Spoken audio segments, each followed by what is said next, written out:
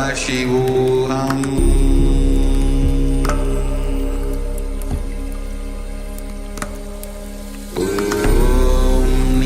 Nithyananda Paramashivoham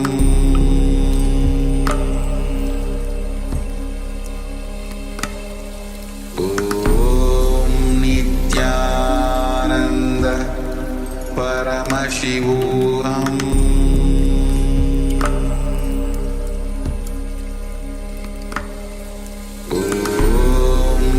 Nithyananda Paramashivoham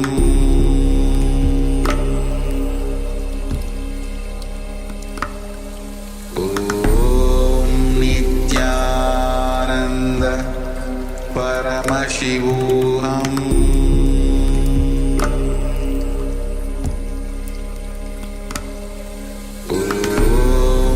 Nithyananda Paramashivoham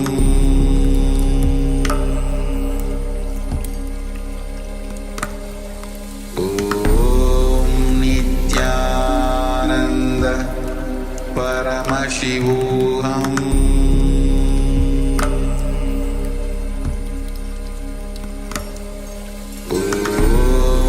Nithyananda Paramashivoham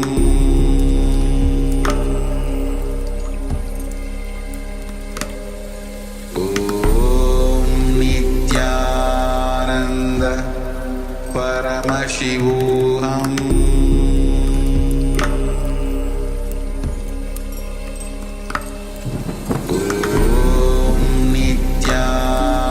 Nithyananda Paramashivoham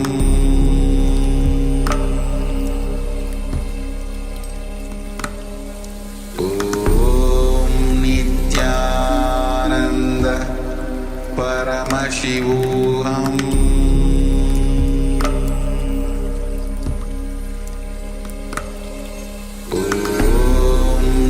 Nithyananda Paramashivoham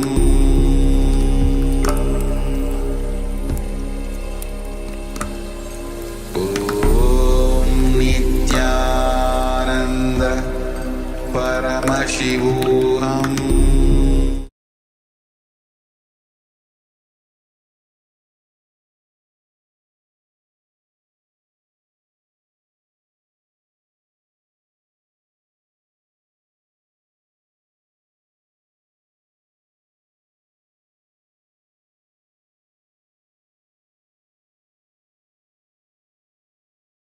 Nithyanandam, welcome to all the Paramashiva participants. Let's all settle down with our Panchapatra Uddharani and make sure that you have your Vibhuti and Kumkum.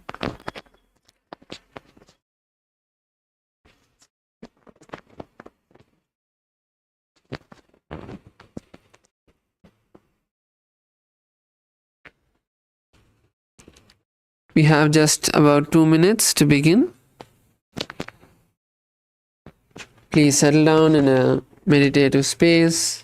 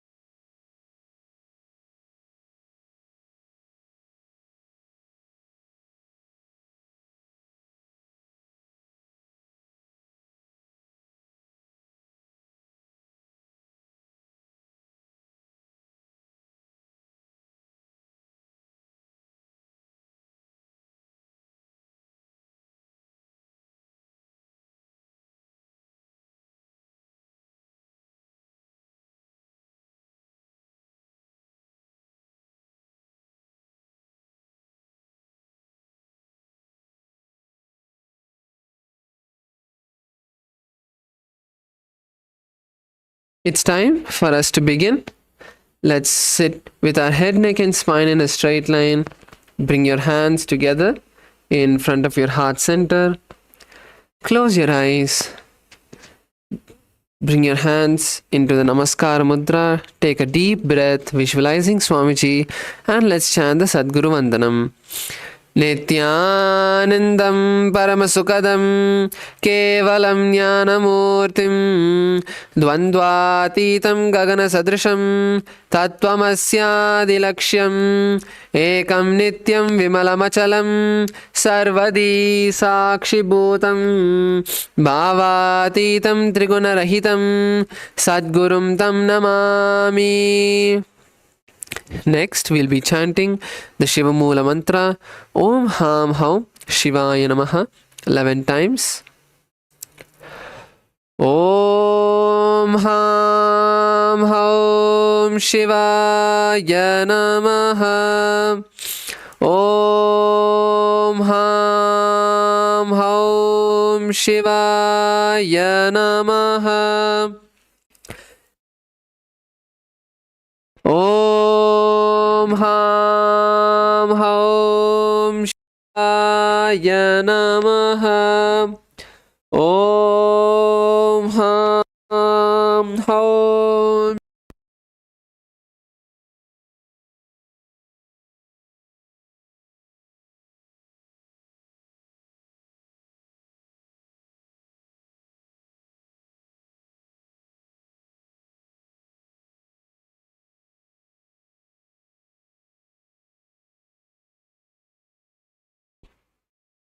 Om Ham Haum Shivaya Namaha.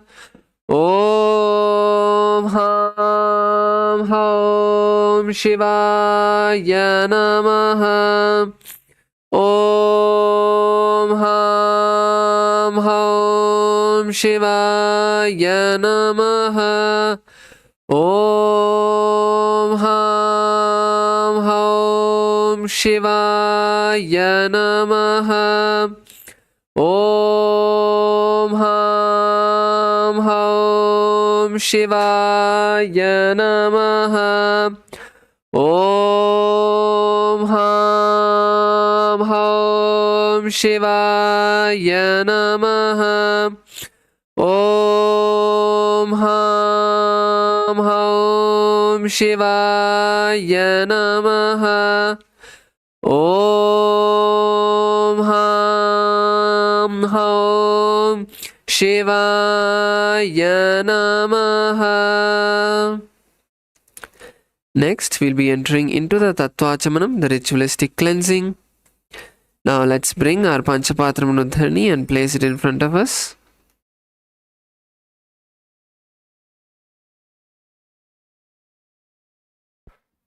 With your right hand in the Gokarna Mudra, please take 3 sips of water as we chant the following 3 mantras. Om Atmadattvam Shodhayami Svadha. Om Vidyadattvam Shodhayami Svadha. Om Shivadattvam Shodhayami Svadha. Wipe your lips with the base of your right hand thumb. Om Hamridaya Namaha. Now with the index, middle and ring fingers of the right hand, touch above your upper lip and below your lower lip. Wash your hand again. Now with the index and thumb joined together, touch your right nostril, left nostril. The ring finger and thumb joined together, touch your right eye, right ear and left ear. Rinse your hand again. With the little finger and thumb joined together, touch the navel, right chest, left chest. And with all the tips of your fingers, touch the top of your head, right shoulder, left shoulder, and the center of your chest.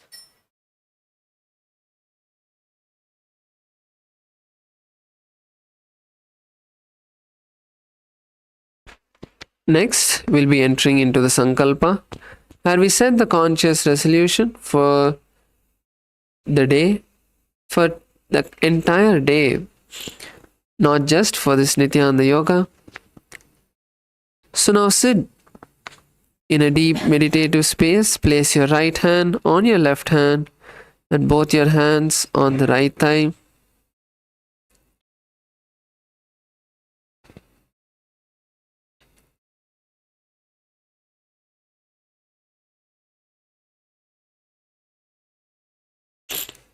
Take a moment to visualize what you want to manifest today.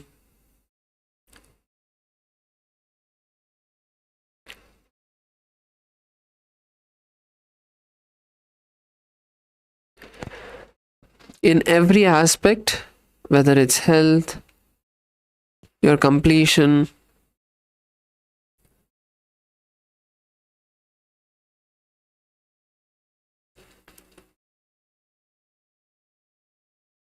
take a moment to set the declaration in your inner space.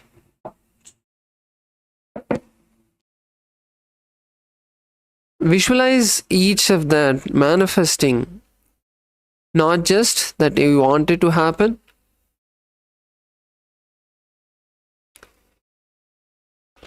and now from this powerful space, let us chant the sankalpa mantra and set this declaration to the cosmos.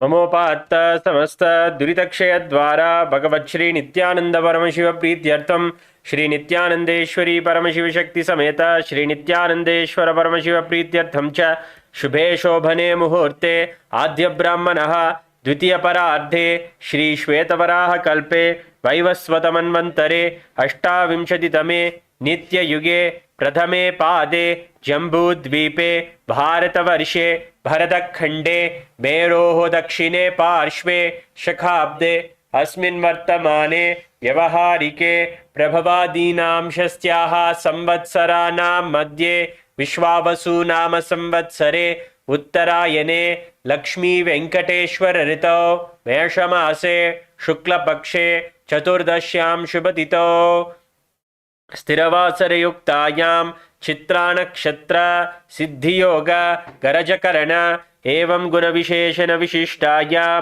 अस्यां शुभतिथौ श्री कैलासोन्नत द्वादशांत श्यामला पीठारूढ़ श्री मीनाक्षी सुंदरेश्वराभिन्न स्वरूप परशिवपुत्र रत्नकुमार गुरुमन्यतुल्यावतार श्री पार्वती स्तन्यपान लब्ध दिव्य ज्ञान विश्रुत सकल निगमागम सारभूत द्राविड वेद प्रवक्तृ श्रीमत् परमशिव करुणा समधिगत मुक्तामय चतुरश्रयान गीयमान छत्र चामर श्री चिम्नकाहलादि समस्त विरडावल्यलंकृत ज्ञान विज्ञान चक्रवर्ती सर्वजन संग सत्यो निर्वाण दीक्षा व्ययापवर्ग वर्ष विश्रान जीमूत परमत कलभ केसरी शैव सिद्धांत स्थापनाचार्य श्री राजाधिराज पांड्य महाराज गुरु शबन शाख्यादि महांधकार निवारण ज्ञान भानु वीक्षणा नरहारद्वदोच्छेदन पूर्वक श्रीमद् वृषभध्वज स्थापक शैव समय कर्तृ सर्वज्ञ पीठारूढ़ जगद्गुरु श्री ज्ञान संबंध देशिक स्वामी वागीश सुंदर माणिक्य वाचक स्वामिनाम अवतार भूत श्री ज्ञान संबंध स्वामी पुनरुद्धृत श्यामला पीठ सर्वज्ञ पीठ तृणवत्युत्तर द्विशततम गुरु महासन्निधान अरुणगिरि योगीश्वर परंपरागत अरुणाचल सर्वज्ञ पीठ गुरु महासन्निधान कैलास परंपरागत कांची कैलास सर्वज्ञ पीठ त्रयस्त्रिंशदुत्तर द्विशततम गुरु महासन्निधान नित्योत्सव नित्य मंगल नित्य कल्याण नित्य रजित कैलास परंपरागत आदि कैलास नित्यानंद पीठ महासंस्थान महासिंहासन पीठ कर्तृ साक्षात् श्री परमशिव समुद्भूत कैलास परंपरागत वैवस्वत मनु इक्ष्वाकु हरिश्चंद्र भगीरथ श्रीरामचंद्र शूरसेन इत्याद्य नवच्छिन्न सार्वभौम चक्रवर्ती परंपरागत चतुष्षष्टि योगिनी मंडित चतुष्षष्टि संप्रदाय प्रवर्तक मनुधर्म शासन सूर्य वंश प्राप्त सर्वज्ञ पीठ सुरांगी साम्राज्य मूर्धाभिषिक्त चूड़ामणे साक्षात् श्री परमशिव समुद्भूत कपिल महागुरु पुनरुद्धृत महानिर्वाणी पीठ अष्टोत्तर सहस्र श्री महामंडलेश्वर साक्षात् श्री परमशिव समुद्भूत श्री महागणपति समारंभ नवच्छिन्न पीठाधीश्वर गुरु परंपरा प्राप्त अटल पीठ अष्टोत्तर सहस्र श्री अटल पीठाधीश्वर धर्म मुक्ति स्वर्गपुर स्वर्ण पीठ त्रयोविंश गुरु महासन्निधान कैलास परंपरागत आदिपीठ सर्वज्ञ पीठ जगद्गुरु श्री कैलास पुनरुद्धारक श्री कैलास परमाचार्य श्रीमद् परमहंस परिव्राजकाचार्यवर्य सच्चिदानंद प्रणव स्वरूप श्रोत्रिय ब्रह्मनिष्ठ श्रीमज्जगद्गुरु श्रील श्री भगवत् श्री नित्यानंद परमशिव श्री ज्ञान संबंध देशिक परमाचार्य स्वामिनां प्रीत्यर्थं तेषां पादारविन्दयोः भक्ति सिद्ध्यर्थं गुरुकृपाकटाक्ष सिद्ध्यर्थं क्षेमस्थैर्य वीर्य विजय आयुरारोग्य ऐश्वर्याणाम् अभिवृद्ध्यर्थं धर्मार्थ काम मोक्ष चतुर्विध फलपुरुषार्थ सिद्ध्यर्थं समस्त दुरितोपशान्त्यर्थं समस्त मंगलावाप्यर्थं भगवत् श्री नित्यानंद परमशिव प्रसादेन सकुटुम्बस्य ज्ञान वैराग्य जीवन मुक्ति प्राप्त्यर्थं पूर्ण आरोग्य युक्त दृढ़ात्रिक यौगिक शरीर सिद्ध्यर्थं परमशिव शक्ति आविष्करणार्थं नित्यानंद योगाभ्यासं करिष्ये। ओम अपोपस्पृश्य wash your right hand with a rudrini of water.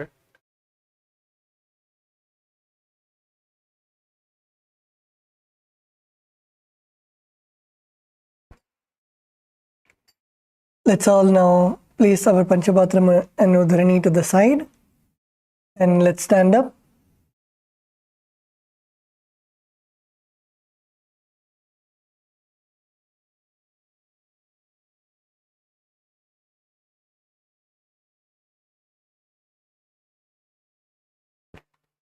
Let's all stand up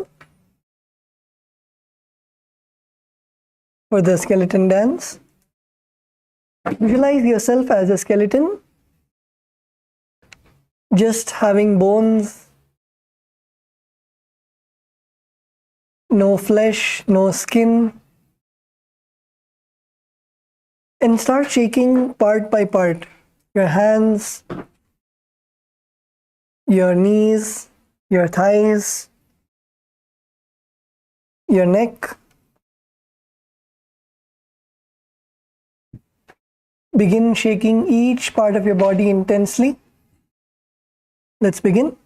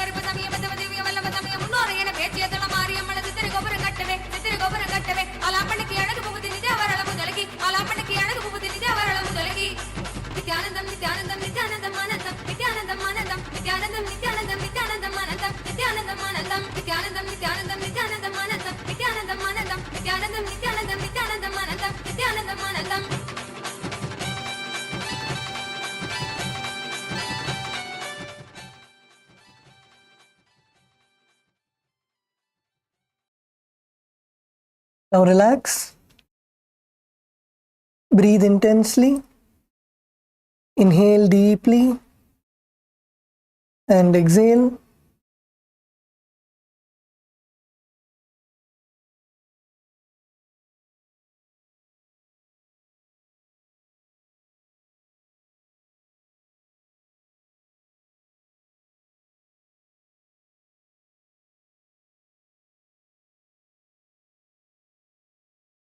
Inhale and exhale deeply and slowly. Focus on your breathing. Breathe in and out. You should breathe till your knees. Inhale deeply and exhale deeply.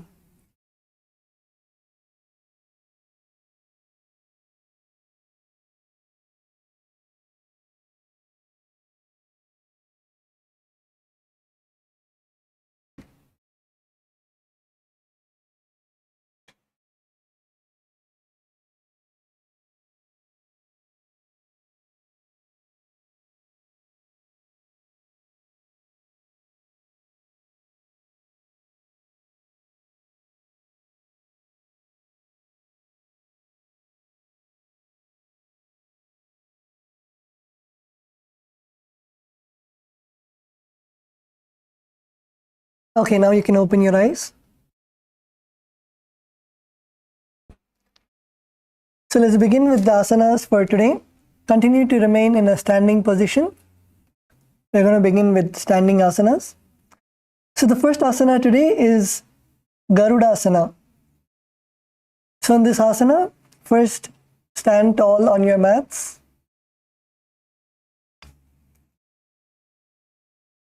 And now you're going to wrap your left leg over and around your right knee. So take your left leg, lift your left leg up, and wrap your left leg around your right knee. So wrap it all the way. Your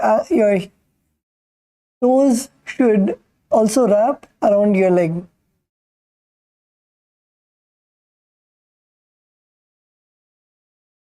And tuck your left toes around your calf. So wrap your leg nicely. You can even little bit bend your knee.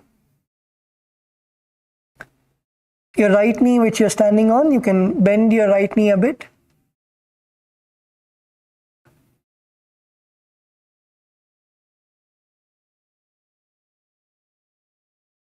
Now with your hands, you're going to cross your left arm below your right arm. Take your left arm and put it below your right arm and bring your palms together.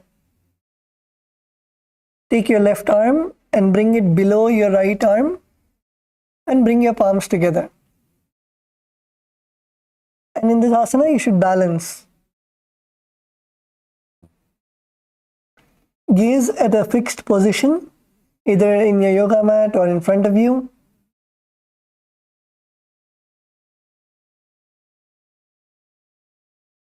Yes, KAILASA, Malaysia, good. KAILASA, LA, male bodies, zero balance. Okay, now few of you are doing. KAILASA, LA, female body is good.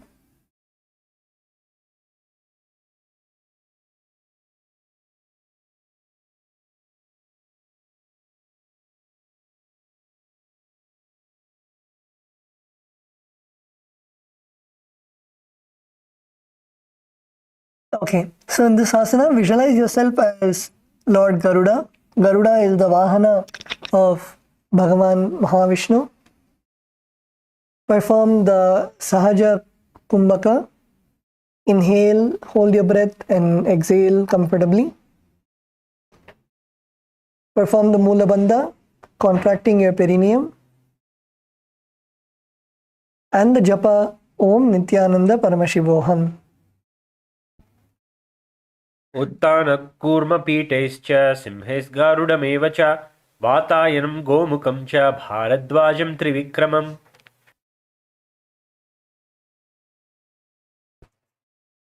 Okay, now relax. Continue to remain in a standing position. The next asana is Ekapadasana. So in this asana, you're going to again stand on your right leg and take your left foot on your opposite thighs. So take your left foot and keep it on your right thigh. Make sure that your right foot, your right knee is straight. Do not bend your knee. Your right knee has to be straight, your left leg bent, and your foot on your right leg. Keep your hands by your knees.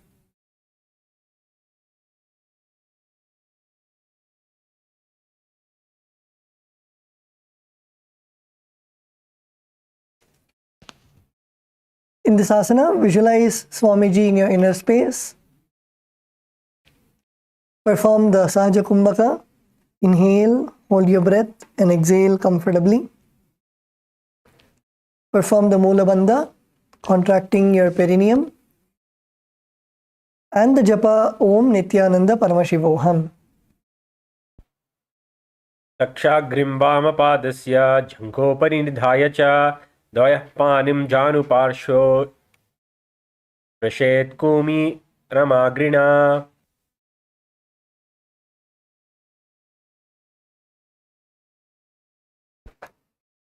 Now relax.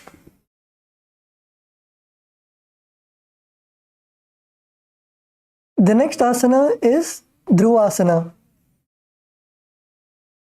So in this asana, now you're going to continue standing and stand on your right leg.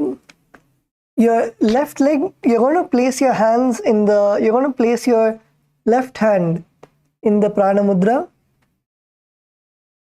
Prana Mudra is your index and middle finger out, your ring finger and little finger held by your thumb. So place your hands in the Prana Mudra and catch the big toe of your left foot. Standing strong on your right foot, slowly extend your left leg straight out. Standing on your right foot, extend your leg straight out, as straight as possible. And now rotate your body quickly, standing on your right leg. Hold your left foot with your left hand, extend it out as straight as possible, and then rotate your whole body, standing on your right leg.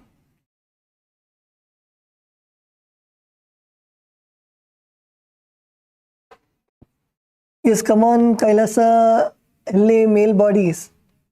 First catch your right leg.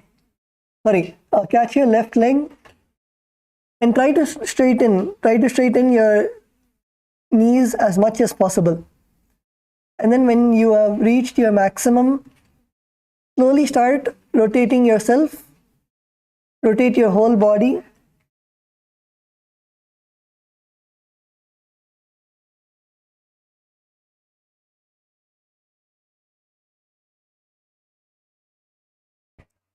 Kailasa LA female team.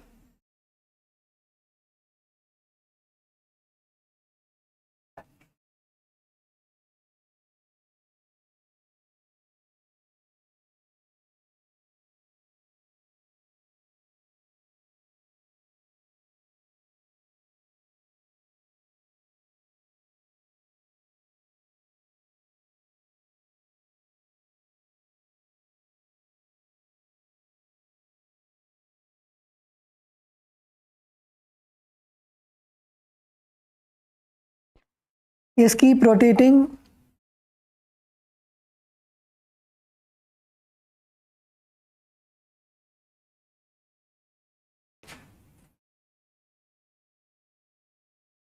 In this asana, visualize yourself as a pole star.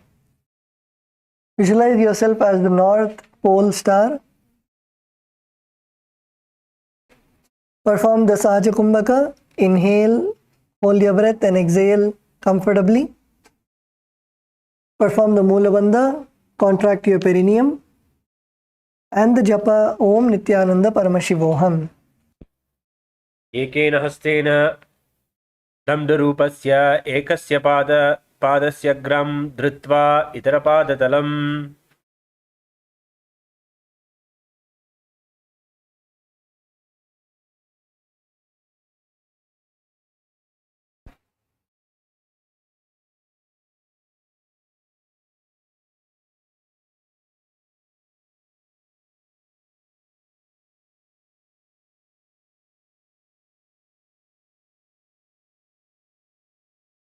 Okay, now relax.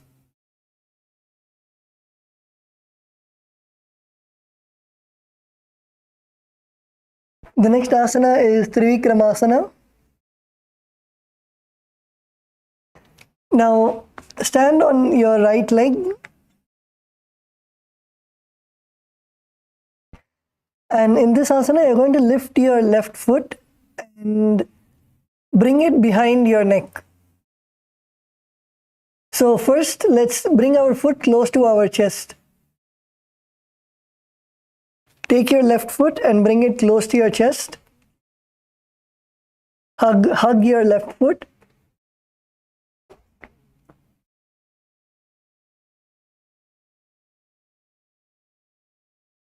Hug your left foot as close as possible to your body. And then slowly try to bring it above your shoulders. Bring it to your shoulders.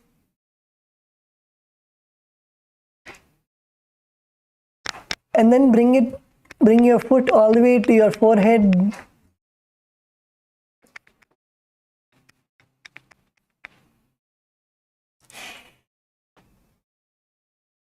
And then put it all the way behind your neck.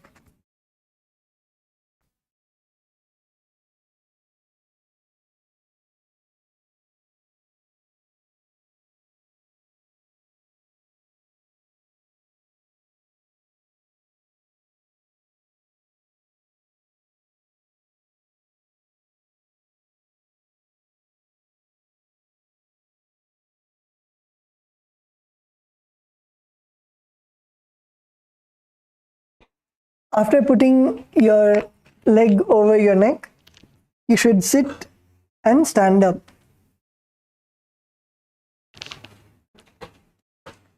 So let's all first place our leg on top of our shoulders. Try to bring your leg close to your chest. Yes, come on, Kailasa LA male team.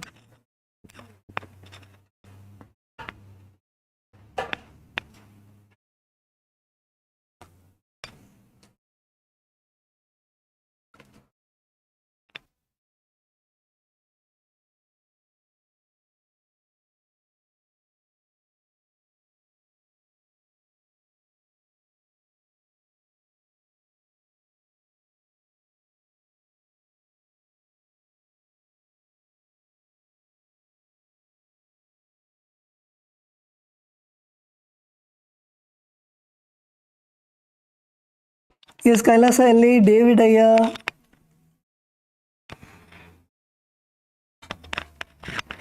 Place, if you cannot place it over your neck, you can place your leg over your shoulder or at least bring it to your chest. Bring it to your chest and then slowly sit down and stand up.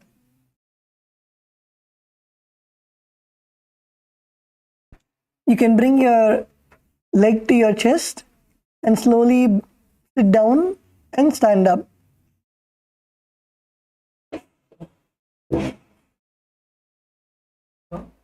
Yes, Kailasa LA female team, down, down, down.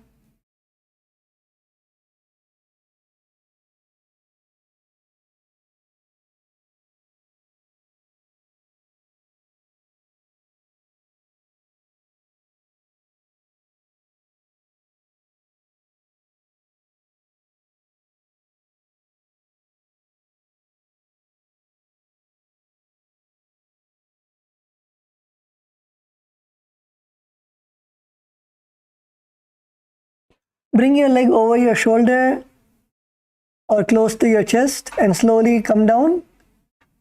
Sit all the way down and then stand up.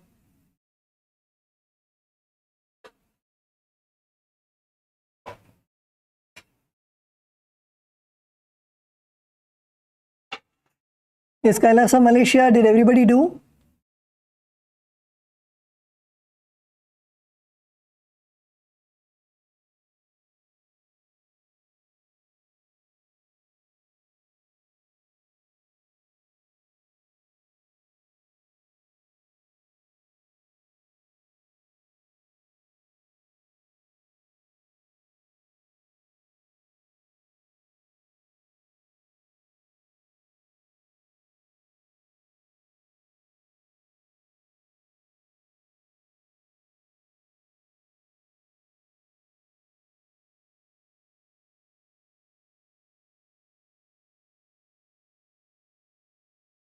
In this asana, visualize yourself as Trivikrama, which is Bhagavan Mahavishnu with 3 legs. 1 leg on the Bhuloka, 1 leg in Swargaloka, and visualize Bhagavan Mahavishnu. Perform the Sahaja Kumbhaka. Inhale, hold your breath and exhale comfortably. Perform the Mula Bandha, contracting your perineum, and japa Om Nithyananda Paramashivoham. ग्रीवायां पादं संस्थाप्य स्थातव्यम् उत्थातव्यं त्रिविक्रमासनं भवति.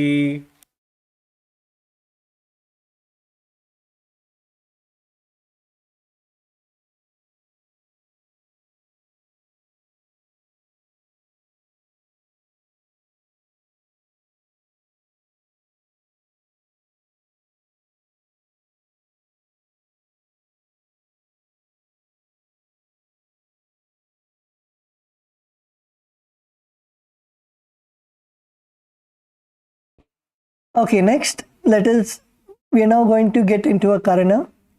Next karana is Parshva Janu Karana. On this karana, you're going to stand on your left leg and your toes pointed a bit to the side and bend your leg slightly. And your right leg, you're going to bend your right leg and bring it to your chest with your toes pointing downwards. Now keep the arm holding the knee with hand pointing outwards and closed into a fist. And let the opposite hand hang down on top of your thigh, your fingers pointing towards the center of the body. This is the Parshva Janu Karana. Yes, Kailasa, LA, male team, good.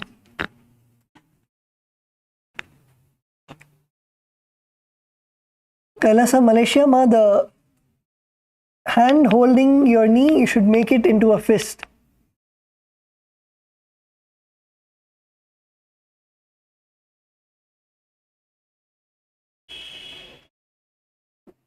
Kailasa, LA, female team.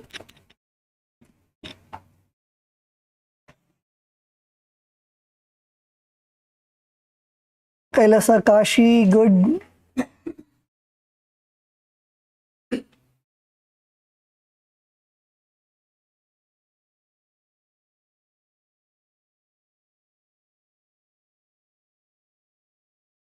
Okay, now relax. Let's now go to the next asana. So now we're going to do the asanas on the other side. So the first is the Garudasana. So Garudasana, last time we stood on our left leg. This time let's stand on the right leg. So stand on your left leg and take your right leg and put it all the way around your left leg. You can bend your left leg slightly. Take your right leg and bend it all the way around. Wrap your right leg all around your left leg. Now even your hands, wrap your right hand below your left hand and bring your palms together. This is the Garudasana. So stand on your left leg, wrap your right leg around your left leg, and then wrap your right hand around your left hand. and gaze at a center point. Gaze at a point and maintain your balance. Maintain your balance. KAILASA, Malaysia, male team, good.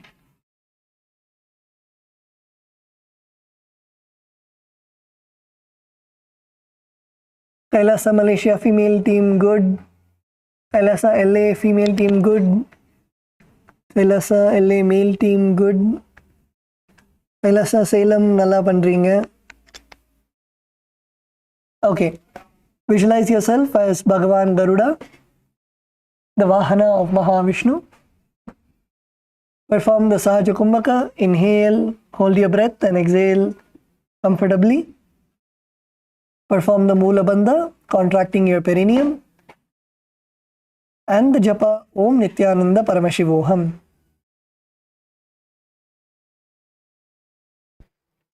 उत्तानकूर्मपीठैश्च सिंहेस्कारुडमेव च वातायनं गोमुखं च भारद्वाजं त्रिविक्रमम्. Okay, now relax. The next asana is Ekapadasana. So in this asana, stand on your left leg. This time on the opposite side, stand on your left leg and take your right leg and place it on top of your left thigh.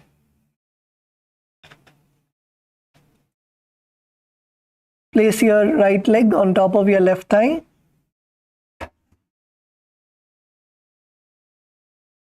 Keep your hands relaxed by your thighs. Visualize Swamiji in your inner space. Perform the Sahaja Kumbhaka. Inhale. Hold your breath comfortably and exhale. Perform the Mula Bandha. Contract your perineum. Be stable in the asana. Devidaya, stable. You should be completely still.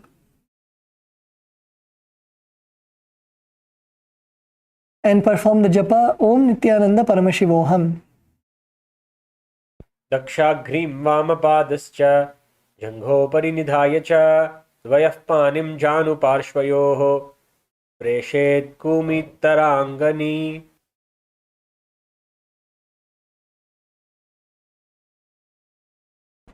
Okay, now relax. The next asana is Dhruvasana. So now in the other side, stand on your left leg and place your right hand in the Prana Mudra. Hold the big toe of your right foot and straighten out your right leg all the way to the side. Hold your right foot with your right hand in the Prana Mudra and extend your legs straight to the side. Make sure that your knees are as straight as possible. Yes, KAILASA, LA, female team. Good. KAILASA, Malaysia, good. And now start rotating. Start rotating all around. Visualize yourself as a pole star.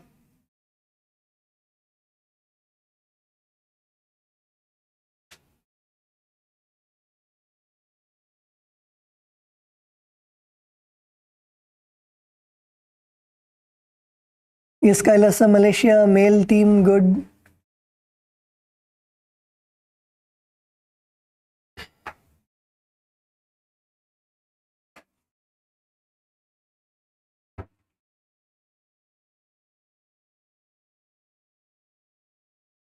KAILASA, Kashi. KAILASA, Kashi, I think you need a bigger space to do this asana.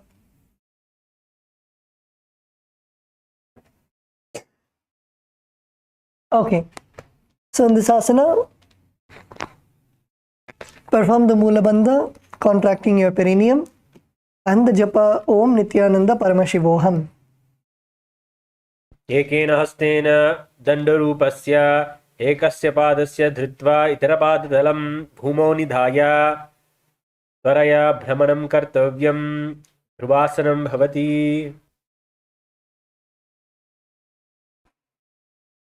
Okay, now relax. The next asana is Trivikramasana on the other side. So now stand on your left leg and bring your right leg. Hold your right leg close to your chest. And slowly bring it all the way up behind your neck. So start with bringing it to your chest, bringing it over your shoulders, and then bring your foot all the way behind your neck. And then sit down and stand up. Keep alternating between sitting down and standing up. This is Trivikramasana. So let's do it together. So bring your feet as much as possible. If you're able to bring it over your elbows, it is fine. If you're able to bring it over your shoulders, it's good. How much ever you can push yourself. Then slowly sit down and stand up. Try to sit down and stand up without using your hands.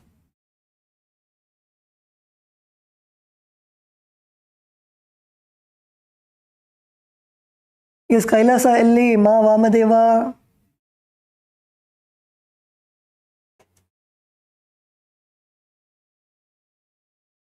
Sit down, Ma.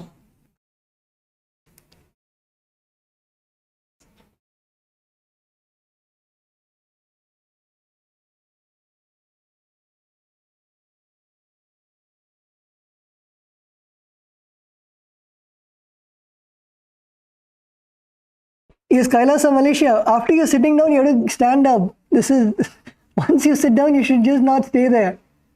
You're supposed to sit down and then stand up all the way.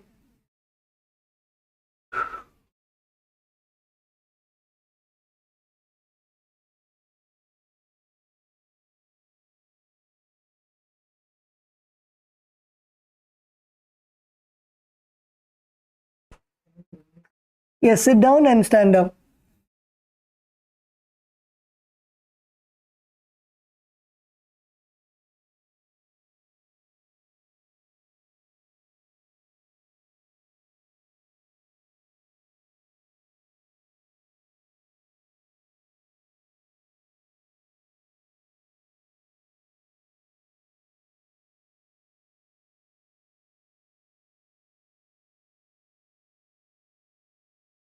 Nithyananda, Ma Mahakatita, can you mute please?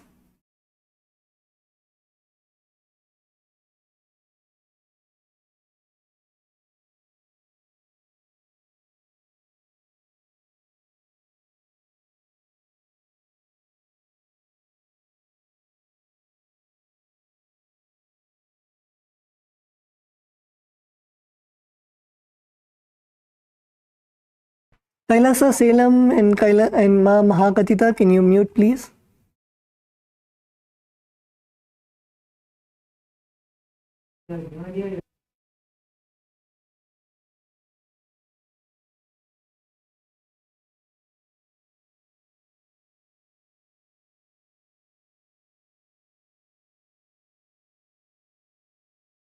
Grivayam padam samstapya statavyam uttatavyam Trivikramasanam bhavati.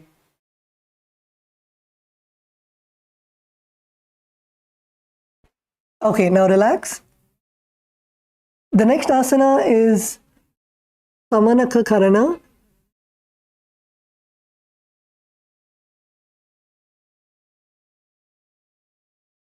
So in this harana, stand with your feet close together and toes slightly pointed out.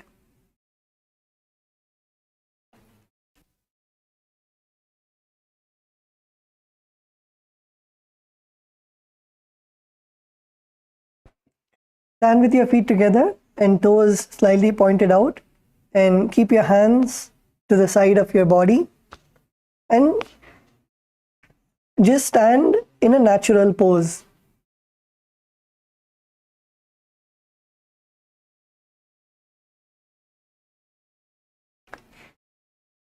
Stand gracefully. Don't bend your back or put your hips to the side. Stand comfortably, but stand gracefully. Keep your shoulders broad.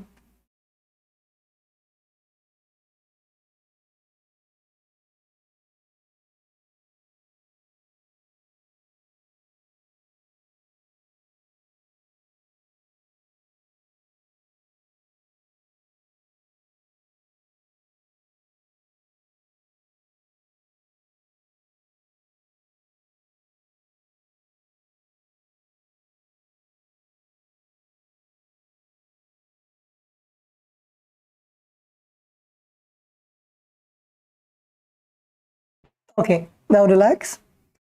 The next asana is Gorak Jali Asana. On this asana, begin with the standing position. And now you're going to slowly bend down. Bend down and take your hands behind you and bring your hands underneath your knees and lock your fingers in the Parashu Mudra.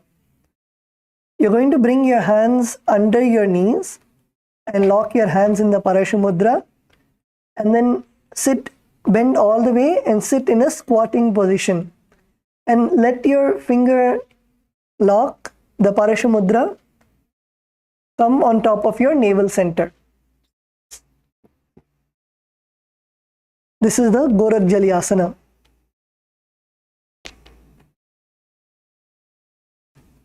Yes, Kailasa LA, good. Kailasa Malaysia, good. Kailasa Kashi, good. Kailasa Salem, nalla pandringa.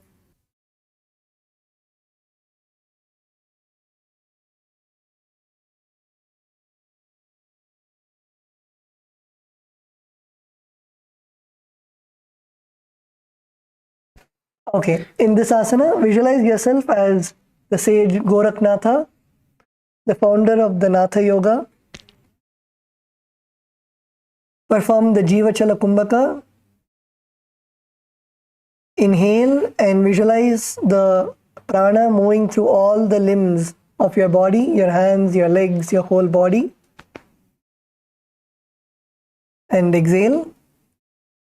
Perform the Mula Bandha, contracting your perineum. And the Japa Om Nithyananda Paramashivoham. प्रथम ही उबो होय बहुरु नीचोय पुनि होवै दो करे दो जम गगा मदी नीकी विधि पहुँचे.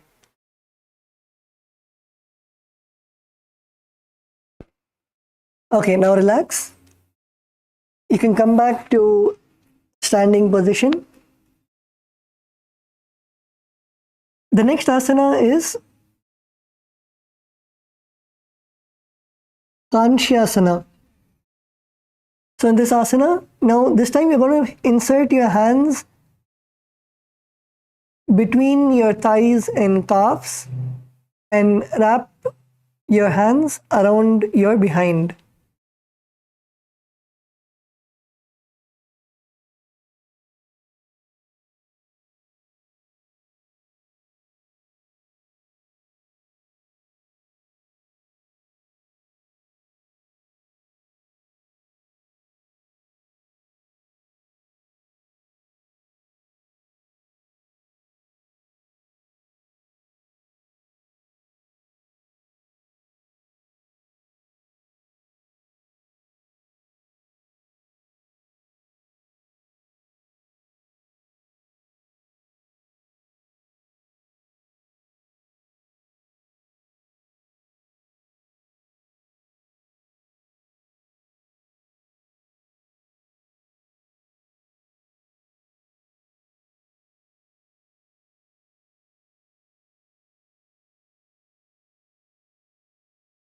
Okay.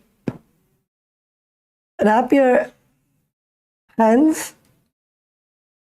around your thighs and interlock your fingers in the Parashu Mudra and come to a squatting position and keep your hands below your buttocks. Keep your chest upright. In this asana, keep your chest upright. Do not bend down. Try to bring your chest upright.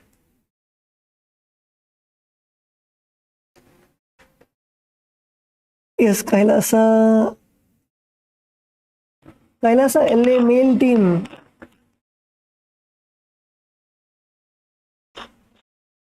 You should also stay in this asana comfortably. Jared Ayya, good. Sadashivam Ayya, good.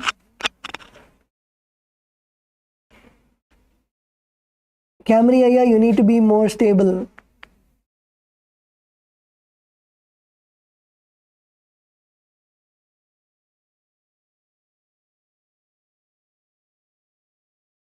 Kailasa LA female team, good. Kailasa Malaysia, good. Kailasa Kashi, good. Kailasa Salem, nalla pandringa. Okay. So in this asana, visualize Swamiji in your inner space. Perform the Jiva Chala Kumbhaka. Inhale and then hold your breath. When you hold your breath, visualize your prana going all around your body, into your hands, your legs, and then exhale. Perform the Mula Bandha, contracting your perineum, and the japa Om Nithyananda Paramashivoham. ऊरुमध्यात् हस्तो निवेश्य निपम्बं धृत्वा पादतलाभ्यां भूमिमवस्तभ्य तिष्ठेत् काञ्चासनं भवति.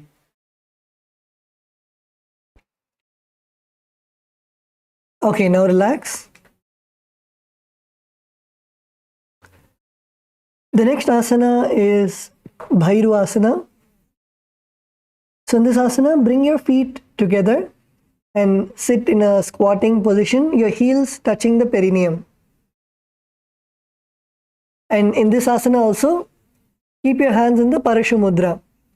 Interlace your fingers behind your back. Hold your hands at the back and sit upright.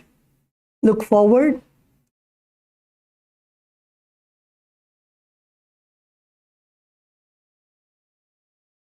In this asana, gaze to the navel.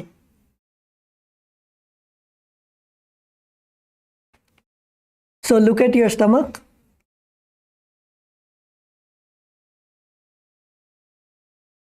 Yes, Kailasa Kashi, good. Kailasa Salem, nalla pandringa. Kailasa Malaysia, good. In this asana, visualize yourself as Bhagavan Kalabhairava. Visualize yourself as Bhagavan Kalabhairava. Perform the Mula Bandha, contracting your perineum, and the japa Om Nithyananda Paramashivoham. तोपगा की तल्य की माहिली कौरुमिले फना पानी उखड़ मौड़ वैसे.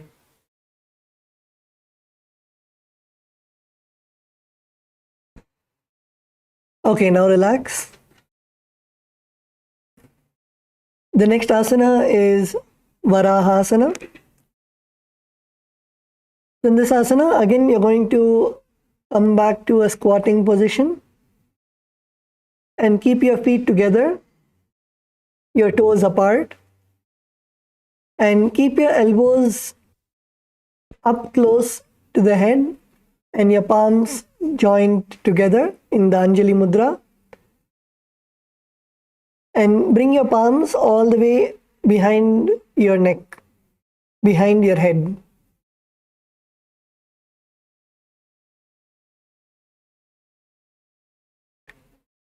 So come to a squatting position and then take your hands, bring it all the way above your head and bring your hands together and bring your hands behind your neck.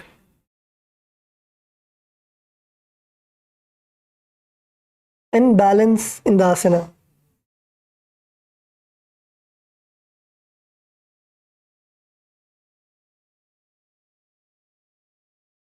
Visualize yourself as a boar, the Varaha incarnation of Bhagavan Mahavishnu, where he carried the Bhuloka in the form of a boar. Perform the Jiva Chala Kumbhaka. Inhale, hold your breath. When you're holding your breath, visualize the prana flowing all around your body, especially into your hands, your legs. And then exhale. Perform the Mula Bandha, contracting your perineum, and the japa Om Nithyananda Paramashivoham. पगतली की माहिली कोरमिले फना पानी उखड़ बैसे येड़ी मूल द्वार नीचे रासे जंग छिद्रा अंगुलस्या अंतर.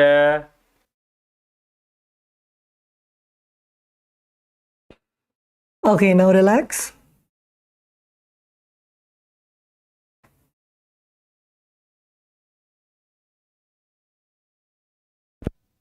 The next asana is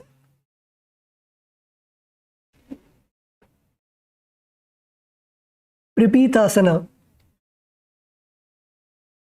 So in this asana, now from a squatting position, you're now going to bring your hips to the same level as your knees. So your knee should be in a 90-degree angle. And now you're going to place your fingers in the prana mudra. Your index and middle finger stretched out, your ring fingers and little finger held by your thumb. And hold your feet, your fingertips touching your toes, holding your toes. Forward.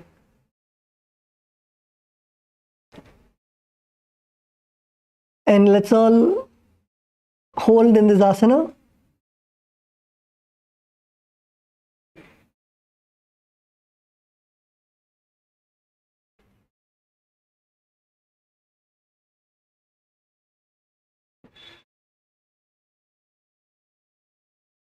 Keep holding in this asana and visualize,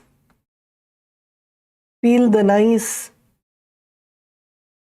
burning sensation in your thighs.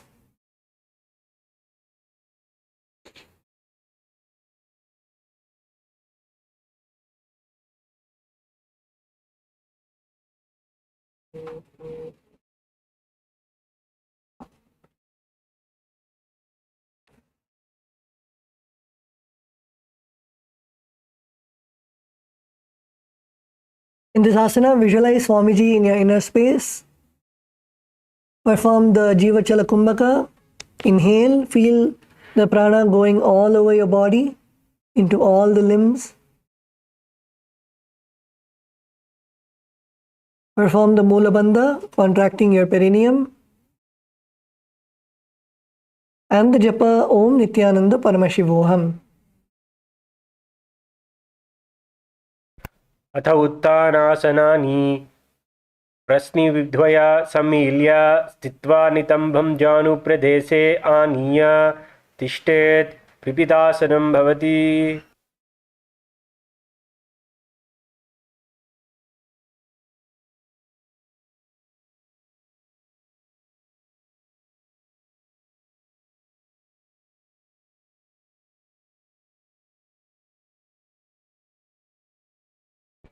Now relax.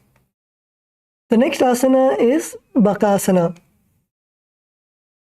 So in this asana, you're going to come to, from a standing position also, you can begin. Place hands on the ground, your hands firmly onto the ground. Spread your fingers.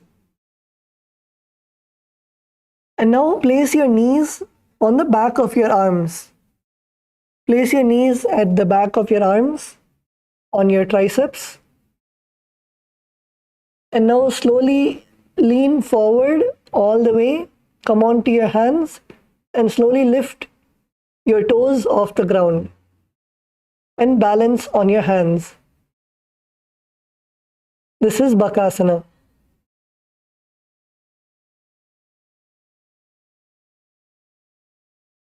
So let's all do this together. So first place your hands firmly on the mat.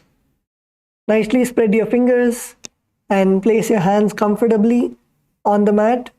It should be in a shoulder width distance. And now slowly bring your knees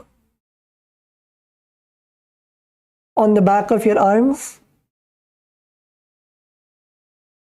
And then lean forward. Lean forward, slowly lean forward and put all your body weight pressure on your hands and try to lift up your legs.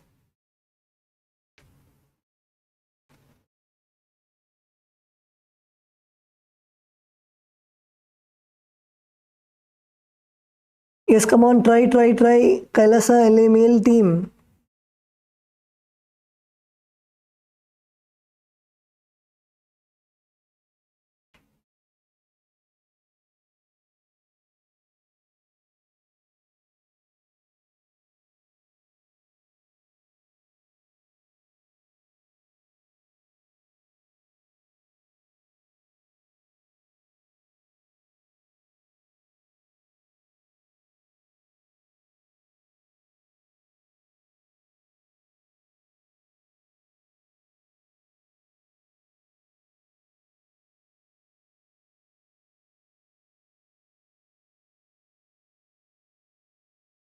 There's also an easier variation. You can bring your legs to the side. You can bring your knees to the sides of your elbows. And then you can slowly lift up, place your knees behind your elbows, and lift your legs. You can lift your legs one by one. First lift your right leg and then lift your left leg.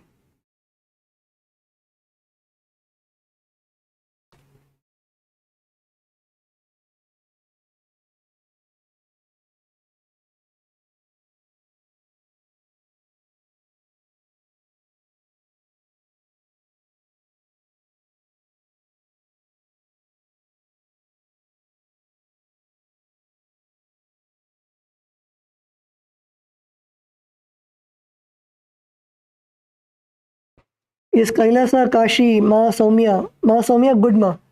Try to balance in the asana.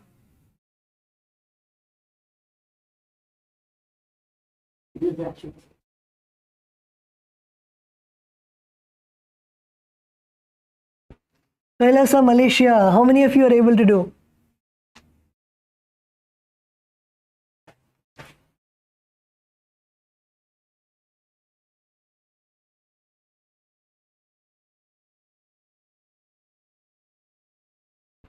Kailasa, LA, Ma Vamadeva, good Ma.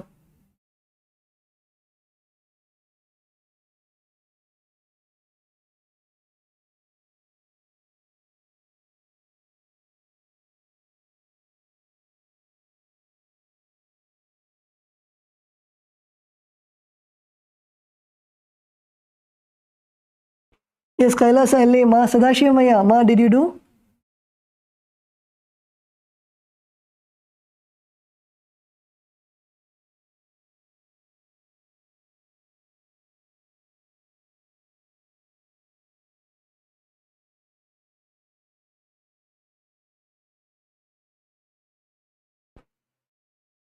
Kailasa, LA, male team.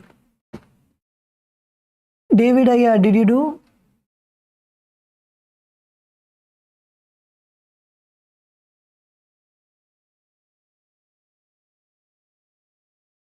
Yes, David Aya, good.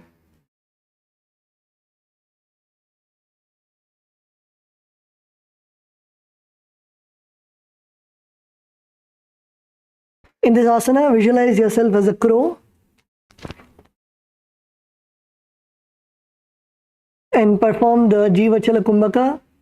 Inhale, and when you hold your breath, visualize the prana flowing all over your body, into your limbs, your hands, your legs.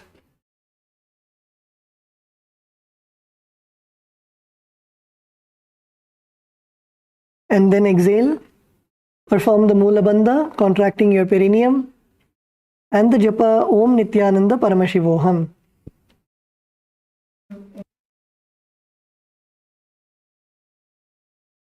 अभ्यामवनिमस्तभ्य अनुद्वयं नाभो सम्मील्य जङ्घारुणी संस्थाप्य तिष्ठेत् बकासनं भवति.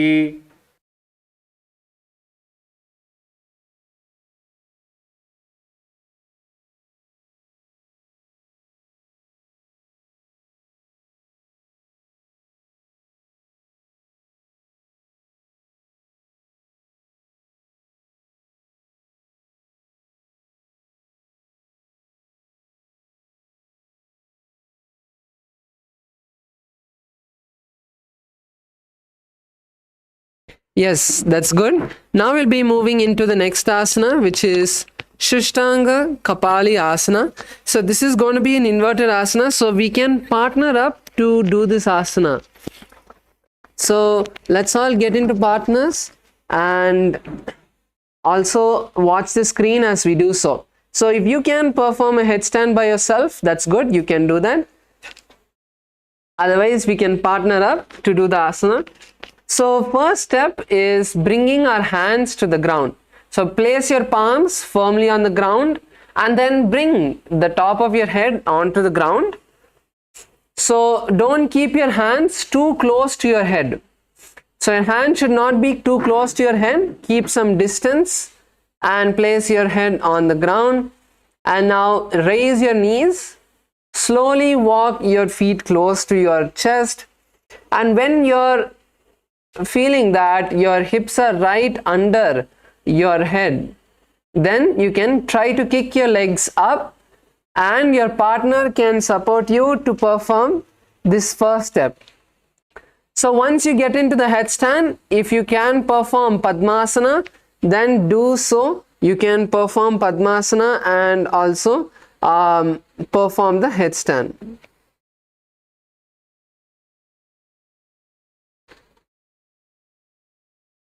This is Shushtanga Kapali Asana.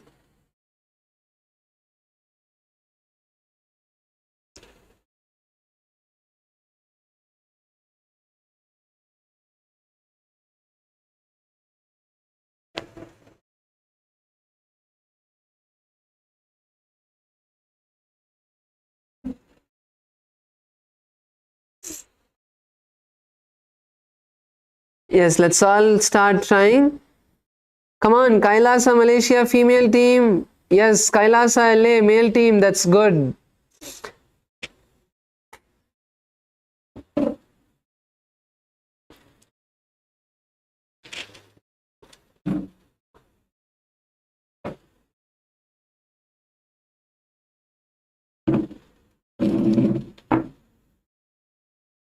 Yes, Kailasa Malaysia male team. That's good.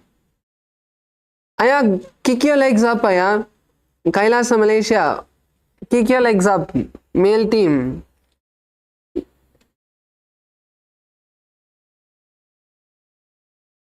Yes, yes, that's good. That's good. Yes, that's good. You did it.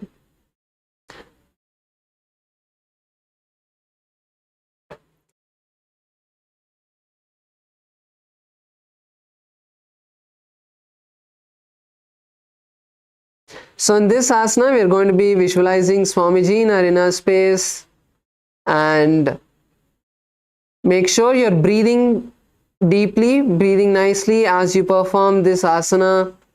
And internally, we'll be chanting the japa Om Nithyananda Paramashivoham.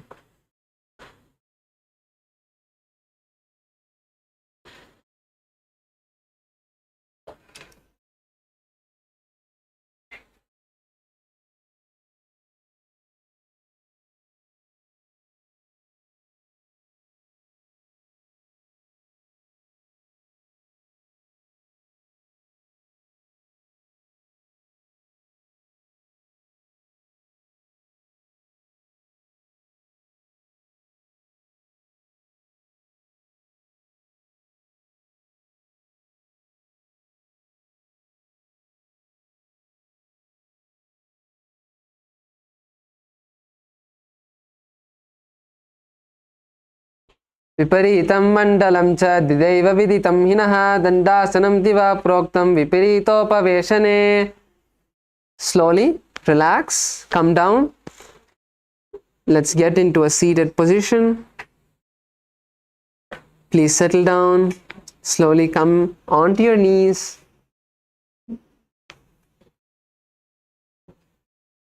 Let's take a moment to relax. Allow the blood flow to settle down.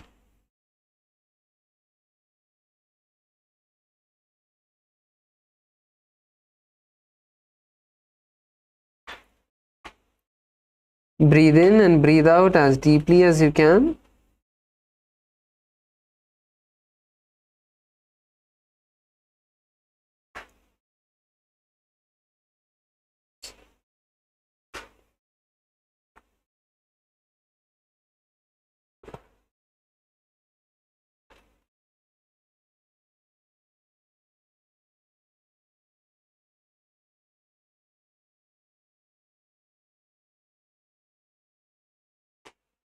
Yes.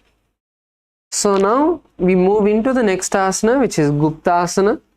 Now continue to be seated as you are. Be seated on your heels with your toes flat. Keep your hands on your knees, visualizing Lord Paramashiva. This is Guptasana. You're performing the Jiva Chalakumbhaka. Inhale through your nostrils and feel the prana move all over your body.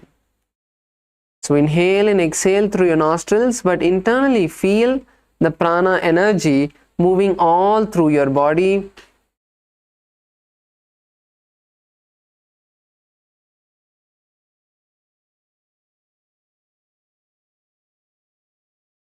Tighten your perineal muscles in the Mula Bandha. Gaze to the tip of your nose and chant the japa Om Nithyananda Paramashivoham. Janurvorantare pado kritva pado cha gopayet pado parisha samstapya gunam guptasanam viduhu. Yes. And now we are going to be moving into the next asana. So the next two asanas are very similar. Vrikshasana 2, starting with Vrikshasana 2. So in Vrikshasana 2, we are going to be placing our hands on the ground and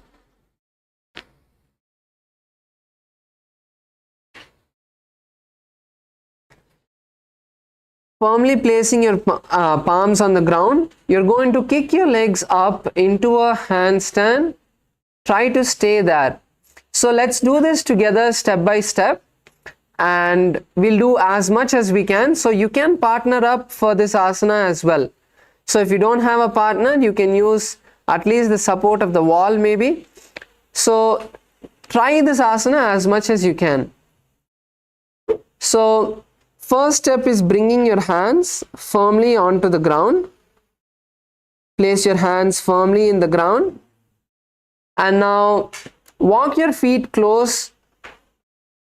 Raise your knees up. And then you're going to kick your body as high as you can.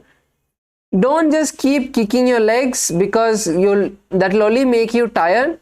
So each time you kick your legs up, bring awareness to your entire body to try and tighten your body as much as you can. Use the muscles of your hands, your abdominal muscles, your legs, tighten them and try to stay there. So at least use the support of the wall or a partner to get into this position. So let's try as much as we can.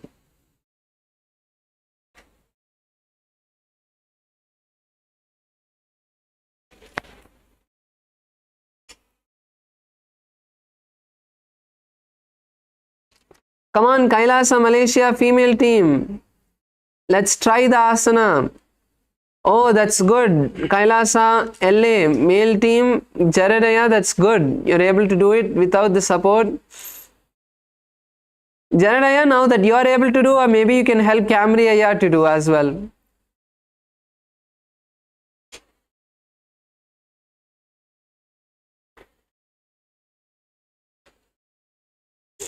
So you can show Camry Aya also how to do the asana. Oh, that's good. Camry Aya, that's good.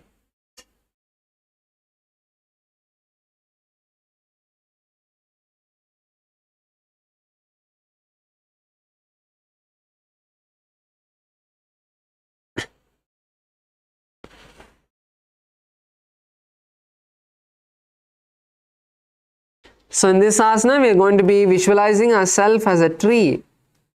Firm, strong, unshakable.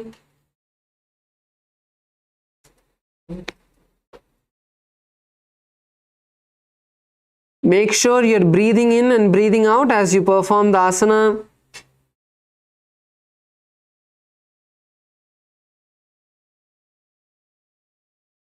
Yes, Kailasa Malaysia male team, that's good.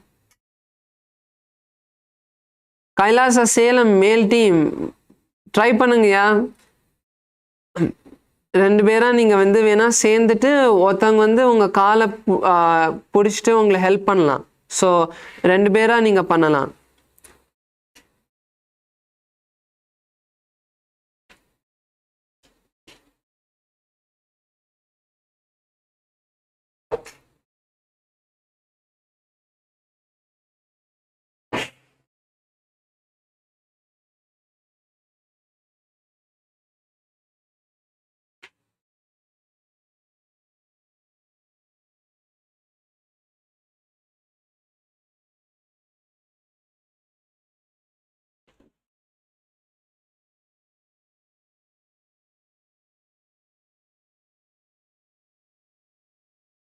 सप्तचक्रशालनाय वृक्षासनविशेषकान् जनेन्द्रियदाराध्या कोनभेदं समभ्यसेत्. Yes, so we can continue to be in the same position if you're practicing, because the next asana is Shivu asana and it's very similar. The only change in Shivu asana is going to be the visualization and the placement of your hands. So in Shivu asana, you'll try to keep your hands as close together as possible and perform the asana. That's the only difference. So if you're if you can, like if Jaradaya, you can maybe try this. Rest everyone else can continue to try the regular handstand. To do the handstand, keeping your hands wide, because this is a little harder variation. But let's everyone else continue to try.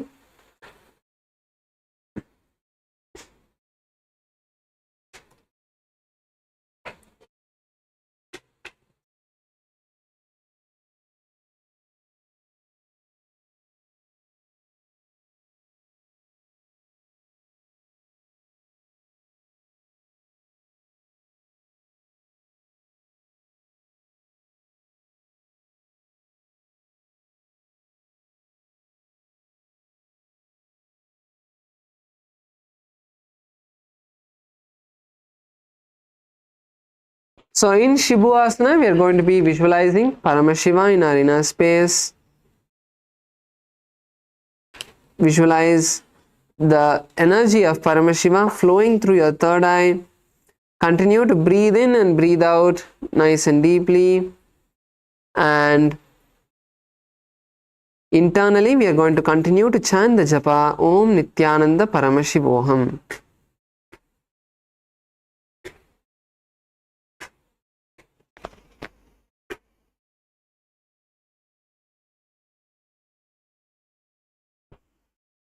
तो बगा जोई माही गुल्पो माली उबो होई दोई हाथ जोई संभो करे आकाश दिशि सुदो पसरे. Yes, that's good. Slowly come down. Let's come down. Let's come on to our hands and knees. Take a moment to catch our breath.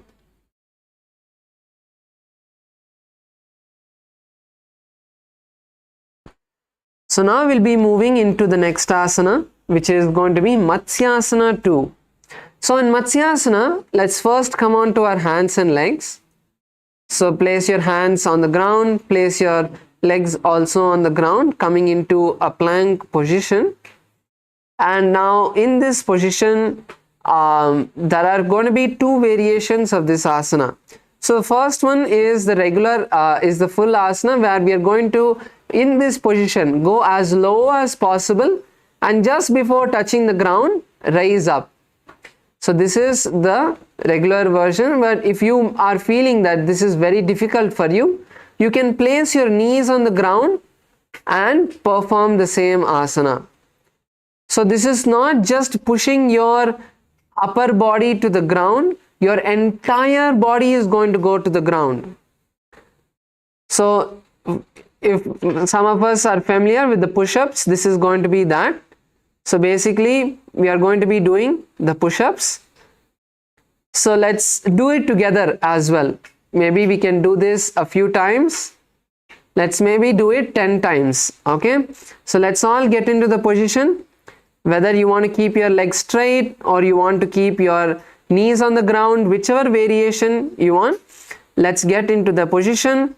And now you're going to move your entire upper body all the way down. Let's go down and raise up. 1. Let's now go 2. Raise up. 3. Go down and raise up. 4. Go down and raise up. 5. Go down and raise up. 6. Go down and raise up. 7. Go down and raise up. Come on, just 3 more. 8. Go down and raise up. 9. Go down and raise up. 10. Go down and raise up. Yes, that's good. That's good. That's good. So if you want to continue doing the asana, you can go ahead as much as you can and continue to perform the asana as you visualize Swamiji in your inner space and visualizing a fish in your inner space, perform the Sahaja Kumbhaka. Inhale deeply and exhale as you perform this asana. So as you go down, you can inhale and raise up. You can exhale. Chant internally the japa of Om Nithyananda Paramashivoham. Nibhyam Sainam Kurparo Parshvabhagabhyam Urdhva Kritya Hastadalabhyam Bhumimavastabhya Varam Varam Uddanam Kuryat Matsyasanam Bhavati. Yes, that's good. Now let's relax. Now get onto your stomach. Lower your body onto the stomach. Keep your hands by your side. Stretch them and keep them flat by your side. We are going to be entering into the next asana, which is Sarpasana.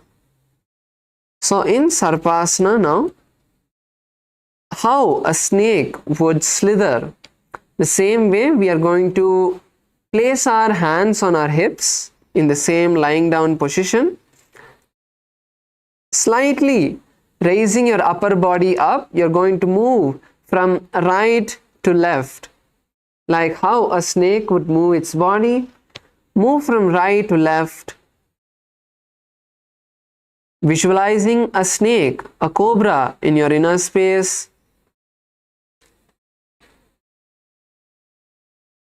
KAILASA Malaysia male team, Aya, you have to keep your hands on your hip, not just stretched. Place your hands on your hip.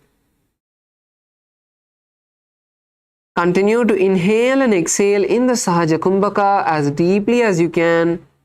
Tighten your perineal muscles as you raise your back up, as you raise your upper body up, and internally we'll chant the japa Om Nithyananda Paramashivoham.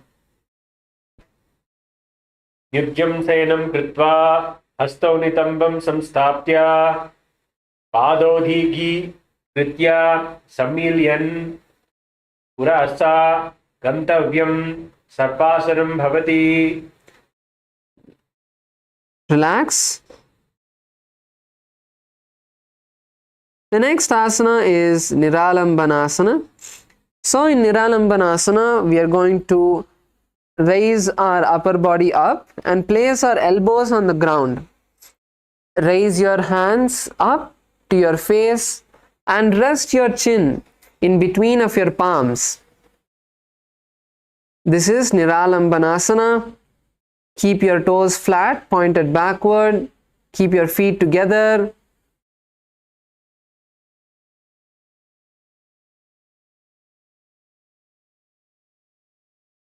In this asana, we are going to be visualizing having self-supported, the feeling of self-supported, that we are able to support our own self and independence.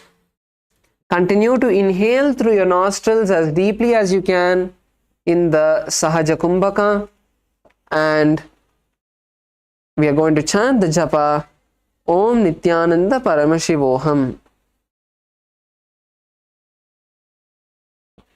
Karabhyam Pankajam Kritva Tishtet Kurparaya Shuddhi Mukhamunna Munmuchai Niralambasanam Niralambana Yogi. So now we move into the next asana, which is Chatrasana. So this is going to nicely stretch our back. So let's slowly raise our upper body even further up, placing our hands by our side and pushing our upper body as high as you can. See, even your thighs are going to raise off the ground. So this is not just only your upper body. Try to lift your entire thighs off the ground and bend your feet as well. Bend your knees as well. Now you're going to try to touch your toes to the head. So now let's push ourselves as much as we can. Push your back all the way and try to touch your feet to your head. Come on, many of us are almost there. Push your back as much as you can. Come on, Danielaya. KAILASA LA, Danielaya. Come on. Yes. Even if you do it little bit, that's great. Even if you're not able to touch your toes to your head, that's fine. But that itself will give you a very good stretch.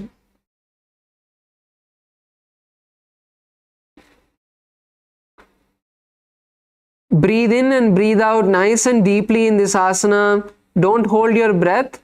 You need, again, this is a stretching asana. And all asanas where we stretch, or in general, all asanas, there is no need to hold your breath unless it is particularly as part of the pranayama or as part of the bandha. But in no asana, you need to hold your breath to do it. Let's stay there. Let's stay there nicely, pushing and stretching our back. Don't give up. Push yourself as much as you can. In this asana, we are going to be visualizing an umbrella, a beautiful umbrella in your inner space. Continue to breathe in and breathe out as deeply as you can in the Sahaja Kumbhaka. Use your nostrils to breathe in and breathe out. And chant the japa Om Nithyananda Paramashivoham. Adhyasanavasistva Hastatalabhyam Bhumimavastabhya Nyet Chatrasanam Bhavati. Slowly relax and come into a seated position. And now we are going to counter this pose by sitting on our heels, bending our hips down, stretching your hands in front. This is Vajrasana. Let's all lower ourselves down. Sit on your heels, lower yourself all the way down. So try to pull yourself forward. Try to crunch your back to nicely stretch it.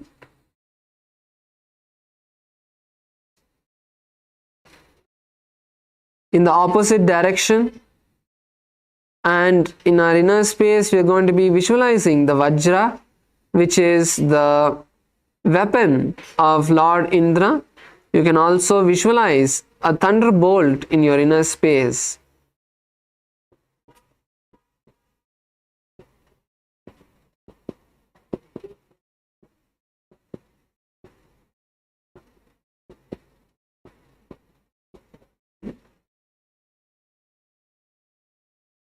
Let's nicely breathe in over here as deeply as we can in the Sahaja Kumbhaka and chant the japa Om Nithyananda Paramashivoham.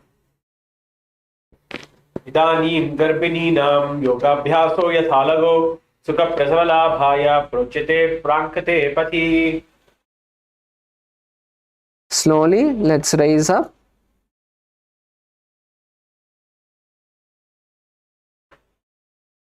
Come back into a seated position.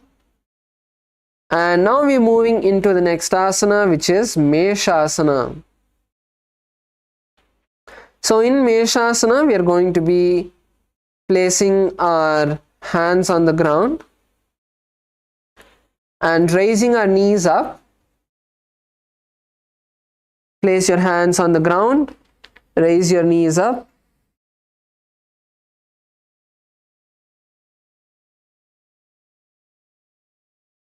And now you're going to raise one hand at a time and forcefully place it on the ground, like how an angry ram would get ready to charge.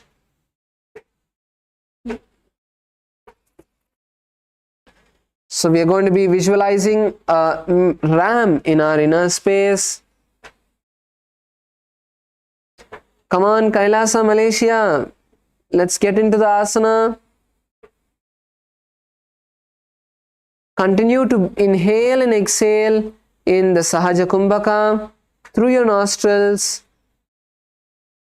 Perform the Mula Bandha, tightening the perineal muscles. And chant the japa Om Nithyananda Paramashivoham.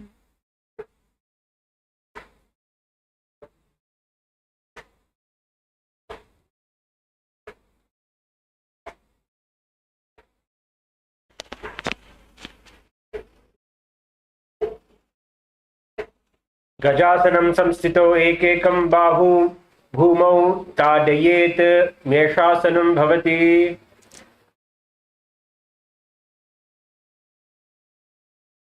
So now we move into the next asana, which is going to be Ajasana.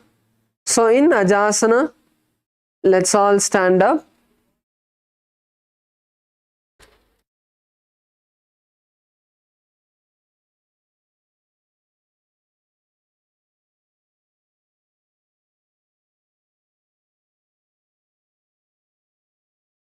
So now in Ajasana, from a standing position, we are going to be again getting into a handstand like position and lowering our body down. So kick your legs up as high as you can and try to lower your body down. This is Ajasana. So you can try this asana as much as you can. You don't need a partner also to do. Just kick your legs as high as you can. Focus on kicking your legs as high as you can and lowering your body as slow as you can down. Even if your legs come to the ground, that's fine. If you can also try to keep your legs up as you go down. Maybe Jaradaya, you can maybe try this. Without letting your legs come to the ground, try to slowly bring your forehead to the ground. Yes, that's good. That's good, Aya. So let's try to perform Ajasana.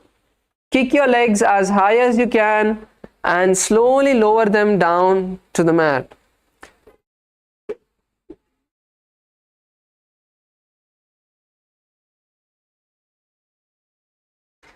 Come on, Kailasa LA. Everyone is watching Jaradaya do. You also have to perform. Come on, Danielaya. It's not yet time for Shavasana.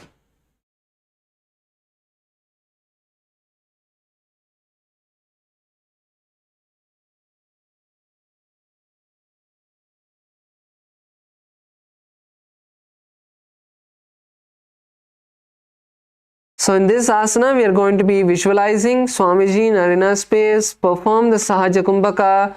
Inhale and exhale as deeply as you can. And internally, we are going to chant the japa Om Nithyananda Paramashivoham. गजासनं संस्थितो पादद्वयं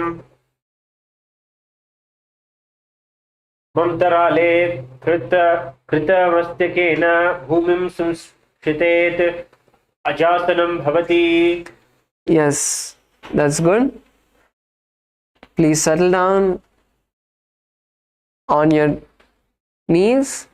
Sit on your heels with your toes flat.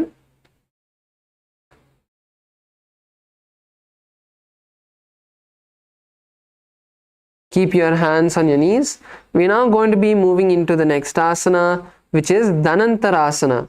So in Dhanantarasana, we are going to first bring our hands behind us, hold on to our respective toes and pull it as much as we can. Pull it as high as you can. Pull your toes as high as you can and then bring your hands and place it in front of your knees. This is Dhanantarasana. In this asana, we are going to visualize Swamiji in arena space. And the new pranayama we are going to be performing is the Ujjayi Kumbhaka. Inhale through your nostrils. Inhale through your mouth as deeply as you can, like through the back of the throat. And then exhale through the nostrils.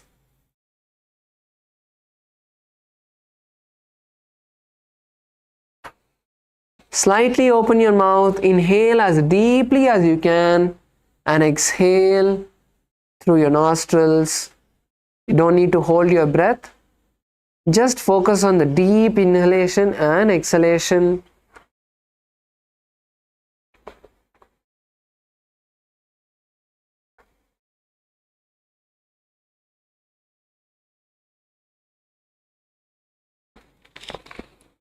Internally, we are going to chant the japa Om Nithyananda Paramashivoham. पूर्व विधि परिहात की कागसी स्योफना सरहोड़ी.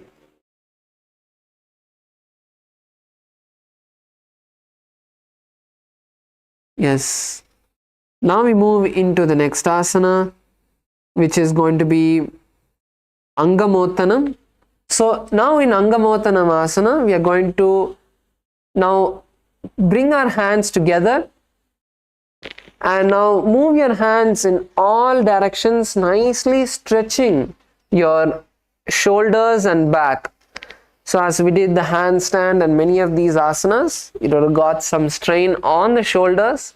So let's nicely stretch them out. Let's nicely stretch the shoulders. Bring your hands step by step, higher and higher, as high as you can, behind you as well.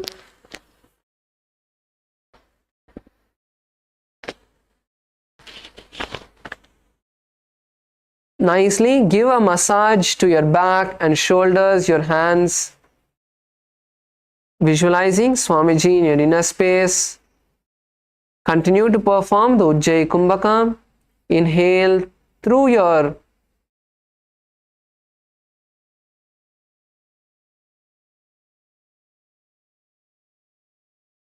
mouth and exhale through your nostrils. Internally chant the japa Om Nithyananda Paramashivoham. हस्तयोः अङ्गुलीर्बद्ध्वा हस्तयोर्मध्यात् सर्वाङ्गमनं निकासी विद्या तिष्ठेत् अङ्गमोत्तनं भवति. Yes, now with this we are going to be entering into the Shavasana. Please lay down on your back and we are going to completely relax ourselves. Lay down on your back, bring your hands to your side.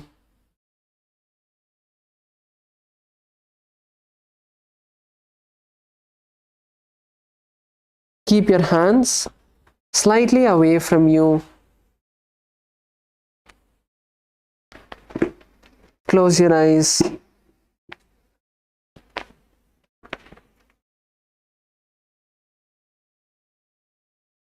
Stop all the movements of your body.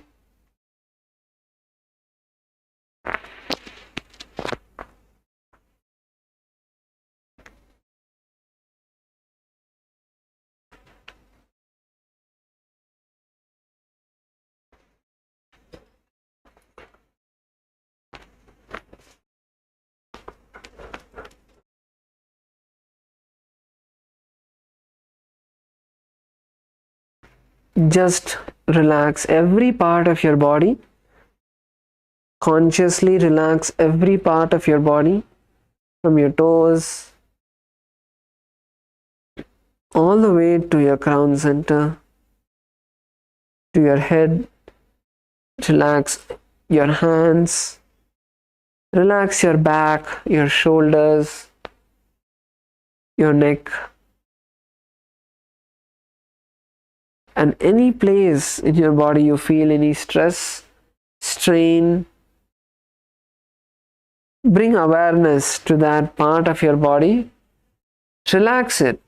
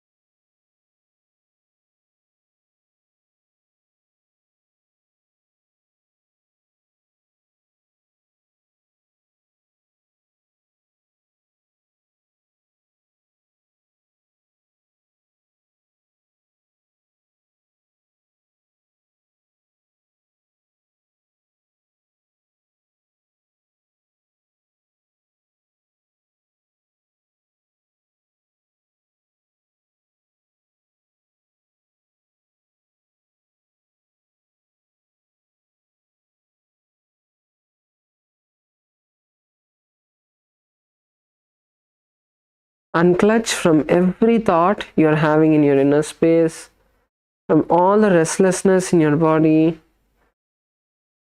Consciously bring awareness and unclutch.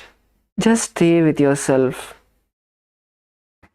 Focus on breathing. Focus on relaxing.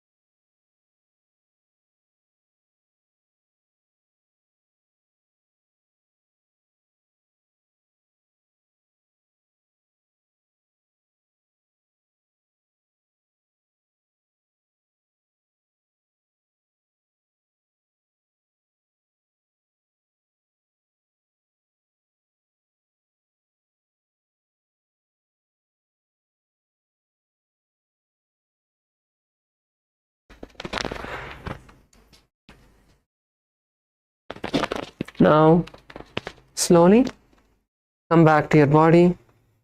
Bring awareness to your entire body. Move your hands and toes. Slowly bend your knees. Bring your knees to your chest and wrap your legs. Rock from side to side.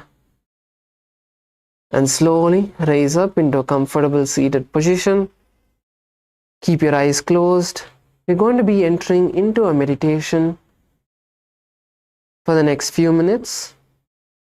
Now, intensely, keeping your eyes closed, intensely hum as loud and as intensely as you can for the next few minutes. This is the Mahamantra meditation. Hum intensely as much as you can, as long as you can, as intensely as you can. Please begin.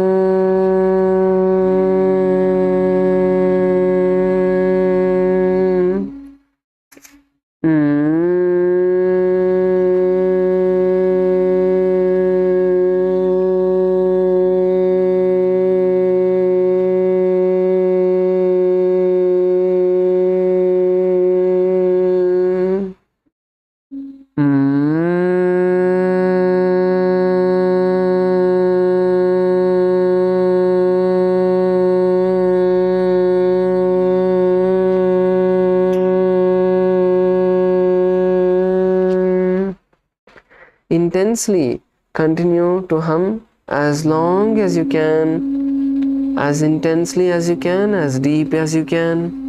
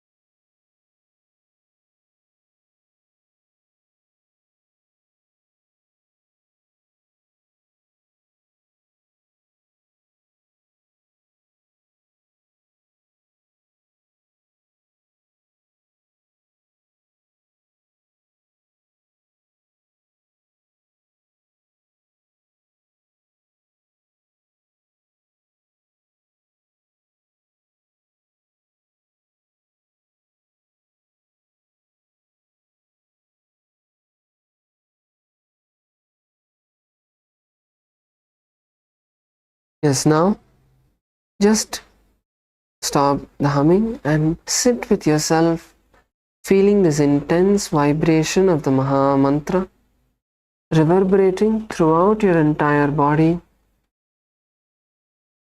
Just focus on being unclutched, seeing this entire energy that your body is radiating. Just sit with yourself silently for the next few moments.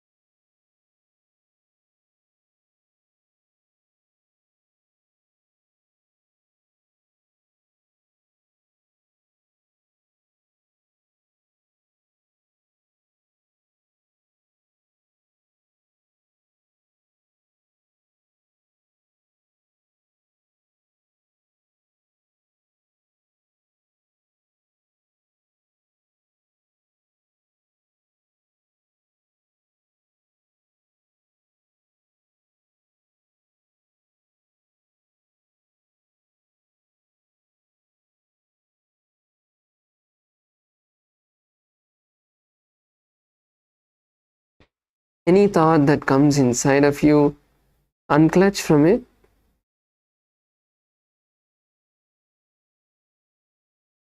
Just focus on visualizing Swamiji in your inner space, sitting in this meditative space, feeling the vibration of the Mahamantra.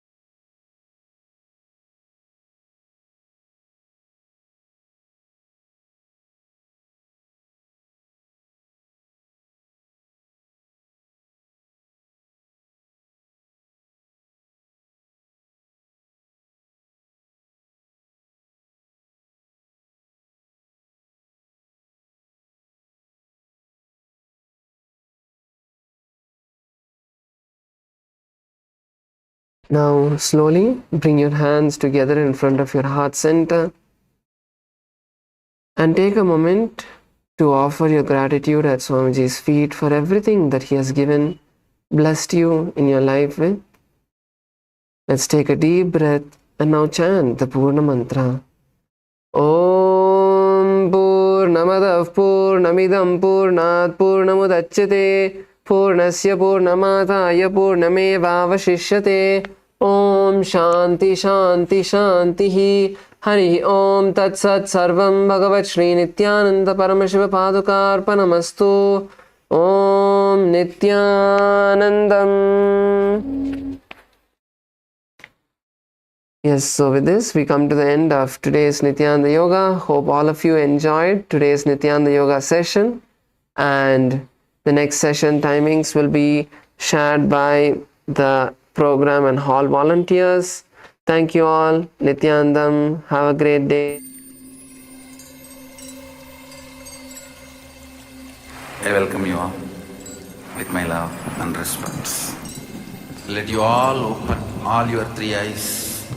Om Nithyananda Paramashivoham Paramashivoham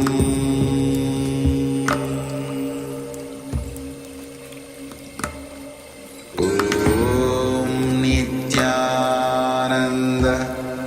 Paramashivoham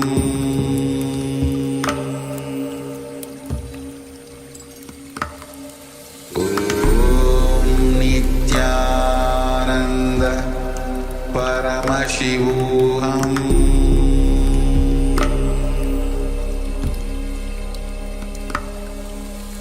Om Nithyananda Paramashivoham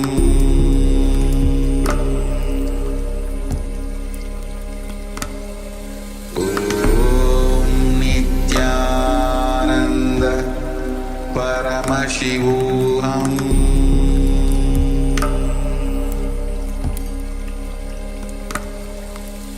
Om Nithyananda Paramashivoham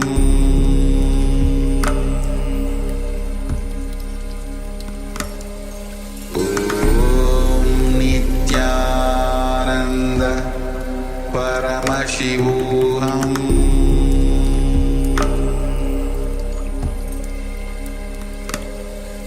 Om Nithyananda Paramashivoham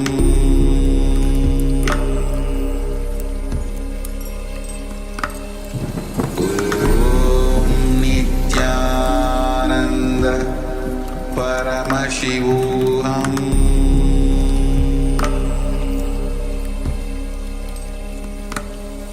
Om Nithyananda Paramashivoham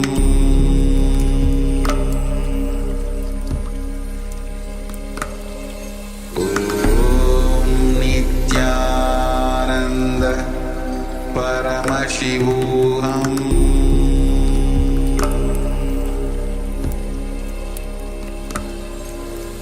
Om Nithyananda Paramashivoham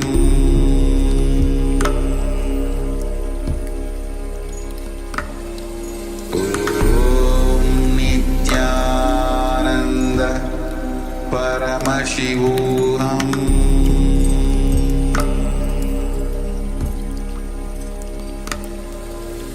Om Nithyananda Paramashivoham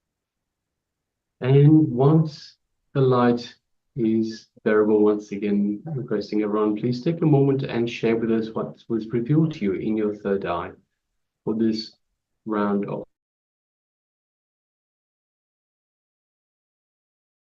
manifestation. Yes, let's take a moment and go into detail. Whether you're joining in here in Zoom or on YouTube, make sure to share your revelations from this round of the power manifestation. And once everyone has shared, we're going to enter into the verification step. We are going to project the image once more for all of you to see. If you joined us for this round of the power manifestation, please go ahead and share.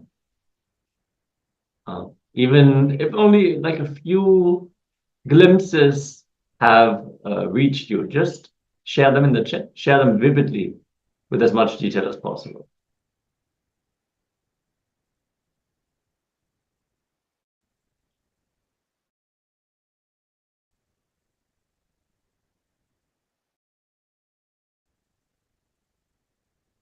Understand, the more you share, the more your confidence will grow into the power manifestation itself. So the more you open up, the more detailed the revelations will also become.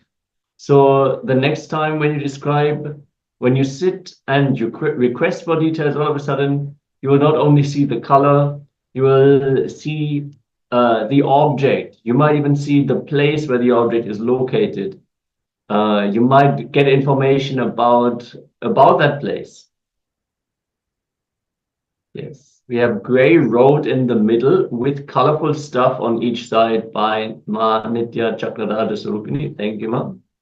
Thank you, Ma. Thanks for sharing. And we also have Ma Yang Yan Hong that shares snow, iron gray mountains, snow in the valley, brownish yellow branches, a gray pointed object list. Thank you very much for sharing, Ma. Thank you, Ma. Ma Suganyana and Ma Mahasatya, let's go ahead and share your power manifestation results as well. As well as all the YouTube viewers, go ahead. Want to welcome Cindy, Sia, Nithyananda. Thank you for dropping your message in the YouTube chat. If you have any questions about the program, please let us know. And we recommend all the YouTube viewers to join us in the two-way in the Zoom session. But for now, let's go ahead and share your power manifestation results first. Let's go. It's going to give maybe another 30 seconds for everyone to share before we will enter into the verification step. We're going to project the image once more for all of you to validate, to verify your power manifestation. Even for this step, it's most important that you share your revelations. Imagine you got it exactly right, but you didn't tell anyone. Then the verification step, you say, yes, this is what I saw. Then what's the use? So make sure to share whatever you are manifesting. So we also have Mahasatya and Paramasatya that shares, I saw white tall object like Linga, maybe Mount Kailasa. Yes, thank you very much for sharing. Thank you, Ma.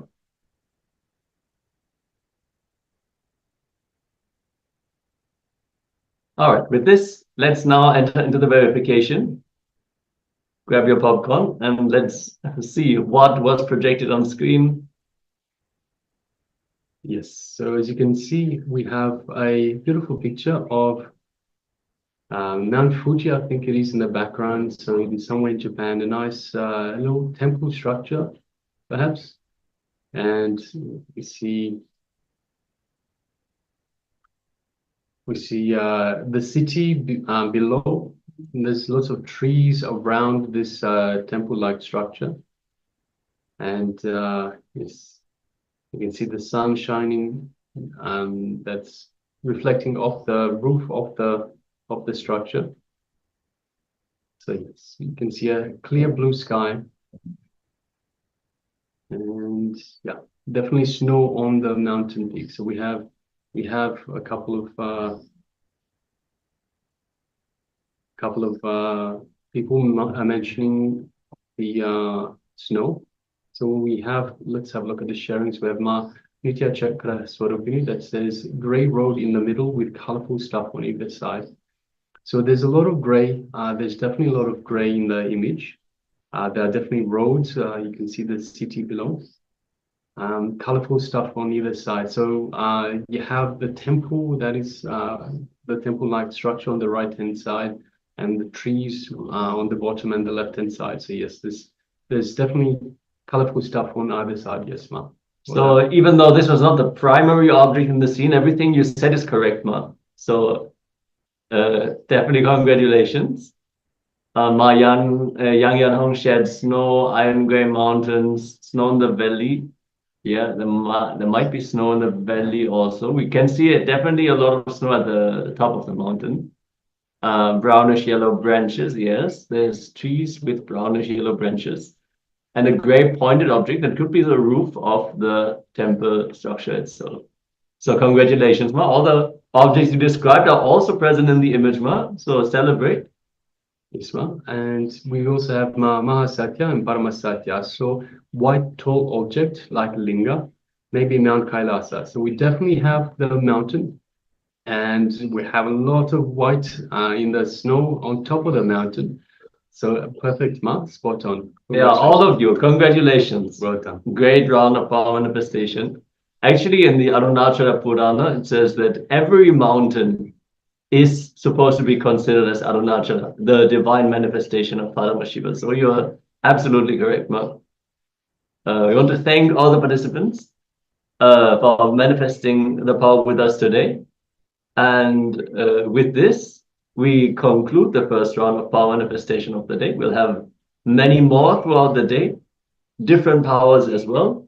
So make sure to stay tuned and join back for the next round of power manifestation as well, which is going to be in just a few minutes from now. But first, we're going to enter into the first Jnana segment of the day. Come back. All right. So today we are going to learn everything about chakras. That is going to be the theme of the day. Very exciting. I'm sure many of you are interested to learn about chakras. Yes, so let us get started. So we'll have Swamiji reveal in this wonderful introduction to the chakras, reveal about the chakras, what you need to know about the chakras, the energy points that are throughout their body, throughout our body, how they manifest, and what they are related to. So let's sit comfortably, sit with the head, neck, and spine in a straight line, and bring your awareness as we hear from the Supreme Pontiff of Hinduism on this very topic.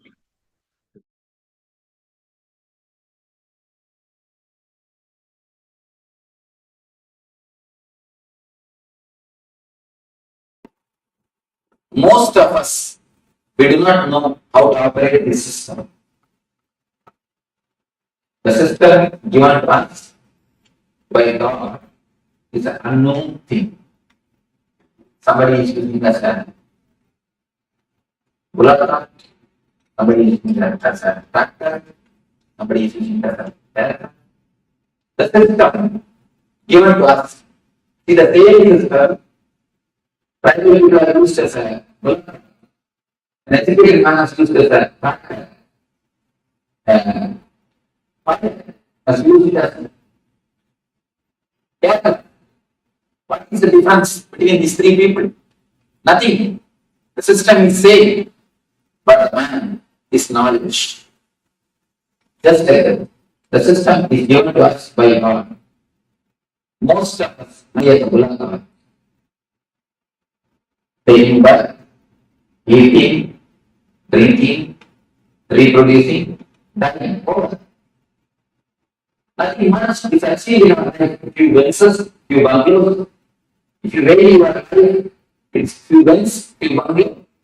Little bit of going here and there, work. Nothing much. Few children. Nothing much is the life. They are normal course of life. Taking birth, reproducing, and dying. Nothing much is achieved. Nothing new has happened. Nothing great has happened to the consciousness, to the being. I think what I'm mentioning is happened. Somebody came and asked, Only why the symmetries in all the gradient is called born and died. Born, such as the day, died, such as the day. Why? Nothing worth mentioning happens in between. That is the only worth mentioning is. In what kind of life? That is the reason. Born and died, except life and death. Nothing worth mentioning happens in our system. So most of us use the system as a bullet. We just use it in a minimum level, dull, dead, dry. Most of our life, if it is tuned, it can be tuned only, dull, dead, dry. This is the first level, first layer of life. The second layer, people who have entered into the zone of art, who became artists, who became painters, dancers, musicians, who enter into the next dimension of their life, not for dancing. If you dance just for your being's beauty, you sing just for your bliss, you pay just for your job, you became a painter, a dancer, a musician. The next dimension of your life, when you explore, you use your system as a factor. A man with a simple head can never become Thakur. If you want to become Thakur, you need to have your next dimension. It's like Thakur, Ganga, all these great scientists. Great scientists are the next layer. They can be called as something more than scientists because they explore the next dimension. That is the reason the Nobel is given for giving them. Gita, the monumental works are the great dancers. When they create the masterpiece of dance, or the art, or the poetry, they explore the next dimension of their being. They explore, they see the next dimension of their being. So these are the people who became practice, who see the next level of their life. That is the reason the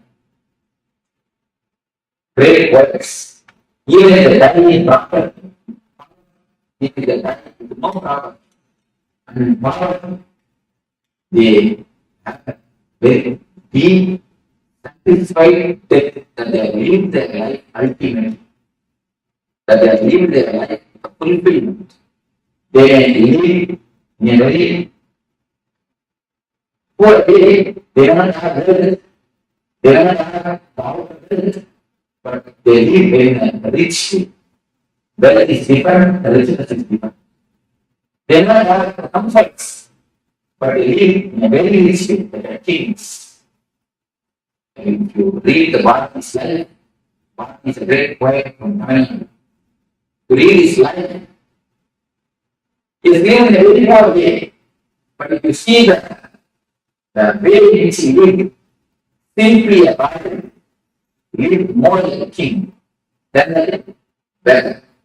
You can see all the poets, great poets, they are not in a wealthy way, in a so-called wealth, comforts, but their life is really rich because they have seen the next dimension of their being. They know the expression of the human being, of the human possibilities. Whatever way you can express your being, the possibilities of human being, the next dimensions of possibilities, they are touched.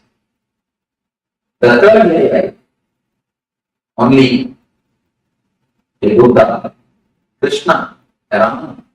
These are the great intelligent masters who have used their system as an aircraft. These are the few people who have used their system as an aircraft. Majority, 90% of us use as a bullet. 80 and 9% who are artists, are the great dancers, great poets, they use as a character. Only a handful of people. See, if you want to know the human history of humanity, You don't have to read the millions of people who have taken birth and died. All the history is not necessary. Just read 10% history about God, Krishna. This 10% life history is more than enough to know the whole history of humanity. These are the people who are milestones on the human history. These are the people who have created turning points in the human history. Just like that, if you know the few man's history, you can know the whole history of the humanity. These few elevated persons are the persons who have used their system as an until there is no need even to have two fingers, two hands. One hand is enough to count this type of people. Very handful of people with Krishna. These are very few who have a great impact on the humanity, who have used their system as an aircraft, who are real pilots, are the pioneers of the human evolution, of the human growth. If you see the difference between the villager, the tribal man, and the pilot, nothing much. Only one thing. The villagers don't know how to operate the mechanism. The tribal people, they know how to operate this. That's all. Nothing. The tribal people, they don't know that mechanism. The pilot, he knows the mechanism. Nothing else is the difference. Only a very small difference. It is not that something needs to happen. No. Only one difference. They don't know, he knows. That's all. Just like that, if you know how to use your system and mechanisms in your body, in your mind, in your being, you can become a pilot.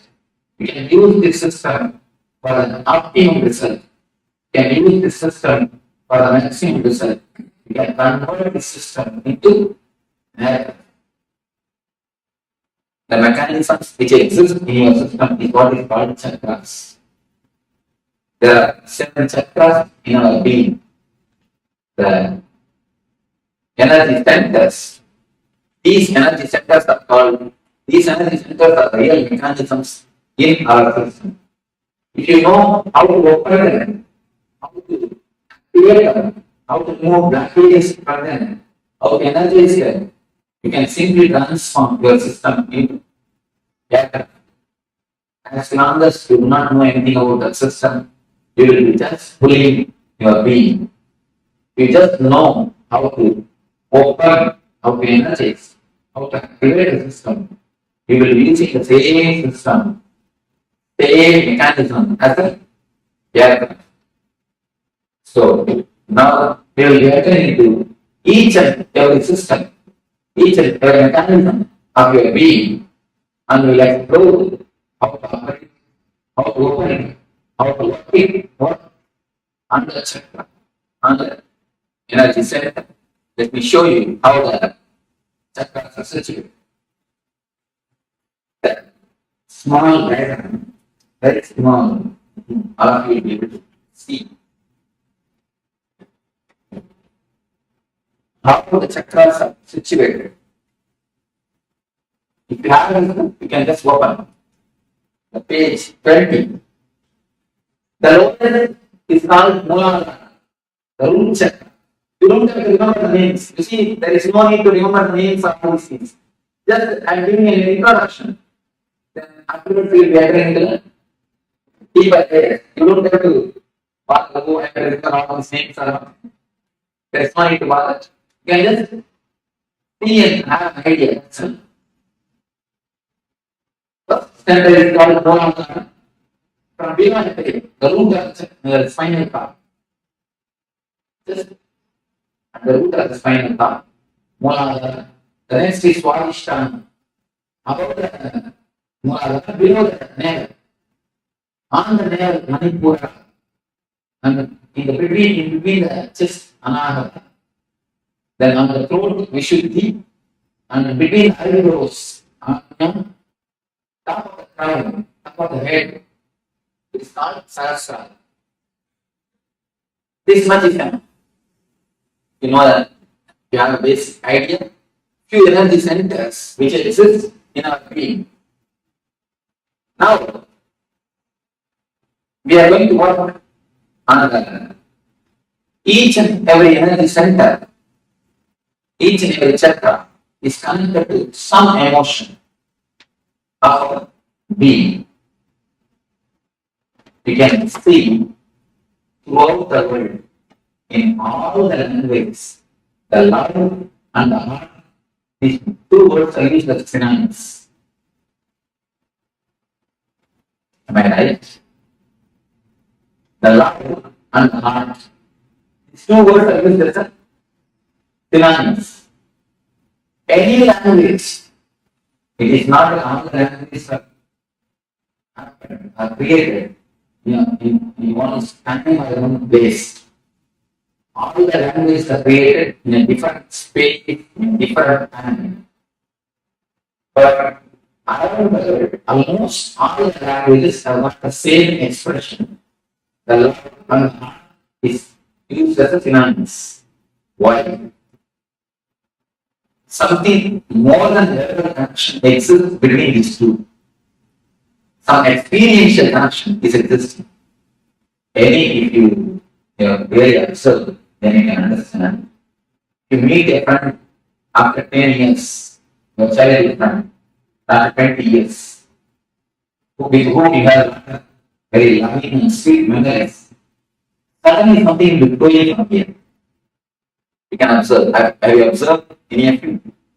Suddenly something cool, very nice thing will be happening here in this soul, and it will flow. If you meet a person whom you love after 10 or 20 years, after a long gap, something will happen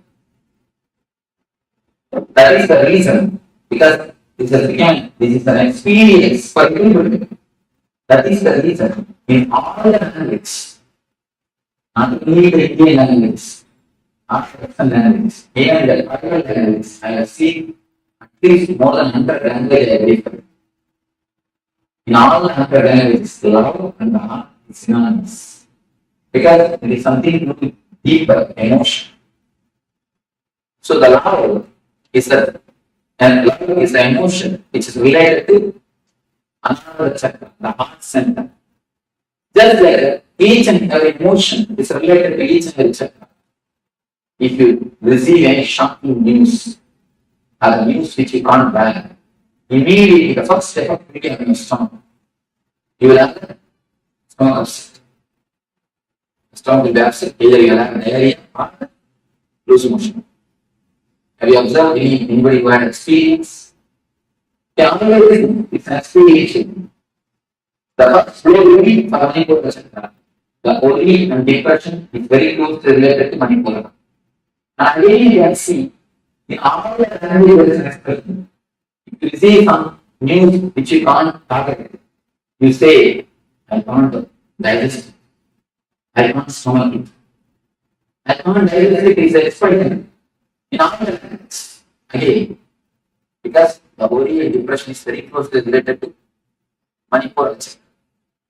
Like this, each and every emotion, the sex is related to Muladhara Chakra, which is in the middle, head has spinal cord, the root has spinal cord. Each and every emotion is very closely related to one of the chakras. If this emotion is handled properly in our life, each and every emotion is an energy given to you by God. It's like money. If you don't know how to handle money, you will get. Just like that, if you don't know how to handle the emotions, you become energetic. See, if somebody works for you, his work is worth $1,000. You pay him only $1,000. If possible, 900. That's what is the we give him $1,000, not more than that. But if he does a mistake, it is worth $1,000. How much of anger we pay? At least $5,000 worth of anger we pay. Anger is an emotion It is valuable thing. If you can pay the anger just like money, exactly how much is necessary, that much if you pay, you will never go energy back. That is the reason I'm shouting. We are so tired, we just fall on the sofa and have coffee. Because it's not a very big work. Just shouting is not a big work. But you feel so much you are drained. Why? Because emotion is energy. All your emotions are energies, which is in your center, in your beings. When you use the money when you are very loosey way or in a luxurious way or an unnecessary way, and the luxury is something necessary for life, nothing wrong. But when you spend unnecessarily, lavish, you become bankrupt. Just like that, when you spend the emotions, when you lose the energies, lavishly, you become energy there. Each and every emotion is connected to some chakra. If you know how to handle them, how to use them properly, how to balance them clearly, your chakras, your energy centers open. If you don't know how to balance them, if you don't know how to use them, if you misbehave with the energies, are showing too much anger is a misbehavior with anger. Anger is like Lakshmi. If you misbehave with money, you are misbehaving with Lakshmi. Just like that, if you misbehave with anger, you are misbehaving with your energies. Will you throw it in the dustbin? Will you throw it in the dustbin? We always think, oh, it's disrespect to Lakshmi. Just like that, if you throw your emotions unnecessarily, it's a disrespect to your energy. Just like the God has given you money, He has given you emotions, energies to run your system, to run your life. When you disrespect, when you throw them out unnecessarily, you show a disrespect on the emotions, on energies. If you know how to balance, how to run them, you have an understanding, the chakra open. If you misunderstand or if you misbehave the energies and the emotions, the chakra closes. But if you more understanding can be told in the other way. If you know how to give your love, the Anahata happens. If you continuously ask for love from others, Anahata closes. It's the master key for Anahata chakra. First, you enter into the heart center. It's a master key for Anahata chakra. If you know how to give the love, the center opens. If you ask for love, it closes. First master key. One more way you can understand. If the chakra opens, you will give the love. If you give the love, it opens. If you give the love, it opens. If it opens, you give more love. More opening, more love. More love, more and more opening, more and more love. It's like this side circle. Now it is this side circle. More you ask, more it is close, more it is close, more and more you ask. The one going in the way, this way, it is getting more and more black and more and more. Now we are going to stop the ball with the meditation and start rolling this way. Then more open. Once the chakra starts opening, the more love overflows. When the more love overflows, the chakra becomes a little more. And the little more is open happens, the more love overflows. The ball rolls this way. The chakra rolls this way. The whole program is just stop the ball rolling this way and start the ball this way. We are going to work on each and every chakra to open the chakra, to see the emotions are balanced, to see the energies are centered. First, in each and every session, we'll have a small discussion on the chakra.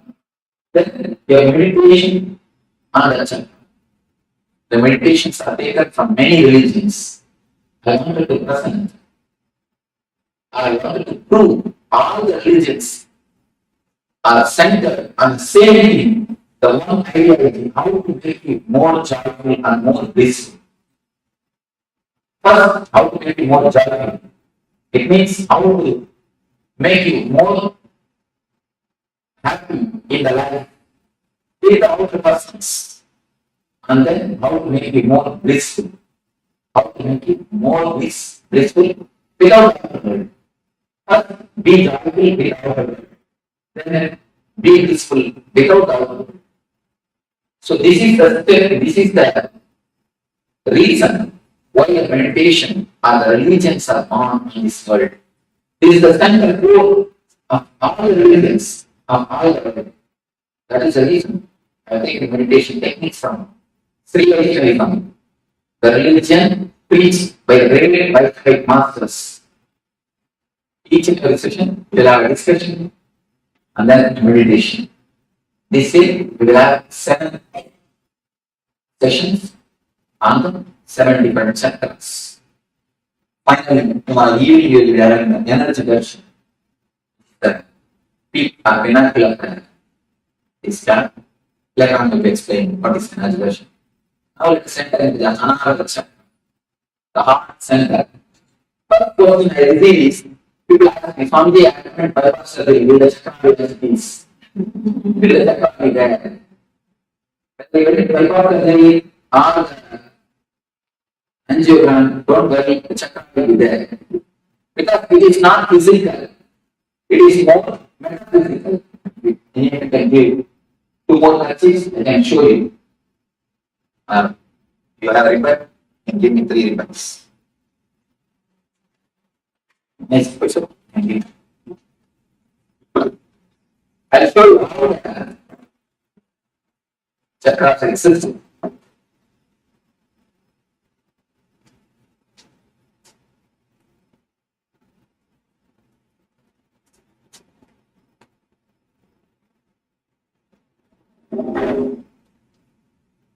See, these are 3 bodies. We have 3 bodies. This is very clear. Don't think you have only 1 body. The 1 body which you are using now. The next body which you are using in the dream sessions. When you dream, you will be sleeping. This body will be lying in Chicago. But you will be dreaming as if you are not in India. Then which body you are going to India? This body is lying in Chicago only. But you are in India. How can you dream? So the body which you are using to go to India, the second body, that is the Sukshma Sarira. The second layer body. One is physical layer, another one is Sukshma Sarira. The third layer body is a Karma Sarira, which is called the causal body, which you use in a deep sleep. When you fall asleep without even dream or the wakeful state. In a deep layer, the third layer, now what you are using is physical body. What you use in the dream is subtle body. The body which you use the deep sleep is called causal. We have 3 bodies in your system. The 3 bodies, they meet and merge in 7 different points. They meet with each other. You can imagine the 7 hearts in these 3 circles. You can imagine the 7 hearts, just 7 different hearts in a 7 different places. If you can imagine, that is the places which is called chakras. The 7 different hearts. The 7 different hearts are called chakras. The first thing we are going to attend is Anahata. Here also the 3 bodies meet and merge each other. In the book it is very clearly depicted. The 3 lines, they just meet near. That is the zone where the chakra is there. They just meet. Where chakra starts.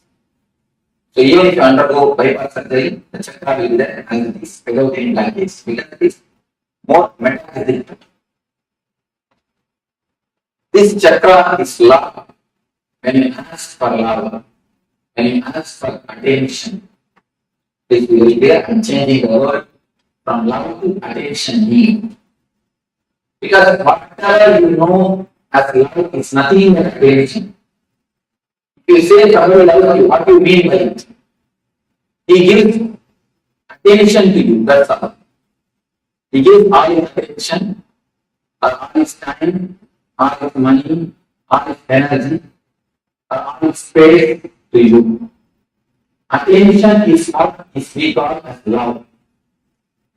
Actually, except a man who is enlightened, nobody can know what is really meant by the word love. Whatever we know about love is nothing but attention. If you say that he loves me or she loves me, what it means? He gives you enough attention. He gives you enough of attention. He gives you enough of his energy or money. Once the attention is given, everything else is slowly given. So the attention is what is called love in our language. When you give your attention to others, the chakra opens. When you give your attention to everybody, whomsoever asks, when you leave overflow, the chakra opens. When you start giving, this opens. When you start asking, this chakra closes. You can just see, you can just stand in the life. Almost all our life is just centered on the attention of others. From the young age, we are trained, you can see the young kids. They will just put 2-3 steps and then they look at your face. If you smile, you are agree for what they do. Then they do the next steps. Otherwise, they stop and they wait for your concern. You can see that young kids, anything they do, just they look at your face for confirmation. For your okay. Only when you say okay, they go for the again. Just like from that age, we start expecting the attention or the okay from the others. The same thing continues till our end. You can see in how many places you just wait or expect the others okay, others attention. You can see more than 80% of your decision is influence or is waited. You just wait or you just for their confirmation, for that others smile. It is not only economical, mostly psychological. You feel inspired or you feel rejuvenated. You feel power or energy only when you get confirmation from others. Each and every move of your life, you continuously see when somebody confirms it or not. You want the smiling face from the other. Almost it's like a psychological slavery. In every step, you wanted the other to be a source of your inspiration. You just stand, you just in your room and scan the lifestyle in which you are living. Almost 90% of your decisions, 90% of your life is just for the other's opinion, asking the other's attention, expecting the attention of the others, expecting the opinion of the others. It is more like a signature campaign. Each and every husband expects a certificate from my good husband. Wife is expecting the certificate, the good husband, good wife, friends, good parents.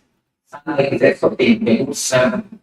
Each and every system we expect certificate from our brother, from sister, from father, from son, from everybody. Just to feel good, just to feel energetic, we expect the certificates. Only with a smiling face or with the certificate, we go next. We go ahead. See, adjusting is perfectly okay. There's a lot of difference between adjusting and compromising. Listen thoroughly and concentrate on thoroughly. We not adjust. Adjusting is perfectly okay, but compromising is very bad. Just understand what is the difference between adjusting and compromising. Adjusting is that you have all your energy source, inspiration, or strength within you. Then you give a lot. You adjust for the sake of others. It is perfectly okay. But compromising is, unless they are all supporting you psychologically, you will have no energy to run on your own. When you adjust in that, so you are compromising. Most of our life, we have somebody else as a psychological strength for us. If he smiles at you, you have all your energy to run. If he does not open his mouth, if he doesn't smile, the whole day you will feel depressed. Have you observed any time? If he doesn't smile at you, at first, every morning when you wake up, if he doesn't give his smile, whole day you will feel very low. If some of your boss, or the husband, or the wife, or the son, or the father, if some of them didn't give their attention and smile at you, immediately you will feel low. It means they are the legs or they are the feet for you to stand. The psychological slavery, psychological handicap feeling, I call it psychological handicap. In America, I saw so much respect is given for the handicap people. Everywhere you are working for handicap, separate way for the handicapped people, separate bathrooms or restrooms for the handicapped people, everywhere. Physically handicapped is much okay, nothing wrong. But psychologically being handicapped is simply sin. Please be very clear. I am giving a new definition for sin. Don't think sin is something what you traditionally understand. Sin is something scolding others, telling lie. Of course, that is different. But I am giving a new explanation for sin. Sin is psychologically dependent on others. That is the first sin. Because when you psychologically depend on others, you try to possess them. First, understand how many ways you have invested your energies on others.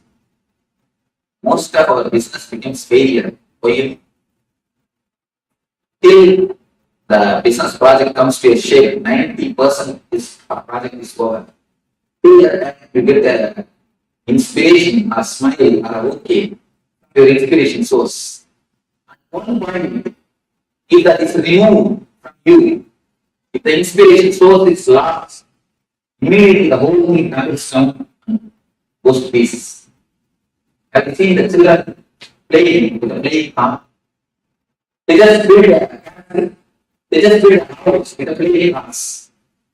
You remove one card, at least the children are intelligent. They build their castle with their own cards. But you build a castle with others' cards. And he gives a certificate. A good husband, you collect that. Good wife, you collect that. Good brother, collect. Good sister, good son, good father. You collect all the certificates and try to build your personality. Just like God's castle. And if anyone at any time takes away that certificate, removes their certificate, their whole particular whole personality just collapses. That is what I call depression. Most of your energy is centered on somebody else. Only if they say psychologically you have a center, only if they say what you do is right. Even if it is right, you are not convinced. You ask for their certificate. You ask for their attention. That is the reason. Till the end, you don't feel you are independent. How much you speak about independence, how much you speak about freedom, it is all only the word. Only when you start loving others, when you don't expect the love from others, when you stop expecting attention from others, you are really independent. Till that, you are a psychological slave. Whatever you speak about independence or freedom, you are a psychological slave. Because your source of energy depends on others. Only if he smiles, you can run. If he doesn't smile, how do you run? You will not run. You will feel very low. You will feel very dull. You will feel very depressed. The source of inspiration, as long as the source of inspiration is somebody else, you cannot have your freedom, your Anahata cannot be active. Your energy center can never be totally awakened, totally alive. First thing, find out where all you immersed your energy center. On whom all you are dependent. Please be very clear on whom all you are dependent. You need how many smiles to run. Try to reduce the number of smiles. Even without that, smile start running. Even without that, okay, start running. I'm not telling you to go against the society, no. Do your same routine, same lifestyle, but try to reduce the number of smiles. Don't expect, don't keep them, don't make them as a source of inspiration. There are few things which you may not be able to drop. Then at least keep them in a good record. So that at the time of emergency, let them not take away cars. If they take away their cars at the time of emergency, then you fall into the real deep depression. So try to become independent. Try your best to be on your own. Try to center all your energy at your own heart, at your own source, at your own personality, at your own being. When you feel you are not able to or you are not able to run without one person's smile, understand that I am not able to run without these 2-3 persons. And at least keep a compromise with that 2-3 persons. You will know that I am compromising with the 2-3 persons. I am not serving them, I am compromising with them. Please be very clear. Don't expect any reward for your compromising. Many of us think, I have served my husband so many years, all these duties I did, but I never had any reward. He never did anything for me. Be very clear. If you really serve, always will have reward. But all service is just compromise. He is the source of inspiration for us, so we compromise something. So be very clear. All your attitude of seva. Again and again, I took care of my son so much. I did so much for my son. After growing, he never did anything for me. He went away with his wife.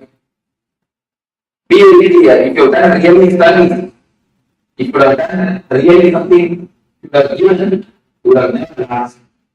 We just give and take. He is the psychological support for us. So we compromise it. Just scan or filter all your emotions, all your understandings, realize completely whenever you are failing, whenever you take decisions, you are dependent on others. This one understanding can give you a tremendous strength on your own, to stand on your own, to run on your own. When you understand it's a slavery, you will never invest your energy in others. As long as you understand only one, people say, Swamiji, I understand the smoking is bad, but I'm not able to stop it. Then be very clear, never really understand. To really understand, you can never fight, you can never hate smoking. So you say, I understand, if I put my hand in the fire, it will burn. But I'm not able to resist the temptation to put the hand. You never say that. Once I understand the hand, if I put my hand, if I put my fingers in fire and get burned. You never do it again. You always keep yourself away from the fire. The same way, if you really understand that the psychological slavery, simply you can see, you can be so clear, you can be very clear, it will transform your life. Only thing we don't understand. Have this understanding after going back to the house after 2 days. Just sitting in a room alone and scan your life. Where all you invested your energies, what are all inspiration sources for you, and try to harness, try to bring all the energy center on your own being. Don't let somebody else to drive you. If you keep somebody else as an energy source, you are allowing somebody else to be a driving force for you. So naturally, you will be living for somebody else. And he is the inspiration source. Naturally, you have to take his ideas and work out.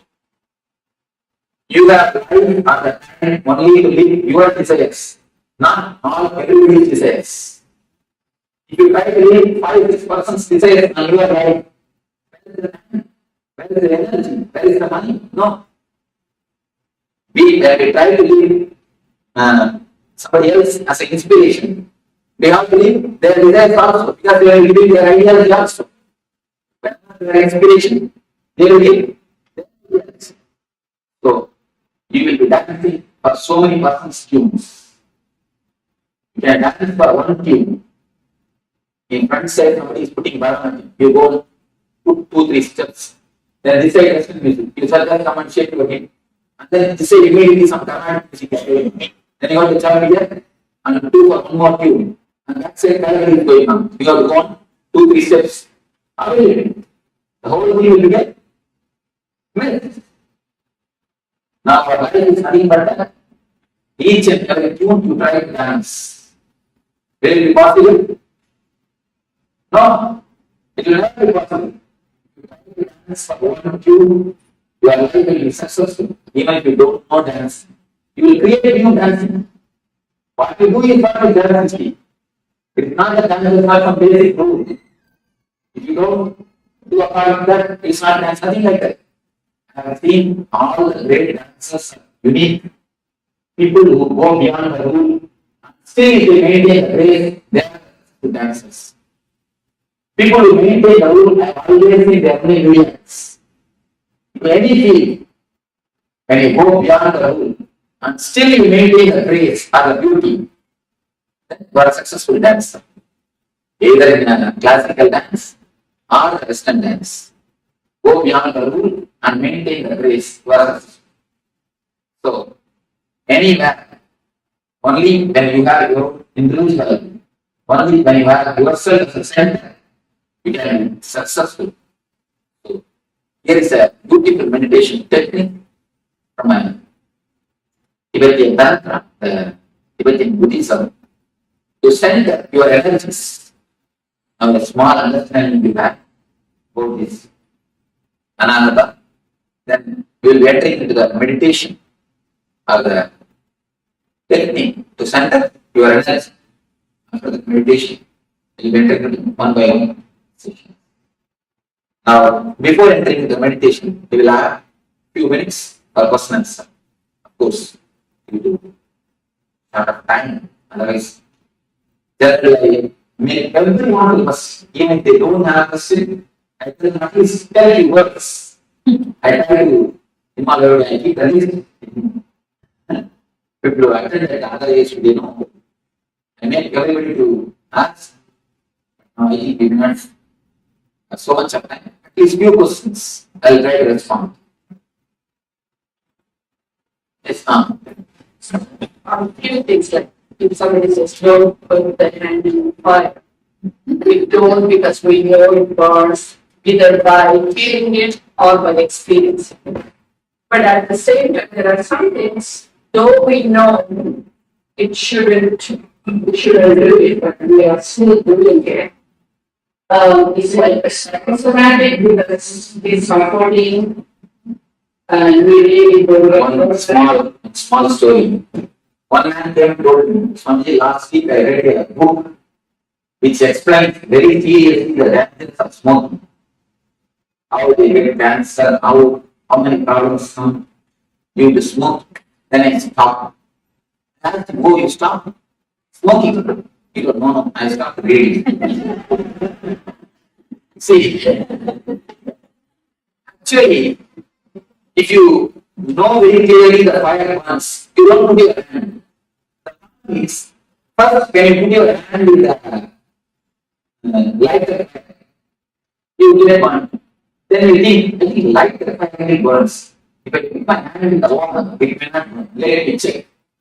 You put your hand on the water, you know, fire also burns. I think if I can put my hand in some other candle, let me see. You put your hand in the candle, just like that. You try each and every fire. Finally, when you understand how the fire burns, your body will be burned. The age will be over. We end up in that age, your age will be over. It's more like that. The understanding is not deep. If the understanding is deep, you can never go beyond it. We don't allow understanding to sink deeply. See, whenever you receive some intellectual conclusion, you don't allow the intellectual conclusion to work on your emotional layer. If you allow the intellectual conclusion to work on your emotional layer, you never go beyond it. Allowing the intellectual conclusion to work on the emotional layer is what I call it meditation. Meditation is nothing but allowing the intellectual conclusion to see deeply into the emotional layer. Now you understood few things. To meditate, the meditation technique will allow the intellectual conclusion to sink deeply into the emotional layer. That's what they call in Vedanta, Sravana Manana. Sravana means listening. Manana means allowing it to sink deeply. Most of the time, we don't give space or the time to allow the intellectual conclusions to sink into the emotional layer. So once the intellect is allowed to sink into the emotional layer, you will start the Nithyananda, transformation happens. It should not be done. No desires should be suppressed. No transformation can be done. It should only happen. See, flower. If it automatically flowers, then it's really flower. If you just open a lotus, in many temples I think they open the lotus, and the floweriness will be missing in the lotus. The floweriness will be missing in the flower. Only if it blooms or if it flowers by itself, there's got beauty. You can do few things. You can allow the transformation to happen. You can put them inside. Wait a little bit. You will see the transformation happens. But we neither give time or the space to see it, or we are too urgent to see the transformation. The desire for transformation is so pushing, so urging us. You see, the desire for the outer object and the desire for transformation, both are not the same. When you desire too much for the outer object, you may miss out. Just like if you desire too much for transformation, you may miss out. Put the idea aside. Just wait for a little. Allow the seed to sprout. A small story. Once 3 monkeys, they got a mango. If they were living in forest, they got a mango fruit. If one monkey gets a mango fruit, you know what will happen. The 3 monkeys, they already worked for that. So already have to share of the mango. Now the problem starts. How to share? Finally, all the monkeys they got together and they decided, see, this one mango we 3 cannot share. We will plant this mango, pour water, put fertilizers. Then it will become tree. We all will have enough of mangoes when it becomes tree. They all decided, they put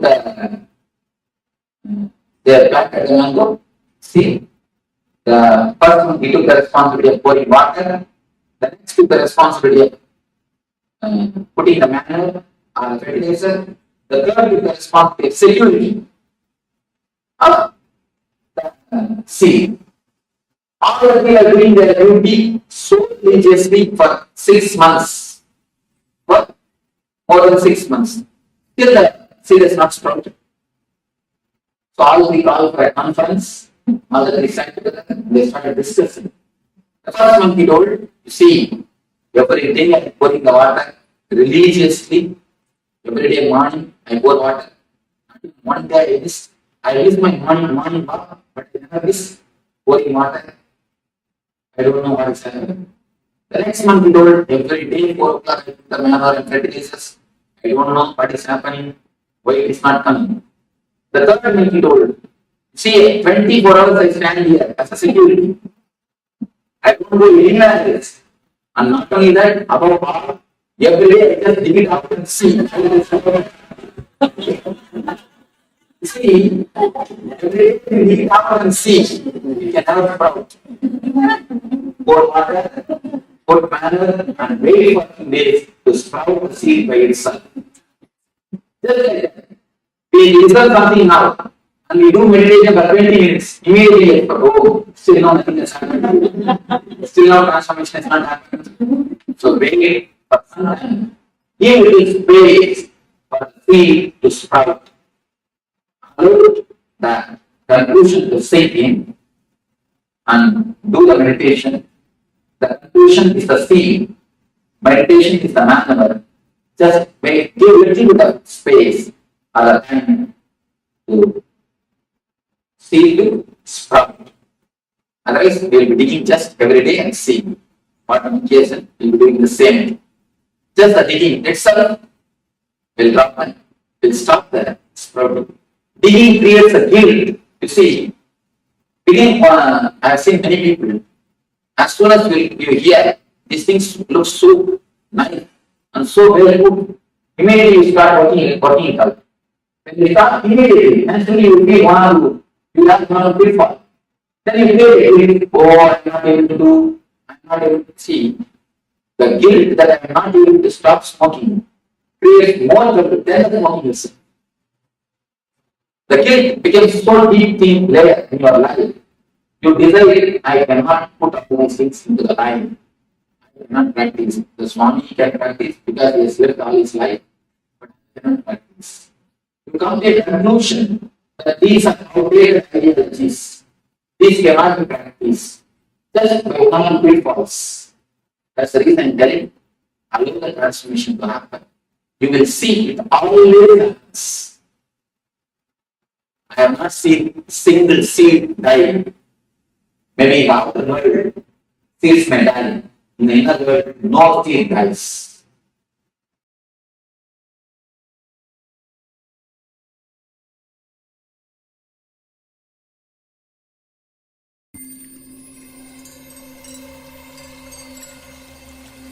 I welcome you all with my love and respect. Let you all open all your 3 eyes. Om Nithyananda Paramashivoham.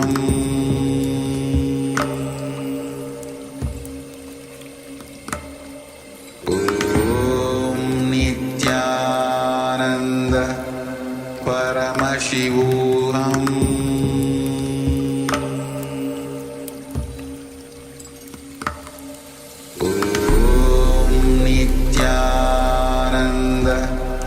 Paramashivoham.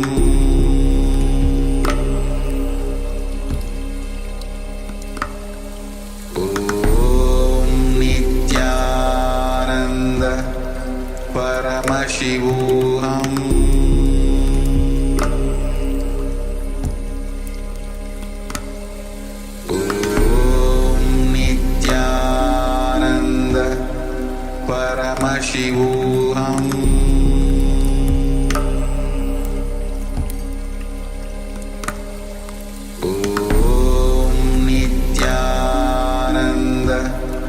Paramashivoham.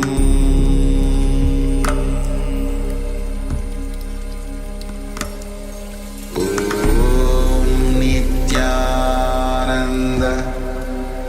Paramashivoham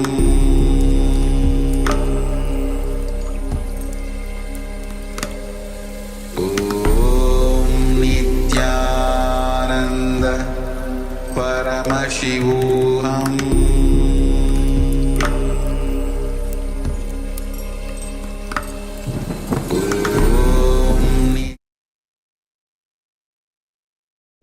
That was a wonderful introduction from the Supreme Pontiff of Hinduism to the chakras. So a few other stories in between in there as well. But now let us move on to the next segment. If you have any questions so far in terms of the introduction to the chakras, please do let us know. You can let us know by means of ask us on the in the chat box, and we will respond to you to every comment, every question. Next, let us move to the introduction to chakras activity. Yes, we are going to go through the various different chakras step by step to prepare us for this whole day. So for all of you, most of you would know about the chakras either through the Supreme Pontiff of Hinduism or just by interest in the spiritual energetic sciences. But for all of you who are new to the chakras, we are going to introduce you step by step so that you can follow along with with today's session content. So we're going to project an infographic about chakras and guide you through and give a brief introduction. So you can see the human body and how the subtle energy centers, the chakras, reflect on our physical body. So we learned yesterday about the different body layers, and what we know as our body today is only the Annamaya kosha, the gross subtle, the gross body layer. But there are these energy points where the different koshas overlap, where they are energetically stitched together, so to say. And these energy points correspond to various different energies that we can experience in our day-to-day life, that we very much experience in every single day. So starting off with the Muladhara chakra at the very bottom of our spine, located in the perineal region in between the anus and the genital organs. That is the location of the Muladhara chakra, also called as the root center. Basically, when you sit on the floor, that part which touches the floor is the Muladhara chakra. And many times the Muladhara chakra is also considered to be extended for the whole leg region. So everything which forms your root, that is the Muladhara chakra. Yes, next up we move to the Swadishtana chakra, which is at the being center. And this is just 2 finger widths, so a couple of inches below the navel center. So this is the Swadishtana chakra. And further up, we go to the Manipura chakra, which is the navel center itself. And moving up further, we have the Anahata chakra, the heart center, which is situated just in the center of the chest. So this is the heart center in the middle of the chest. And moving up, we have the Vishuddhi chakra, which is the throat center, which is situated just in the small of your throat. So the small depression of your throat, that is the throat center, the Vishuddhi chakra. And moving up to in between the eyebrows, the brow center, we have the Anya chakra, which is the third eye. So it's also known as the third eye, which is the center of willpower. And further up, the last one is actually not a chakra as such. It is an opening to the cosmos. It's your connection to the cosmos. That's the Sahasrara chakra, which is the crown center, which is right at the top on the crown of your head. So these are the chakras. Requesting you take a moment and draw the image of the silhouette of a person, and do draw these chakras in. We will refer to these further into the program, so make sure you have a reference for these.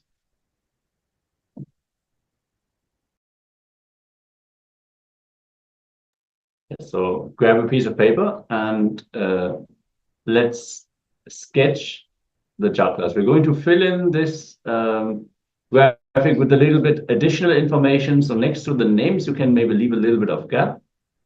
And yeah, let's enter into this step, into this activity.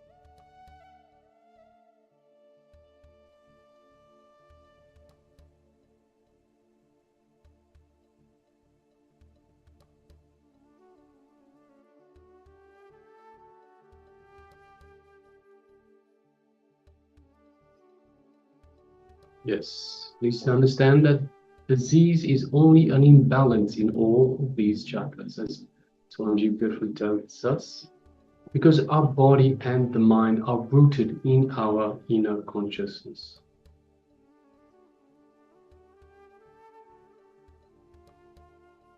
So now we've drawn already the sketch of the human body, and now we are going to, next to the chakras, mark what blocks them. We're going to provide a list so you can fill in the additional information.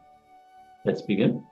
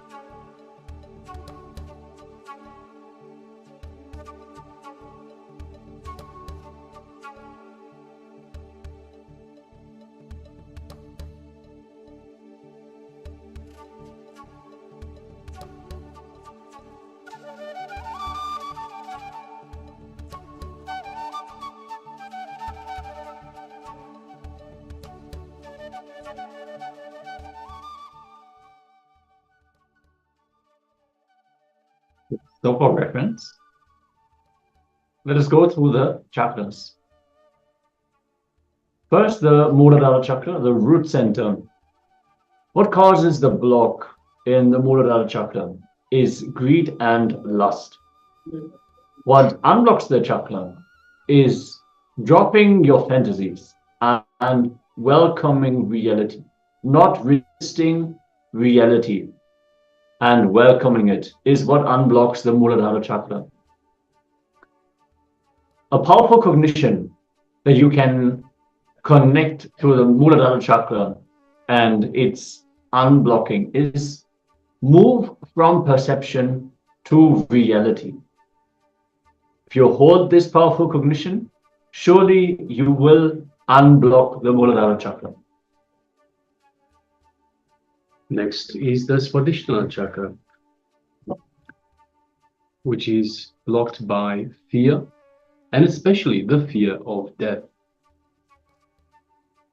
It is unlocked by facing fear, facing death itself. Now, we're not saying put yourself in dangerous situations, but the feeling that you get, the fear that you get, when you face the fear, when you sit and say, I'm going to go through this, whatever may come, and you come out on the other side, and you come out feeling fine, then you realize you have faced death itself. You realize that you are going to be okay. The powerful cognition is that fearlessness is not the absence of fear, but it is the courage to handle the fear. Next, we're moving to the Manipura chakra, the navel center, which is blocked by constant worry. Simply, when you stop worrying about your worries, you will unblock the Manipura chakra. Right, it is the worry about the worry itself that is the biggest worry. Actually, Swamiji has shared that all worry is an illusion, but we are creating layers and layers of it. So understand the powerful cognition that all our worries are nothing but a collection of words in the language that we know. All of our worries are nothing but a collection of words in the languages that we know. So if we can go beyond the words, then we can go beyond worry as well. Next, we move on to the Anahata chakra, which is the heart center, just in the middle of your chest. It is blocked by seeking attention, seeking love from others, seeking attention from the outside, being needy. It is unlocked by expression of selfless love without expecting anything in return. So once again, expressions of selfless love without expecting anything in return unblocks the Anahata chakra. The powerful cognition related to this Anahata chakra is responsibility. Responsibility gives you tremendous control of your life and makes you a leader. The reason it is responsibility is because when you take responsibility, when you become a leader, so this is the state of leader. When you become a leader, you take responsibility for others, and you naturally express concern, express love to some degree of the people that you take care of.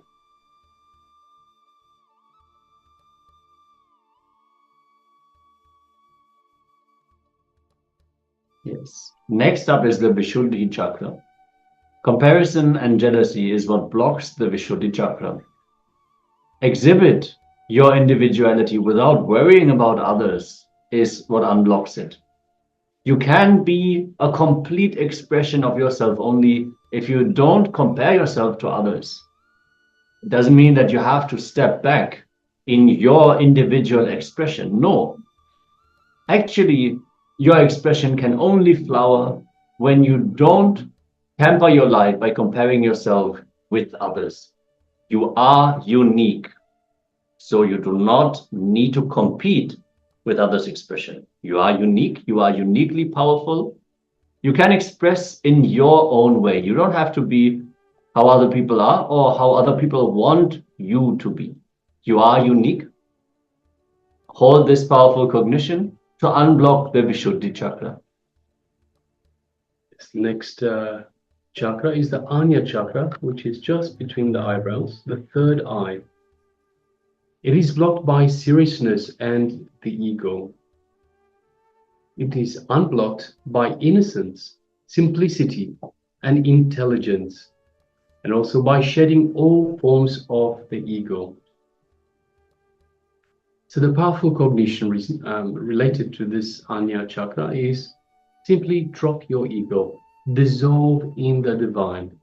So the ego is what separates us, what makes us think we are separate from the divine. By dropping our ego, by dissolving into the divine, by dropping the ego, we dissolve into the divine. We understand that we are part of the whole. We are the whole. That's why Swamiji says, we are not a drop in the ocean. We are the ocean in a drop. Finally, the Sahasrara chakra, the crown center, is blocked by discontentment, inability to accept what is, inability to appreciate what is. What unlocks the Sahasrara is gratitude. When you do not take life for granted and be sensitive and appreciative of everything around you, that opens the Sahasrara, that makes the lotus blossom. So bring gratitude and sensitivity, appreciation for everything that is around you. Yes, so just take a few moments, a few minutes, and write these down against all the different chakras they have drawn in the previous exercise. And we'll give you a few more minutes for that.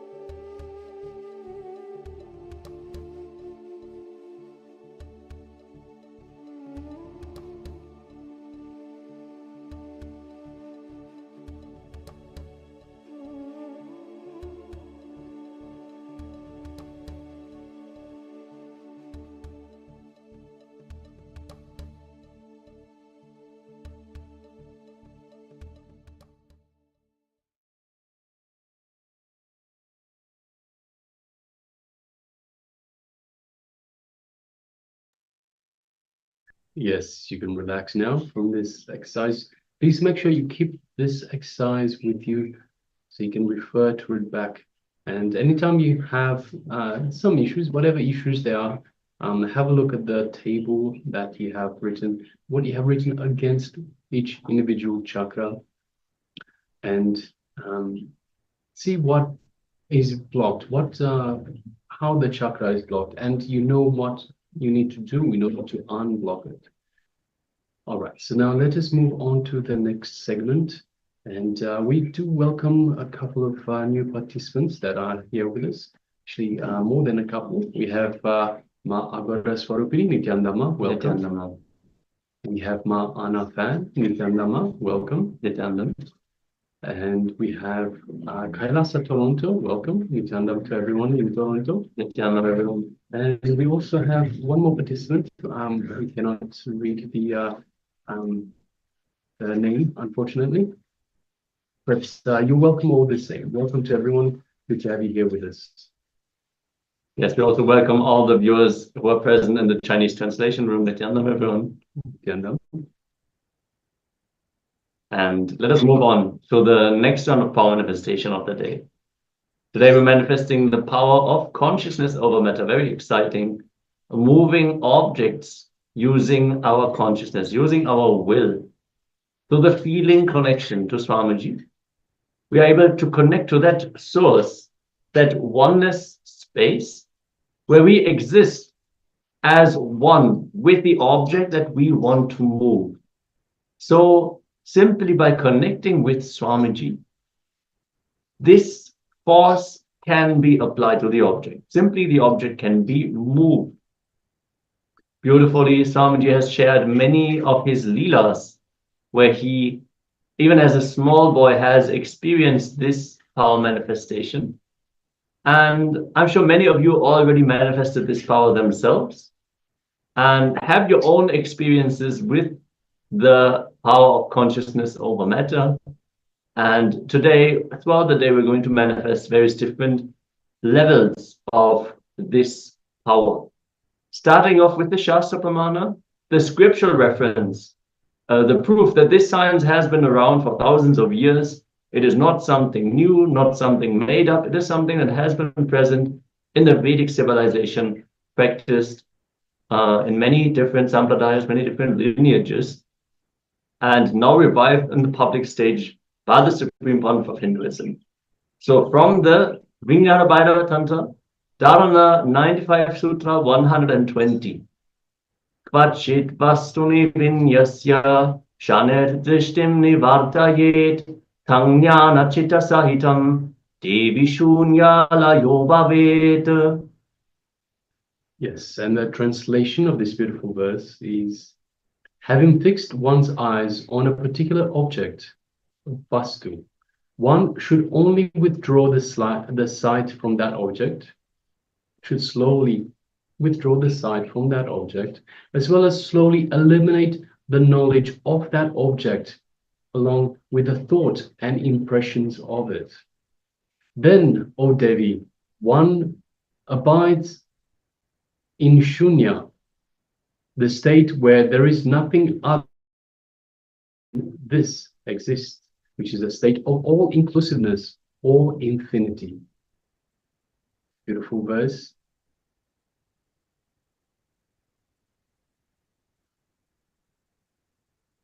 And so now let us get ready for the power manifestation. We, as we mentioned, consciousness over matter. We request everyone to please gather a coconut or a round fruit that they can use for this power manifestation. Make sure it is something that is round. So it is round that can roll. So basically, we will have it on our hand, on our palm. So we will hold the palm straight, absolutely straight. And we will hold the fruit or the coconut on our palm as such. And we will roll the coconut off our palm. Yes, we also welcome Jeremy Maxfield. Nithyananda, welcome. Good to have you with us. Who is bringing a round object? Yes, you can see it's is that some sort of a ball? Yeah, it seems to be. Or a ball. Oh, perhaps coconut. No, it seems to be a ball. A ball. Okay. Yes. Maybe a planet? Yeah, It is a planet. It's a planet lamp, I think, something like that. Yeah. Great. Other participants also gathered around objects, requesting Ma Agora Sarupini, Ma Anapan to also gather around object and be seated, keeping your head, neck, and spine in a straight line. Ma Sugangyana, if you are there, also join us, and everyone in KAILASA, Toronto. I'm sure you will have some fruit there for the Naivedyam, so quickly go and get some fruit for the power manifestation and settle down, everyone. Yes. Great. Let's get ready and settle down.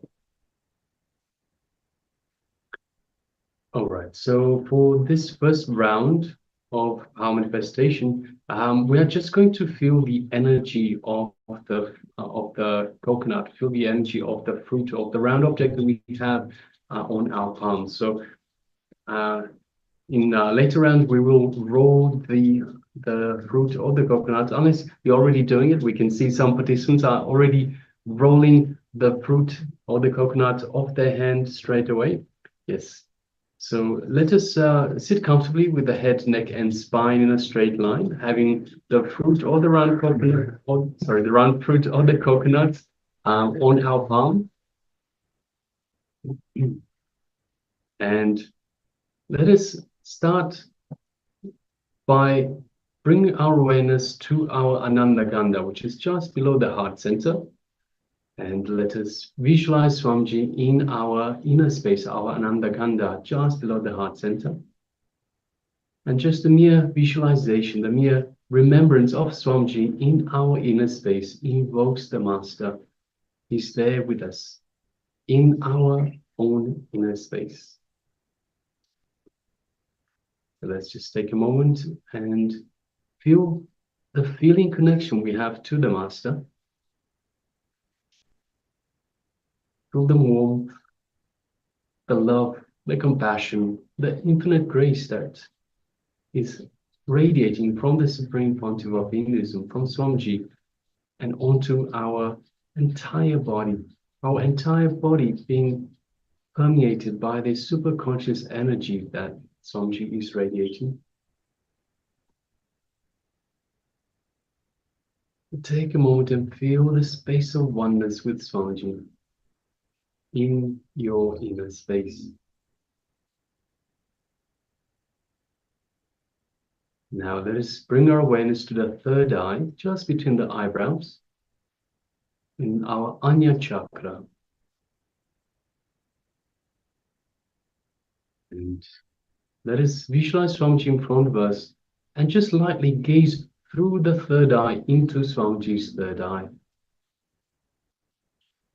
As we do so, we feel an energetic connection from the Master's third eye, from his Anya Chakra to our third eye, our Anya Chakra. Feel a light build-up of energy, buzzing sensation in our third eye. Swamiji's awakening, initiating our third eye.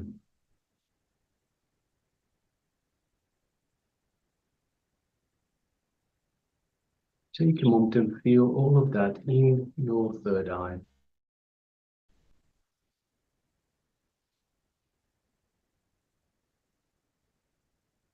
Now let us make a conscious decision to feel the energy of the fruit or the round object that is on our palm. And from this space of oneness, with Swamiji, let us now start manifesting this power of consciousness over matter.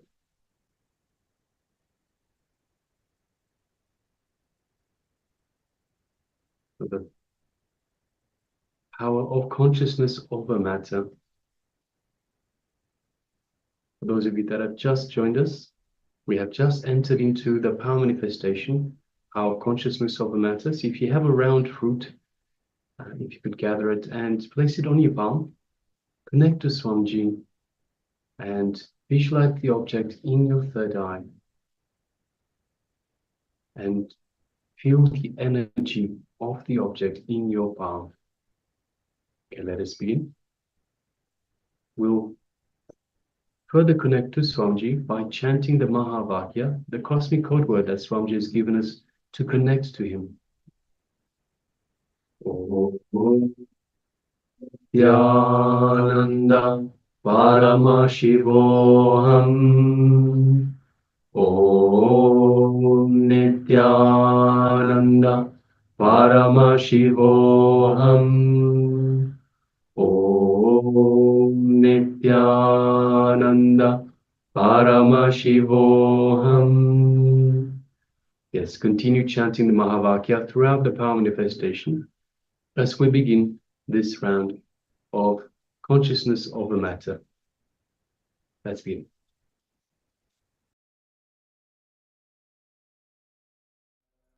Paramashivoham.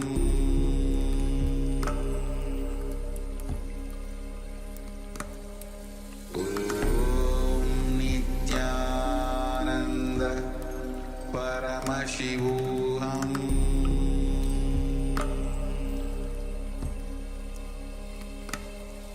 Om Nithyananda Paramashivoham.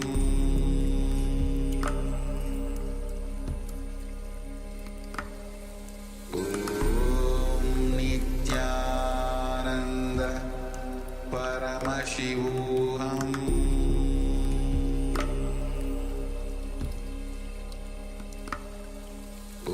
Om Nithyananda Paramashivoham. Om Nithyananda Paramashivoham. Om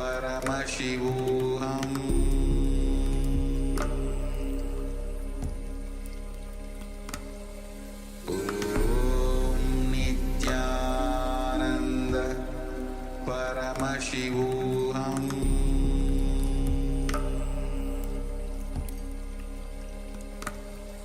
Om Nithyananda Paramashivoham.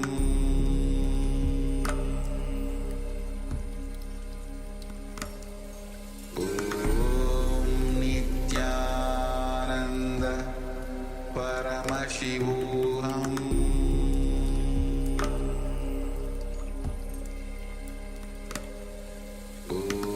Om Nithyananda Paramashivoham.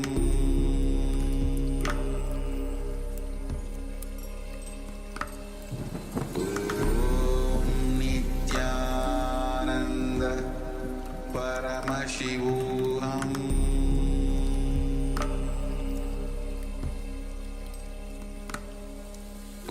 Om Nithyananda Paramashivoham.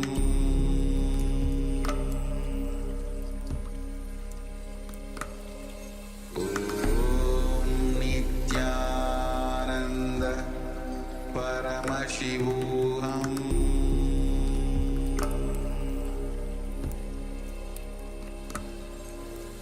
Om Nithyananda Paramashivoham.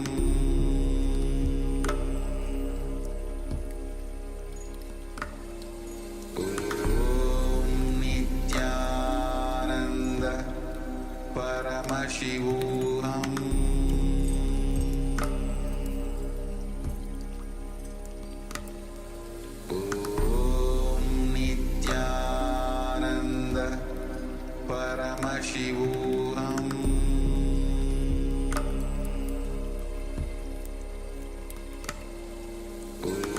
Om Nithyananda Paramashivoham.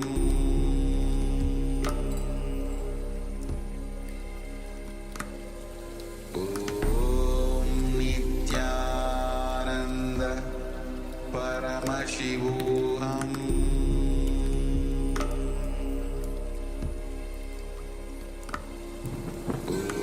Om Nithyananda Paramashivoham.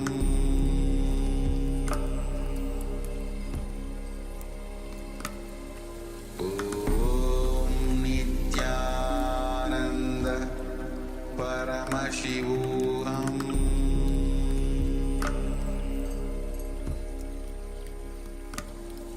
Om Nithyananda Paramashivoham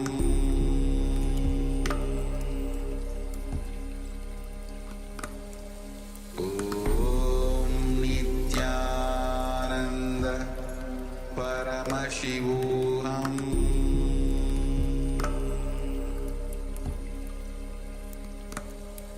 Om Nithyananda Paramashivoham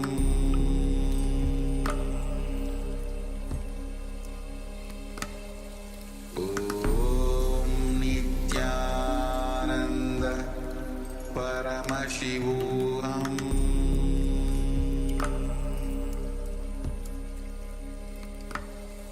Om Nithyananda Paramashivoham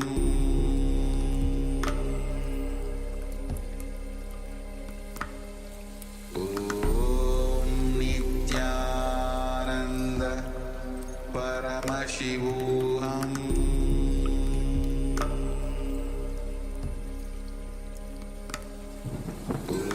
Om Nithyananda Paramashivoham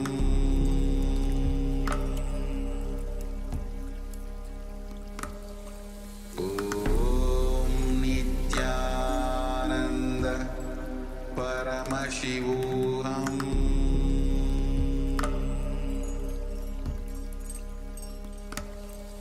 Om Nithyananda Paramashivoham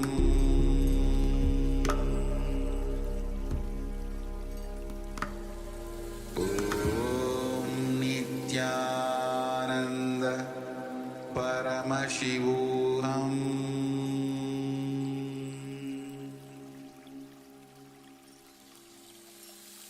I bless you all. Let you all open all your three eyes.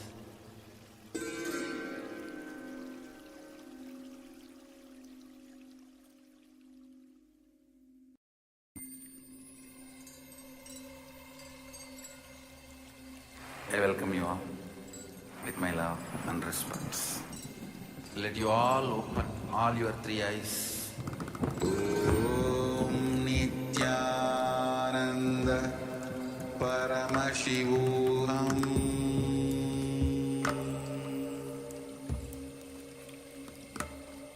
Om Nithyananda Paramashivoham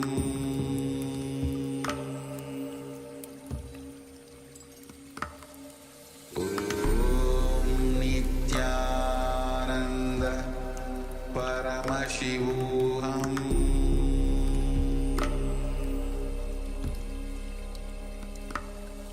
Om Nithyananda Paramashivoham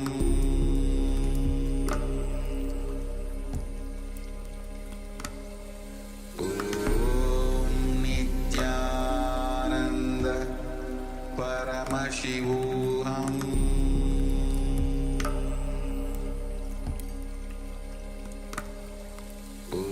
Om Nithyananda Paramashivoham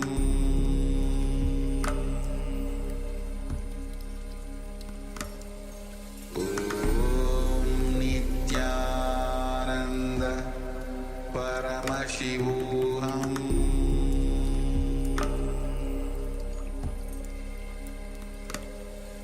Om Nithyananda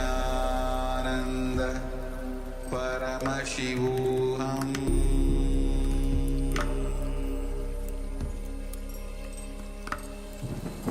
Om Nithyananda Paramashivoham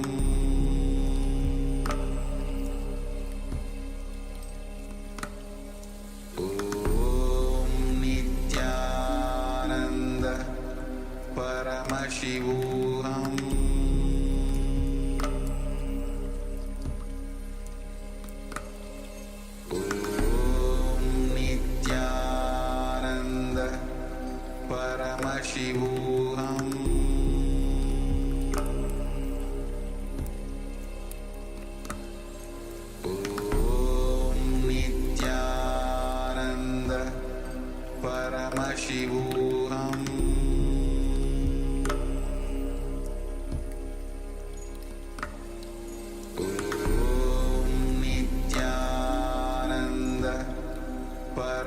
Paramashivoham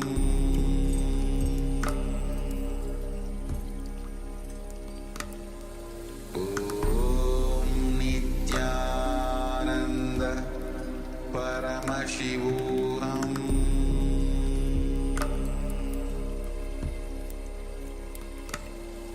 Om Nithyananda Paramashivoham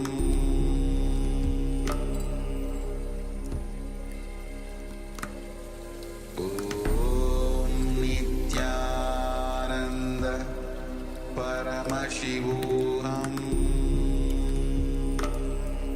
Nithyananda Paramashivoham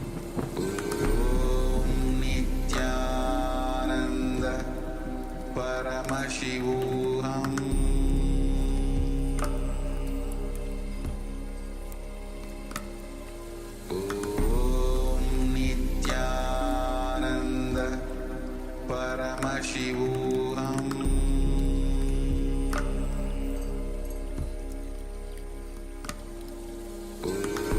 Om Nithyananda Paramashivoham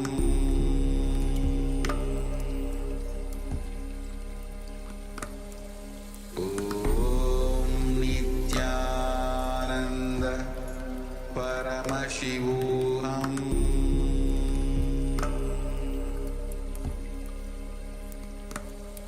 Om Nithyananda Paramashivoham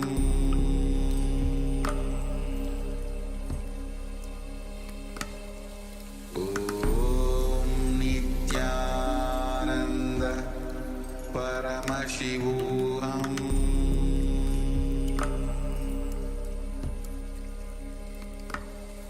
Om Nithyananda Paramashivoham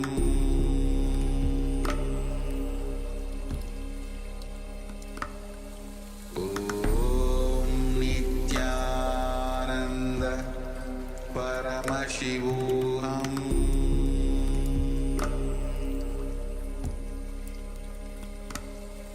Om Nithyananda.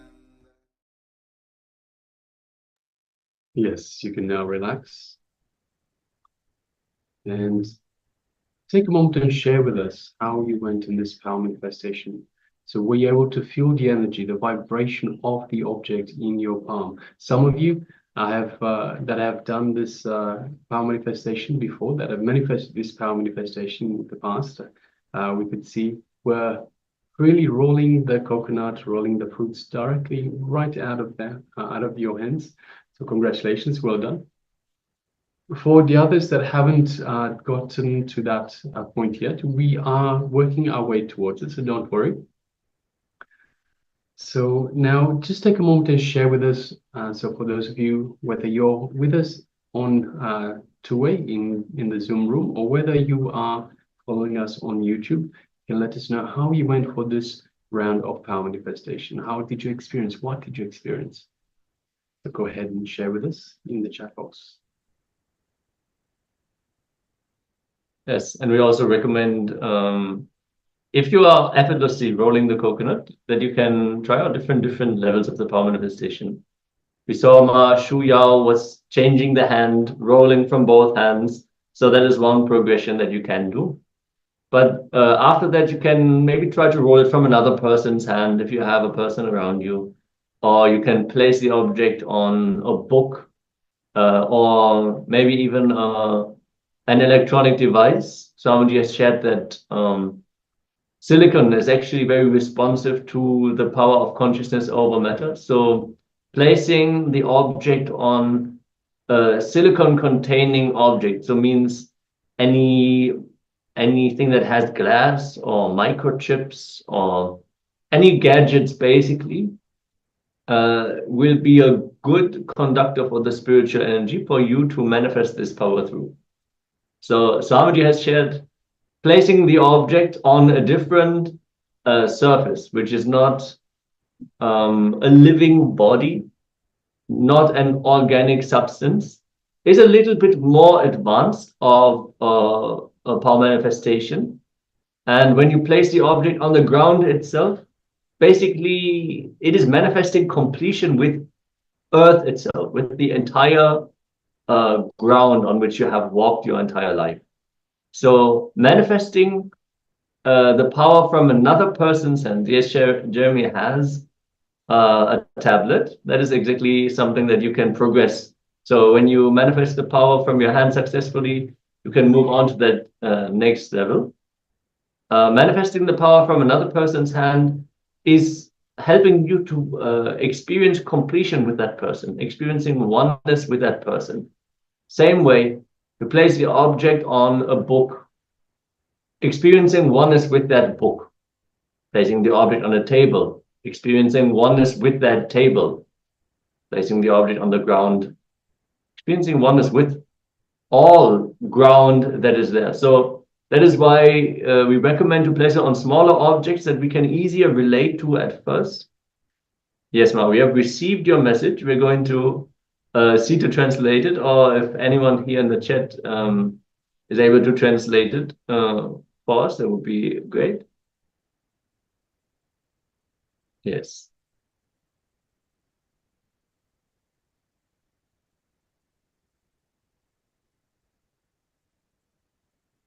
All right, so now let us move on to the next segment. So if you're still sharing with us, please continue to do so. Meanwhile, we are going to move on to the next segment. Also using the tablet, yes. Thank you, Mark. Great, thank you for translating. Yes. So now let us move on to the next segment in our program for today, which is once again a revelation. And yes, thank you. And a revelation, the next revelation by the Supreme Pontiff of Hinduism. Yeah, we're going to go into more detail about the first chakra, Muladhara chakra. We already covered all the chakras briefly, but now we are going to learn from the Supreme Hinduism the deeper insights into the first chakra. Consider the first chakra, the root center at the bottom of the spine. So let us all sit straight, keeping our head, neck, and spine in the straight line, and receive these truths about the Muladhara chakra from Swamiji.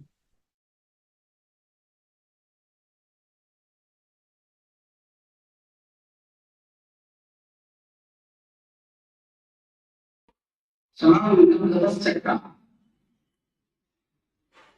First chakra is Muladhara.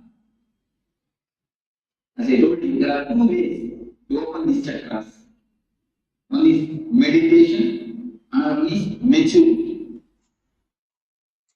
Maturity means just understand in which way these chakras are locked. Get the key and open the chakras. If you know how to open the chakras, you will see the maturity descends on you. This chakra is not by a particular emotion. Each chakra are marked by a particular emotion. If you know how to unlock it, the chakra energy will be released in you and you can float with the energy of the chakra. The Muladhara chakra is concerned with the sex.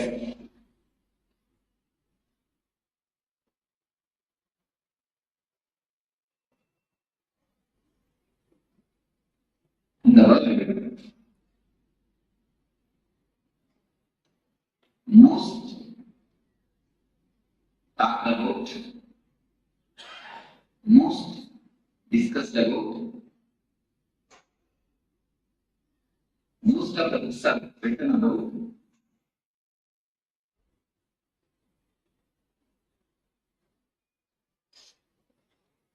I think on these three sentences, most of the books are written about, most talked about, and most discussed about. Subject is and most confused, most misunderstood, most misinterpreted. Subject is also.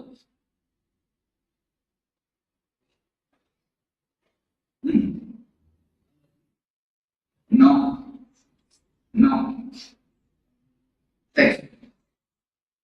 This is the subject most talked about, most discussed about, most written about, and most confused, most misunderstood, most misinterpreted. No other subject is talked about so vastly. No other subject is talked about so vastly as this subject. But no other subject is misunderstood as this subject. We try to avoid the subject. We try to indulge in the subject. The man who tries to avoid the subject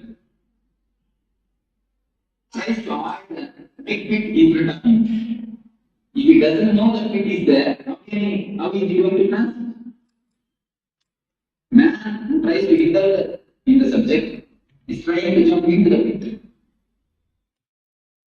So both are not supposed to be done. We should know and transit. Either we try to avoid or indulge. Do we try to do anything else? What is the reason? Ancient rishis, science give a very beautiful, clear understanding of this subject. The man who wrote the Kama Sutra, the science of this book, of this subject, is a sannyas like me. Any of you know? He is a rishi, Vatsyayana. He is a rishi, he is a sannyasi like me. He is questioning, what authority do you have to speak about this subject? He is questioning, I think proper question. That's a question. Any man who is little and intelligent will put this question. What authority do you have to speak about this subject? Yes, I mean, yes, actually, logically, I have no authority to speak about this subject. Mahamantra clearly answers in his book. But example gives, I have not reason, I'm living in a modern day. He gives an ancient type of example. In those times, there used to be an system which is used to use the electricity. Electricity is the bioelectricity. To use that example, I am giving the very clear example. Electrician knows how to switch on and off the switches. He knows what is the circuit behind the switches and the instruments. Whether you, when you switch on, what will happen? Switch on, what will happen? Everything he knows. He may not have switched it on and off. He may not have actually done it. But he knows the science behind it. He knows the energy flow behind it. But a man every day uses a switch. He is switching on and switching off. He may not know the science behind it. Am I right? Many of us know only how to switch on and off, not the science behind it. That is why many times we get shocked. That is the reason many times we get shocked. We are many fathers, grandfathers, we have all grown in a grown up peaceful life. We may have an just like a normal man who knows only how to switch on and off the switch. But he doesn't know the mechanism or energy flow behind it. Just like an ordinary animal, living with a simple basic instinct. But Asanas says, I may not know how to, I may not have done the switching on and off, but I know the background energy flow. only has an authority to speak about these things. Vatsayana says, a real sannyasi is the only person who is not trying to give an idea about the subject. Nobody else has got any authority, he says. Because he gives one more example. Some two persons are playing chess. Chess. Two persons are person got involved in chess. When you see from outside, you will be having a right idea. You will be having a right move. You will be knowing the right moment, but they will not be doing that. Have you experienced it? When you see from outside, you will be knowing the right moment. They will not be knowing it. But when you sit and play, you will not know the right moment. The person who is outside, he will be knowing the right moment.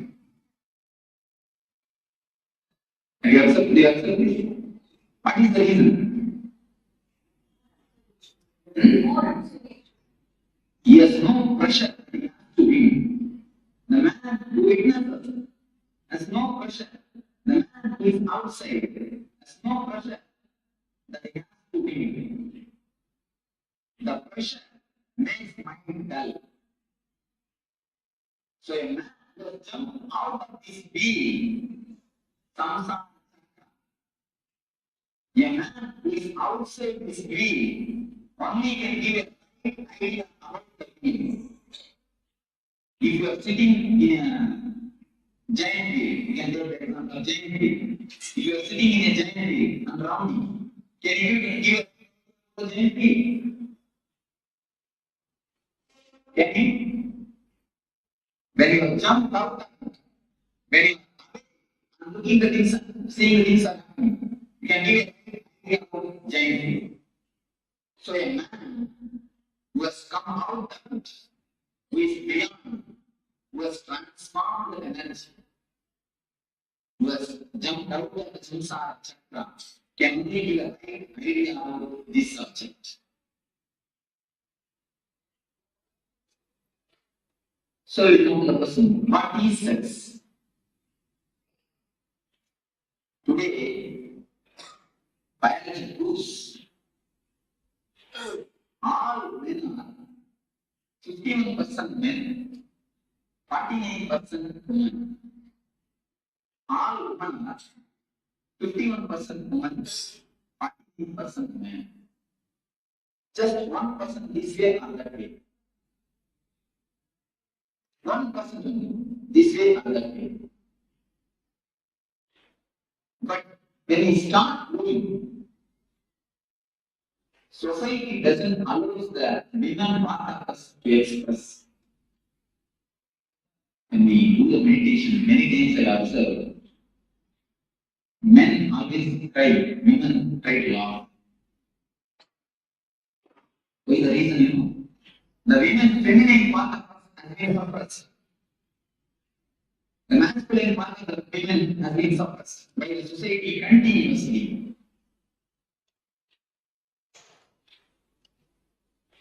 When we start growing, we slowly start collecting the image that tries to satisfy itself through mother and father. That is why girls are always attracted to father, and boys are always attracted to mother. From there, the sex starts, the science starts. We start slowly collecting the images, prints. All men try to fulfill their image with mother. All women try to fulfill their image with father. The art is suppressed by the society. When it is suppressed, we try to fulfill it with the father and the mother, having some loving relationship. Then after a few years of growth, we start collecting the images from many people, from the outsiders, how a real woman should be. especially from media, how a real man should be. We start collecting the images and start preserving it in our system. The repressed or suppressed women is always unconscious. It's the real science actually, what is happening in the mind. When you go after a certain age, you will start collecting images from many actors, actresses, many stories, especially from the TV serials. From all these things, we start collecting the images and start preserving it. How a right man should be, how a right woman should be, how a many things, how a husband should be, how a mother should be, how a father should be. Many images we start collecting. We keep the imagination of a woman inside, the ideal woman. Sometimes, at the age of 15, after 18 to 23, in that age, we see somebody outside, and from distance, it looks like as if there is somebody in this image, which you have inside. We continuously start searching for this image. We have the body inside, we start searching this outside. We start searching whether some image will suit with this image, whether some real person will suit with this image, which you have kept in your mind. So actually, when you see somebody from distance, you feel as if that your image is resembling with that real person. We start falling in love. The falling in love happens in that moment. The sign behind the falling in love is we have an image and we search. In distance we feel. In distance we feel as if the world is resembling. As if the world is looking alike. Then we fall in love. But when you come here, you will immediately find the image is image and real person is person. You can never find image in a real person because of this image. Not because of anything, because of this image. How can image be a real person? Because of this image. This is the base of this where we start expecting something from the other. This is the greatest expectation. All we always want the other means the way should act according to our image. Is it possible? Can it be possible? Dreams can never become true because they are dreams. The very word denotes they are dreams. If they can become true, why will they be called as dreams?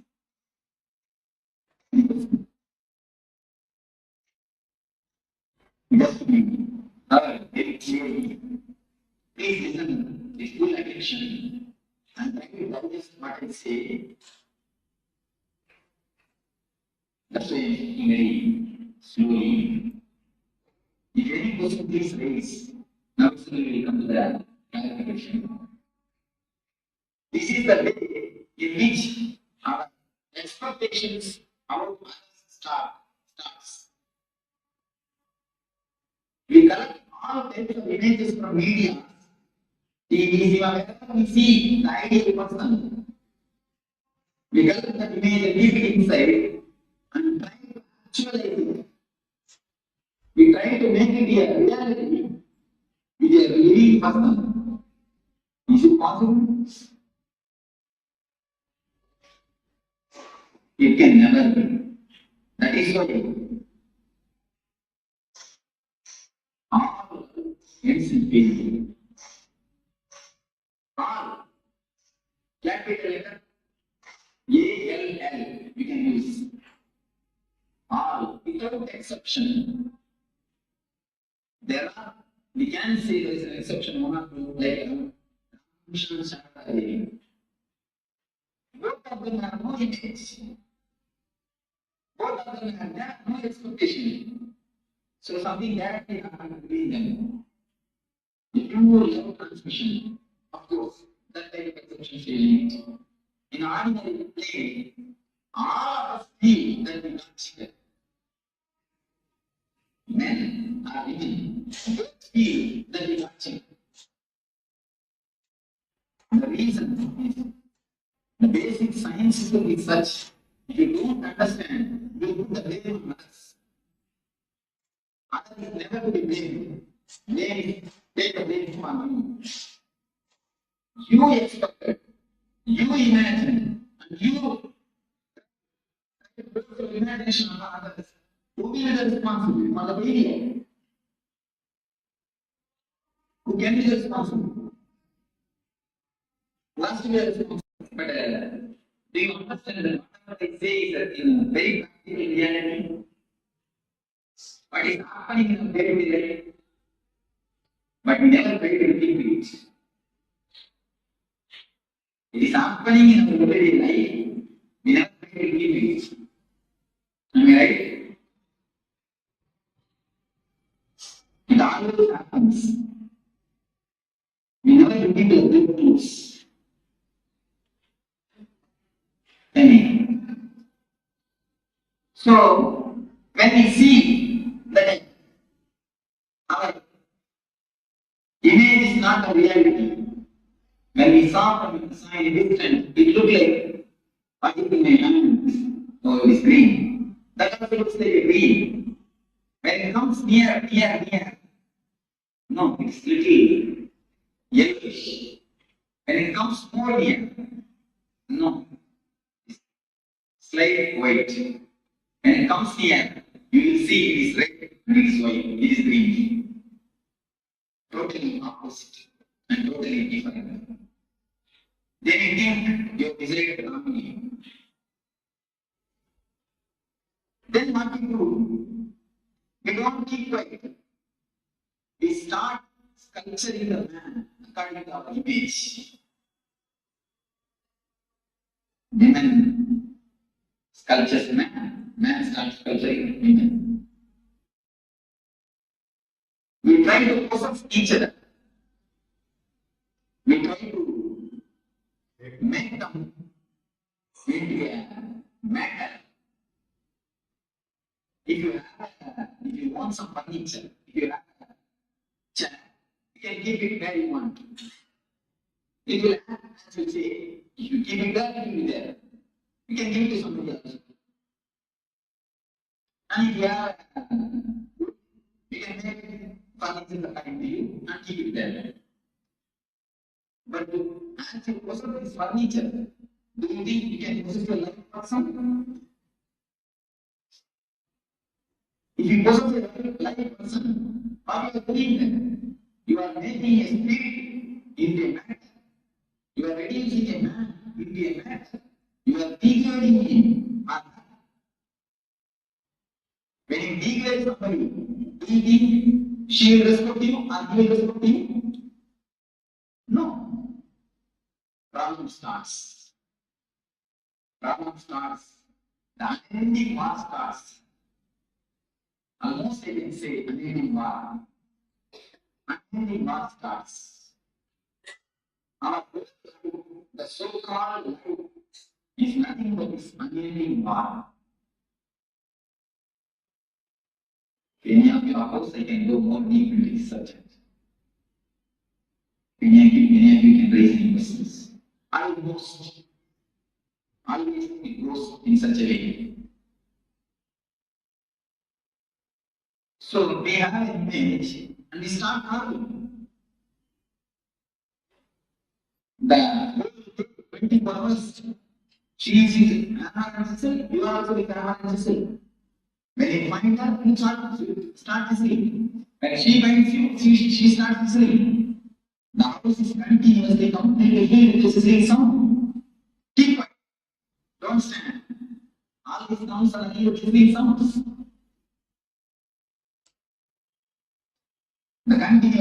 chanting sound is resonating in the house. So, this is the way this chakra is locked. When you expect something from others, when you try to fulfill your imagination by disturbing others, this chakra gets locked. This chakra has nothing to do with sex as we think, as we get the meaning of the word. This chakra is something to do deeply our imagination. This chakra has nothing to do directly with sex. This chakra gets locked or unlocked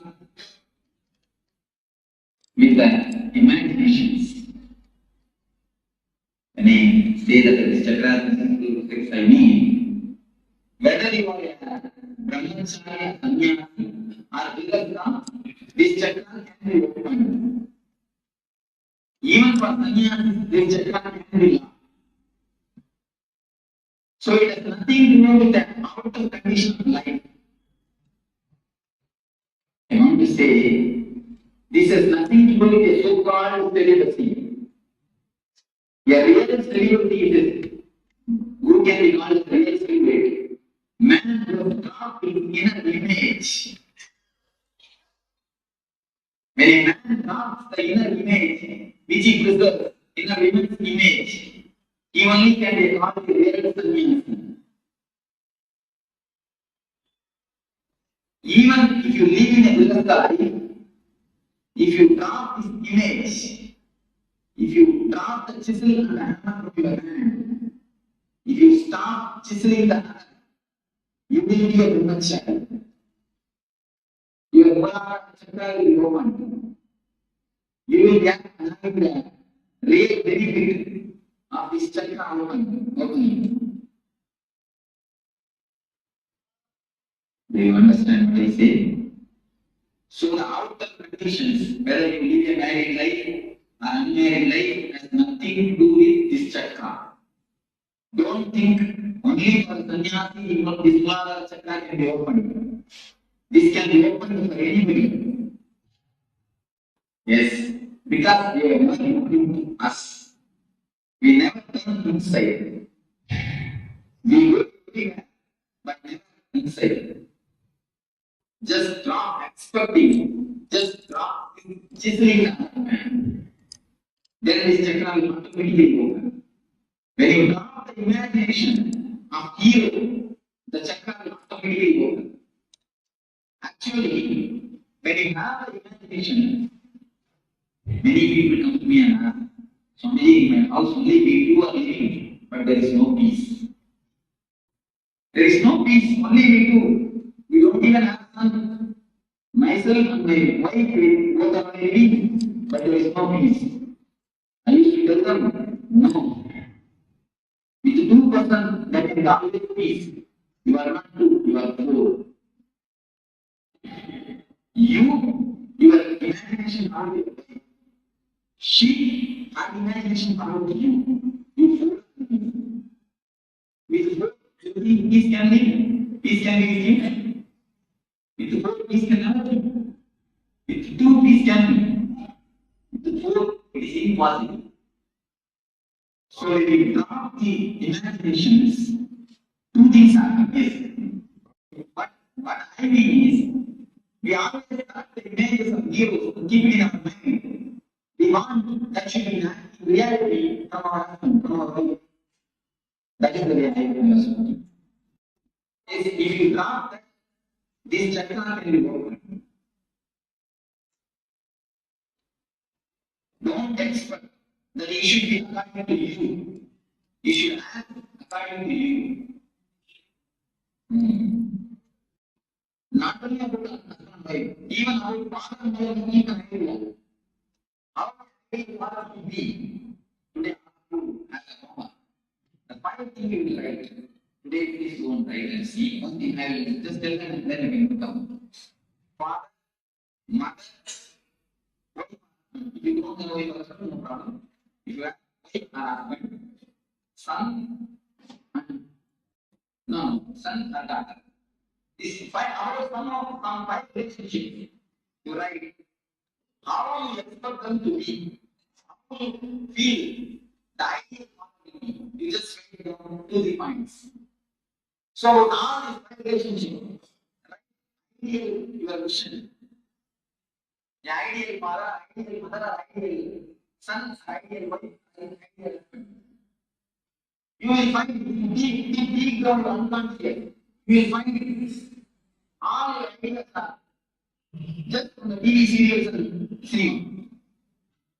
All your ideas you will find. And few times I check with people. I just ask them to write down how the house should be. It will be corresponding to the even the house furniture. We have the imagination. How it should be. We take from the media. Before that, there were dramas. If you rely on the dramas, there were unbelievers. Even now, even in early time, you see, from kings, they torture as best they can. And she tortures as best she can. She tries to make a drama, we try to make a scene.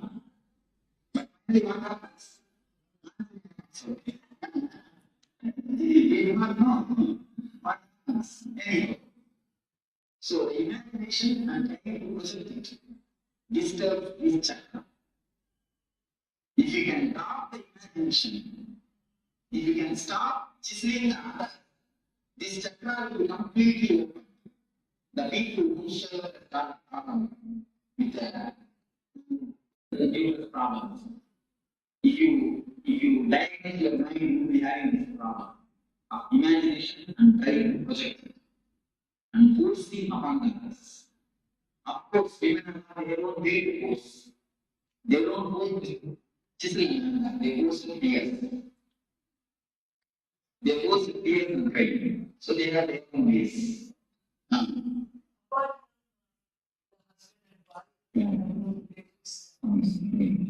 What happens to the boss? See the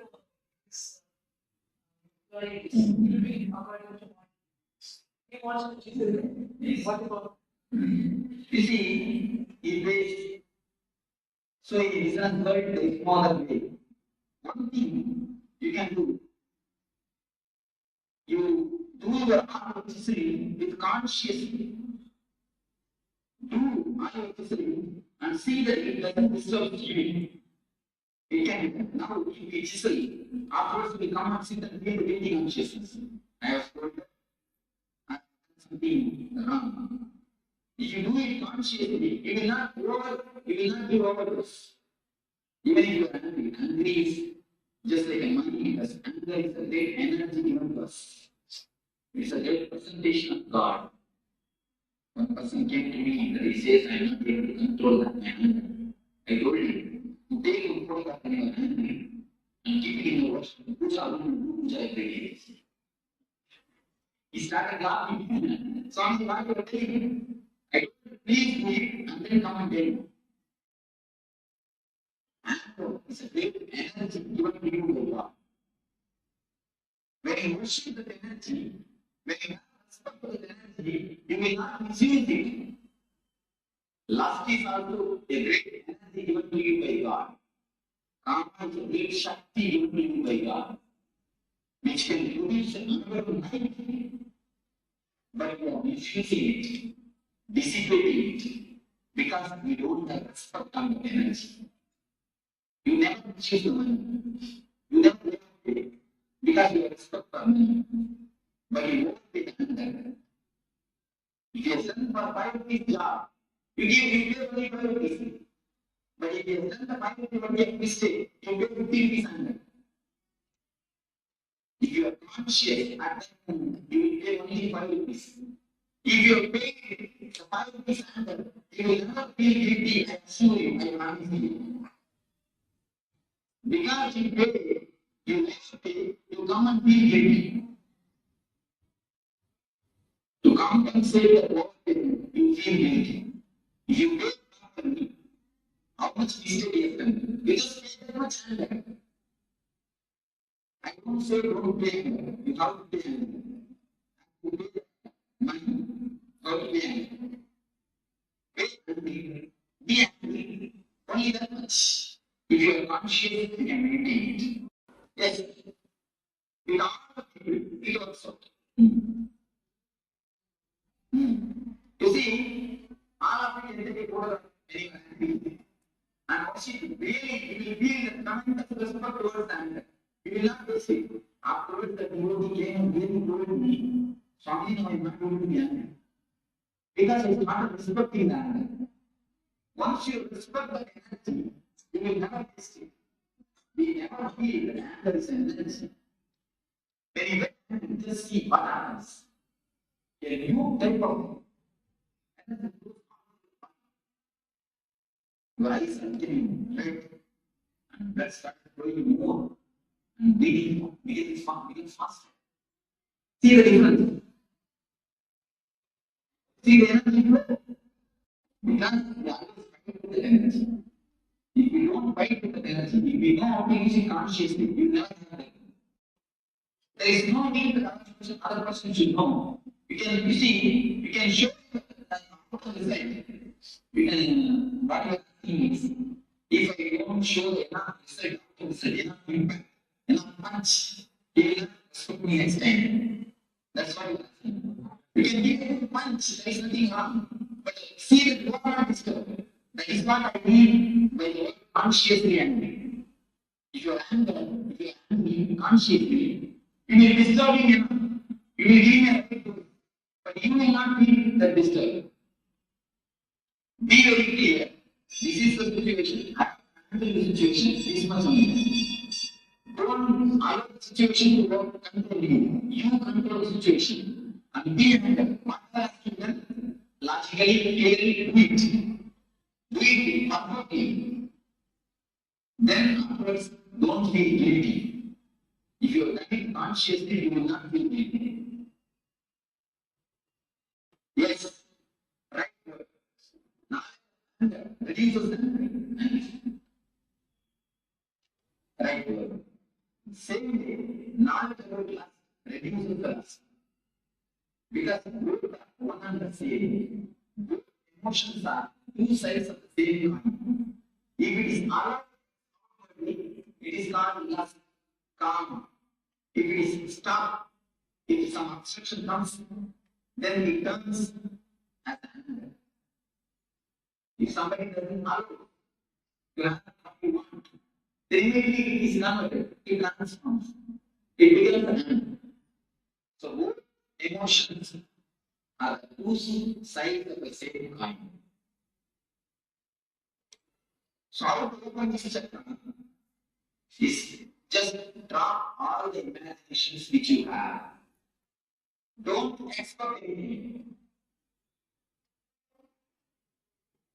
Then in your house, you will see two persons only will be. Accept the person. Easy. There are few people come to me and tell me, Swamiji, I love my wife very much. That is why I try to convert her. I make her. I want her. Am I right? Many people won't tell me. And you are the thing. Because I love him, that is why I force him to do what I want. Is to answer them. You don't love your wife. You love the image which you have in yourself. And try to use the image on her. You will love if she acts according to your image. If she doesn't, you won't be loving her. So your love is not towards her. Your love is towards the image. That's the real image. Your love is towards the image. How she should be. That is why you force her to be as you want. So, when you drop these imaginations, the Muladhara Chakra energy will be awakened on key. As a body, we are also looking at great shaker. All of us almost like a good Chakra. Also become good Chakras. Right? Also become really good Chakras. Actually, so if I speak about Duka and pull down the waist, such a good shot. It is a sheer nonsense. Having two feet, two paper pieces, going with some person asking about how to live in. What right you have to live if you don't decide how you are living? Going and asking some person who is unknown about your life, giving him two pieces of paper, is just me and tell me how to live in. What type of life you are living, I don't understand. You are the man with me. You know about the concept of life. You are the person who is living.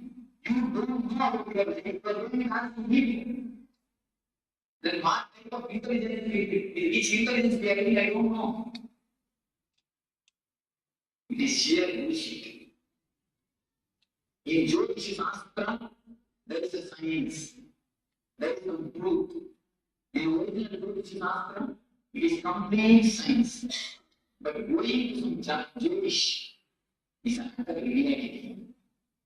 It means we don't know about our life. We don't even have intelligence to run our life. If we don't have intelligence to run our life, if we don't have intelligence to decide about our situations, if we are not able to take the responsibility of our life, we have no authority to live. Actually, a real man will not go for the books and ask what will be the future. Many people come to me and ask, Swami, what will be my future? I tell them, never ask what will be my future. How to make my future. Never come to me for prediction. Come to me for design. If you come to me for design, I can help you. If you come to me for prediction, I can't. Go and read the university, but I will be able to see. Daily.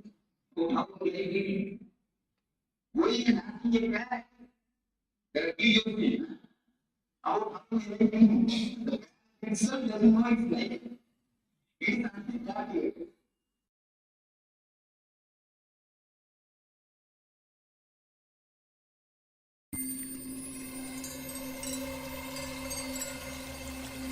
I welcome you all with my love and respect.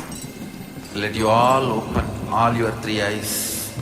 Om Nithyananda Paramashivoham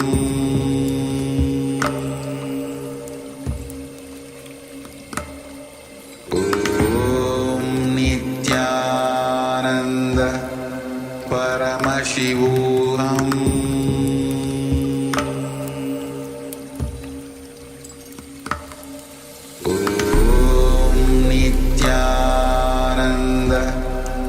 Paramashivoham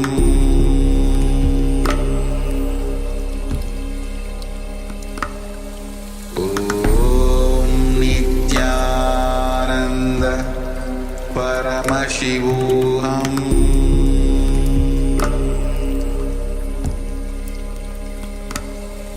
Om Nithyananda Paramashivoham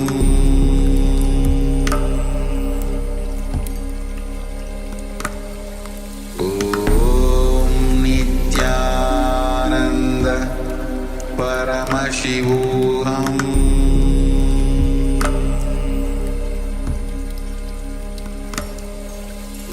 Om Nithyananda Paramashivoham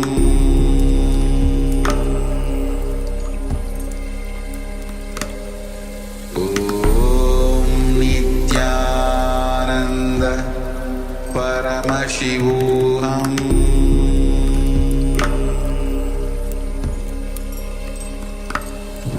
Om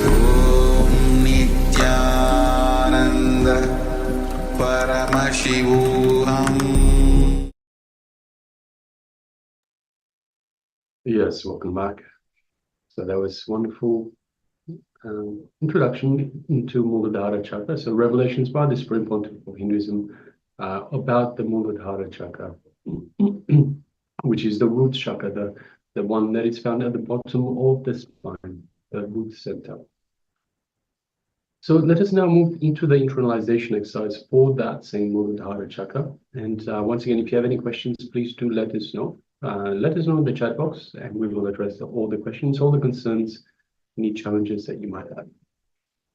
Now let us get ready and enter into the internalization exercise. Yes, we're going to start by aligning our inner and outer images.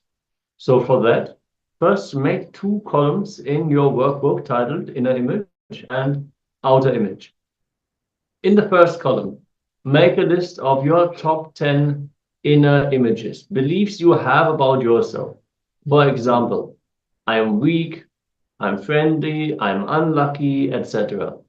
In the second column, write the corresponding outer image that you project to others. For example, you may project yourself to be strong, friendly, and lucky. So generally, the outer image is always overcompensation for the inner image. So you experience something about yourself in the inner world. So you start projecting yourself in the outer world as something greater to overcompensate that feeling that you have inside. So we hope this is clear to all of you. If you have any questions, please drop them in the chat. And now let us move into this internalization exercise, into the first 2 steps. First, draw the columns and then enter the inner image and the corresponding outer image that you are projecting.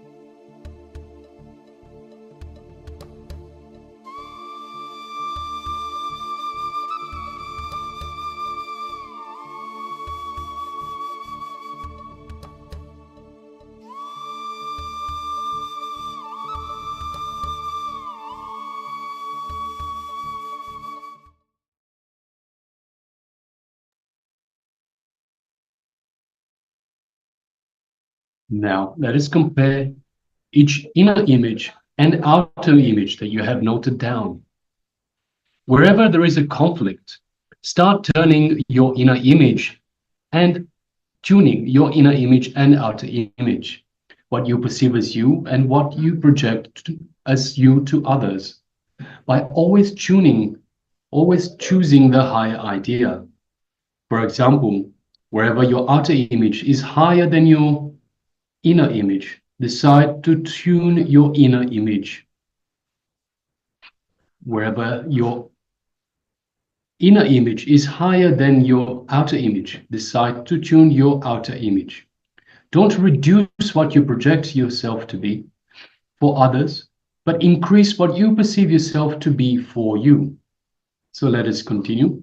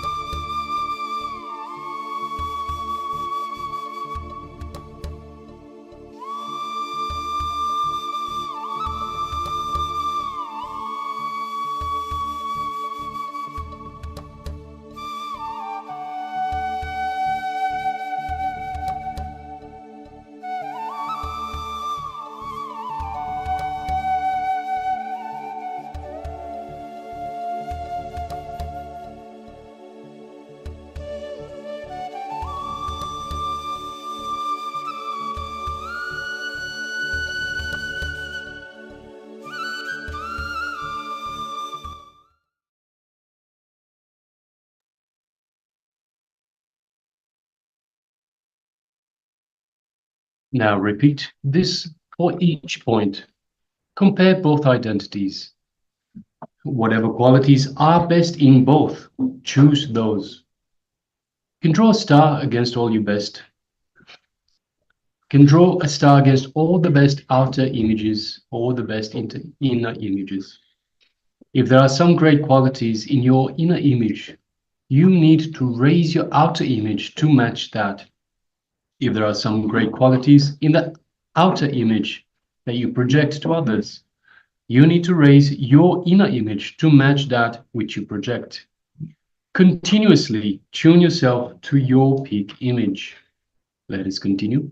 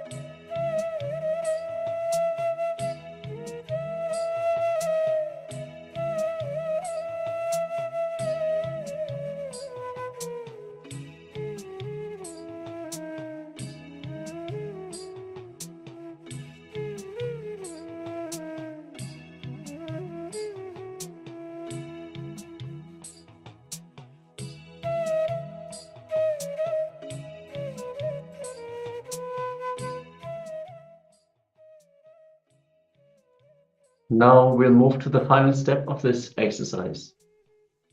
Now identify the obstacles that stop you or distract you from achieving what you want to be, who you want to be, how you want to be. Identify the obstacles that stop you or distract you from achieving what you want to be, who you want to be, how you want to be. One of the biggest obstacles for most people is self-doubt, which is a negative thought pattern that happens because of the memory of past failures. Past failures lead to self-doubt, which is a negative thought pattern, and one of the biggest obstacles for most people to achieve what they want, to be who they want, and how they want to be. Let us enter into this step and identify the obstacles. If you have any questions or doubts, you can leave them here in the chat, and we will surely answer your question. Let's enter into this step.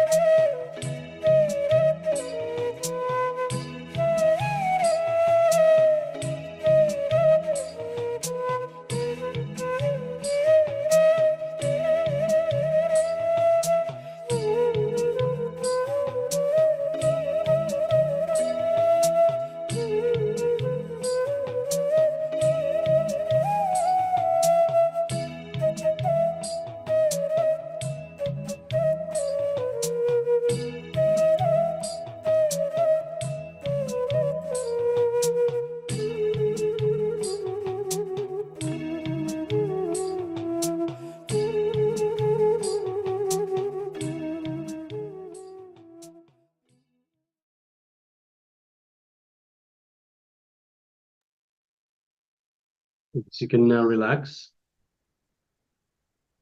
And remember, whichever image is higher, tune your other image to reach the same, to be at the same level. So don't go down to match the images, always go up.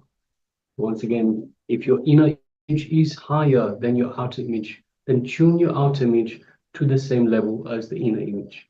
And vice versa, if the outer image is higher than your inner image, then tune your inner image to match that of your outer image, the image that you project to others.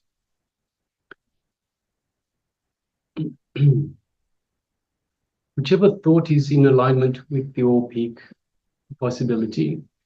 So this is going one step further. The evolution of your images. Any thought that is in alignment with your peak possibility, encourage that thought, enrich it, entertain it. Any thought that is not in alignment with it, just complete with it and drop it.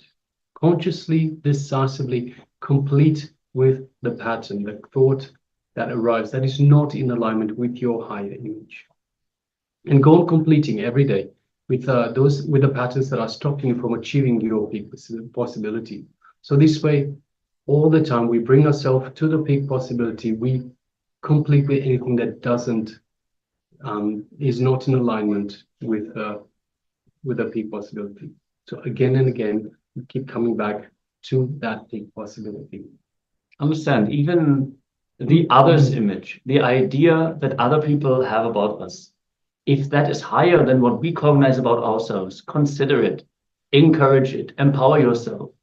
If you have that doubt inside, oh, can I really live up to their expectation? Be ferocious. If someone else believes you can make it, understand you are born with enough power to make it. But it is our responsibility to own up to our authenticity. When we start living authenticity, we know the right way of thinking and will use our thinking to achieve what we want in life. If we don't live as per authenticity, we will use our thinking to find excuses, to find reasons why it is not possible for us. And that is a waste of our energy. We need to align our thinking to our peak possibility. That is what is authenticity. Then all of a sudden, solving the problems of life will become effortless because we're not wasting our energy on trying to find reasons why it is not possible. In Hindu spiritual practice, this is the second step, known as manana, authentic thinking. You receive a powerful cognition which surpasses your wildest dreams. Now sit with that powerful cognition and apply it to your very thinking structure.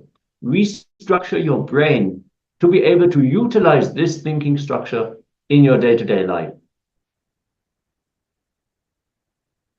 When we are authentic to the current image that we have about ourselves, a new higher image is revealed to us. When we are authentic to that image, higher and higher images are revealed. So authenticity will take us progressively to higher and higher peak possibilities. So again, whenever we're authentic to the current image, then we'll have a new image, a new higher, new peak possibility that is revealed to us. When we reach that one, again, next one higher, and so forth. And we keep going till it takes us to our true potential, which is, there is no impossibility. We are Paramashiva. Everything is possible. Our potential is Paramashiva. So let your thinking be established in authenticity, continuously expanding you towards your peak possibility. When you achieve a powerful clarity in your thoughts, that makes whatever you think into a success. You have unblocked your Muladhara chakra. So understand, fantasy is not only dreams that we have, it is also the idea of lower reality. It is also just a fantasy, as Maharaj has shared. There is no such thing as impossibility. So align yourself to authentic thinking, to the peak of your possibility, and complete whatever stands in the way. Complete whatever blocks you from thinking in your higher, in your peak possibility. We're now going to get ready and receive a very powerful process guided by Swamiji, which can directly unblock the Muladhara chakra. So the Muladhara chakra, we have been working on it now through this exercise, but Swamiji always also gives the Kriya, the direct, simple, straightforward solution. Whatever energy we can create by contemplation, by reflection and completion, that can also simply straight be infused into the energy center. And this is what's going to happen in this process. So requesting everyone, keep yourself ready, make some space. It's going to be a dynamic exercise called the Duka harana meditation. It means that is the meditation that literally kills suffering. So it is a very powerful technique, and we're going to receive it directly from the Supreme Pontiff of Hinduism, a living avatar. So yeah, what more can we ask for? So let us get ready and work on the Muladhara chakra before we move on to the next higher energy centers. Let us experience a breakthrough today. Let's enter into this process.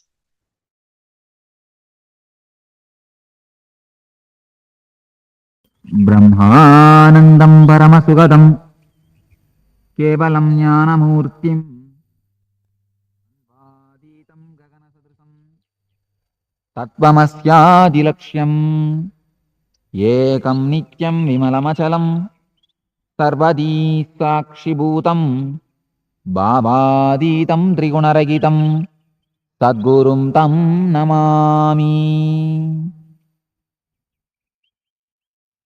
Meditation is greatest art, greatest science to make your being beautiful, to make your being blissful. It's not a regular religious belief or a faith system. It is something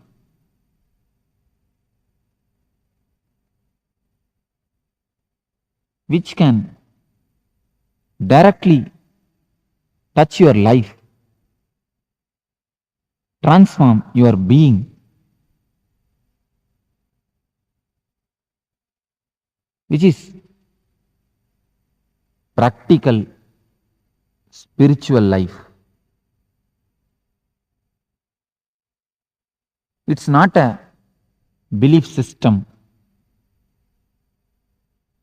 Of course, it is anti-belief.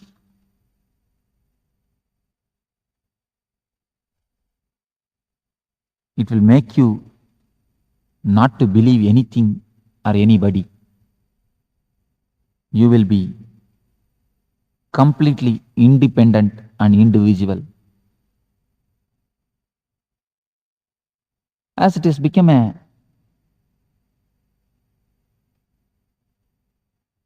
custom or routine, people understand meditation also as one of the faith or a religious system. No. It will make you religious. That is true. But meditation is not religion. It is practical spiritual system. It's a science to transform your life.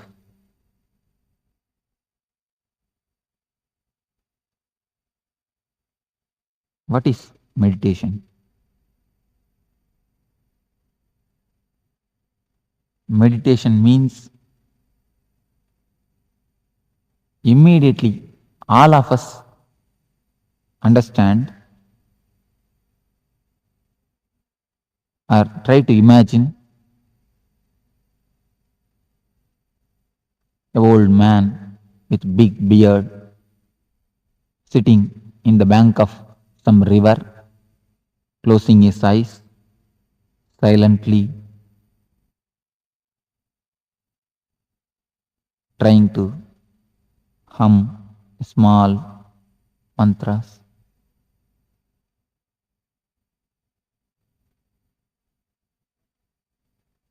But that was ancient methods, techniques. Today, if I ask you to sit silently and control your mind, what will be the result? All of you can try a method. Just try to sit and make your mind quite calm, peaceful, blissful. What will be the result? Most of you who tried some ancient traditional meditation techniques or other systems to control your mind will know how futile it is, how disturbing it is. Many people come and report me that Swamiji, if we sit for meditation, we get so many number of thoughts, so much unnecessary thinkings that we don't know from where these things are coming out, from where they are erupting out, from where they are gushing out. We don't know how to control.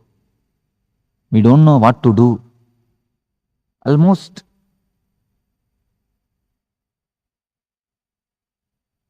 we are mad. We feel that we are mad. There is a small story. Once a man wanted to meditate, went and asked a guru, please give me some mantra that I want to meditate.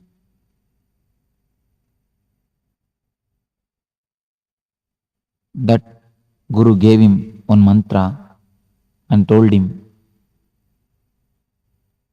you will achieve your desires by meditating with this mantra, but only one condition, you are not supposed to remember monkey when you start meditating.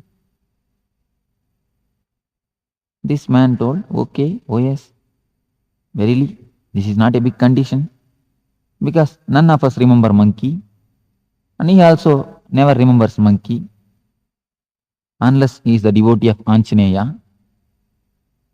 He is not a devotee, and he never remembers also. He came, took his bath,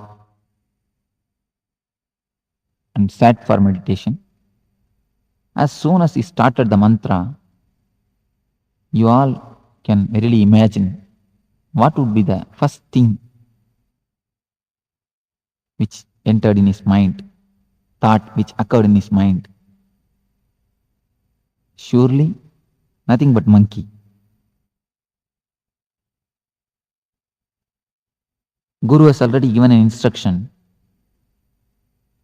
If you remember monkey, immediately you should take bath once and then you should sit for meditation. As soon as he remembered monkey, he went to take bath. He took bath, came back and sat, started the mantra. Immediately, before his Ishta Devata, he remembered what he is not supposed to remember. Monkey. Again, because he is a man with passions, went to take bath, took bath, came back, sat, started meditating. As fate would have it, Again, he remembered monkey. This happened some 10 times. 10th time, he is going to take bath. Even at that time, in the bathroom itself, he remembers only monkey, nothing else, nothing but monkey. He feels all over his body, all over the mind. He is completely surrounded by monkey. He started shouting at himself, at others, ran to the master and begged the master, please, Guruji, take back your mantra and the monkey both. Leave me alone. This is the condition of a man who tries to meditate, who tries to calm down his mind by the so-called traditional techniques, meditations and methods. At the age of Patanjali, in ancient times, there used to be meditation techniques with which people can directly sit and start meditating. They will become calm, cool, collective, blissful. At that time, man was very simple. Man was nothing but his body. Mind was not so much developed. There is no such thing existed, cerebral layer.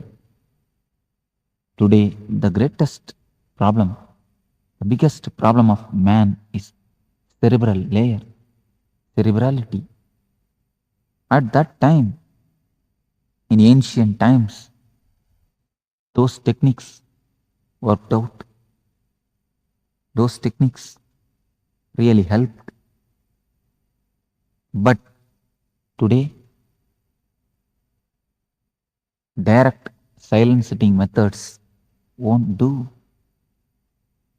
They can't be anyway helpful because man has become too complicated.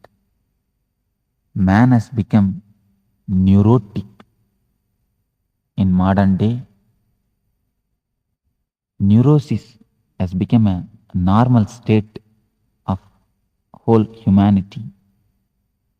Along with the growth of science and consumeristic society, almost all of us are in the condition of neurosis, neurotic.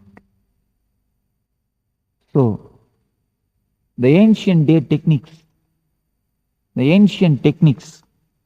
the old techniques, which are designed at the age of bullock cart, is not going to help us, as the bullock cart is outdated. The bullock cart age techniques are also outdated. Today,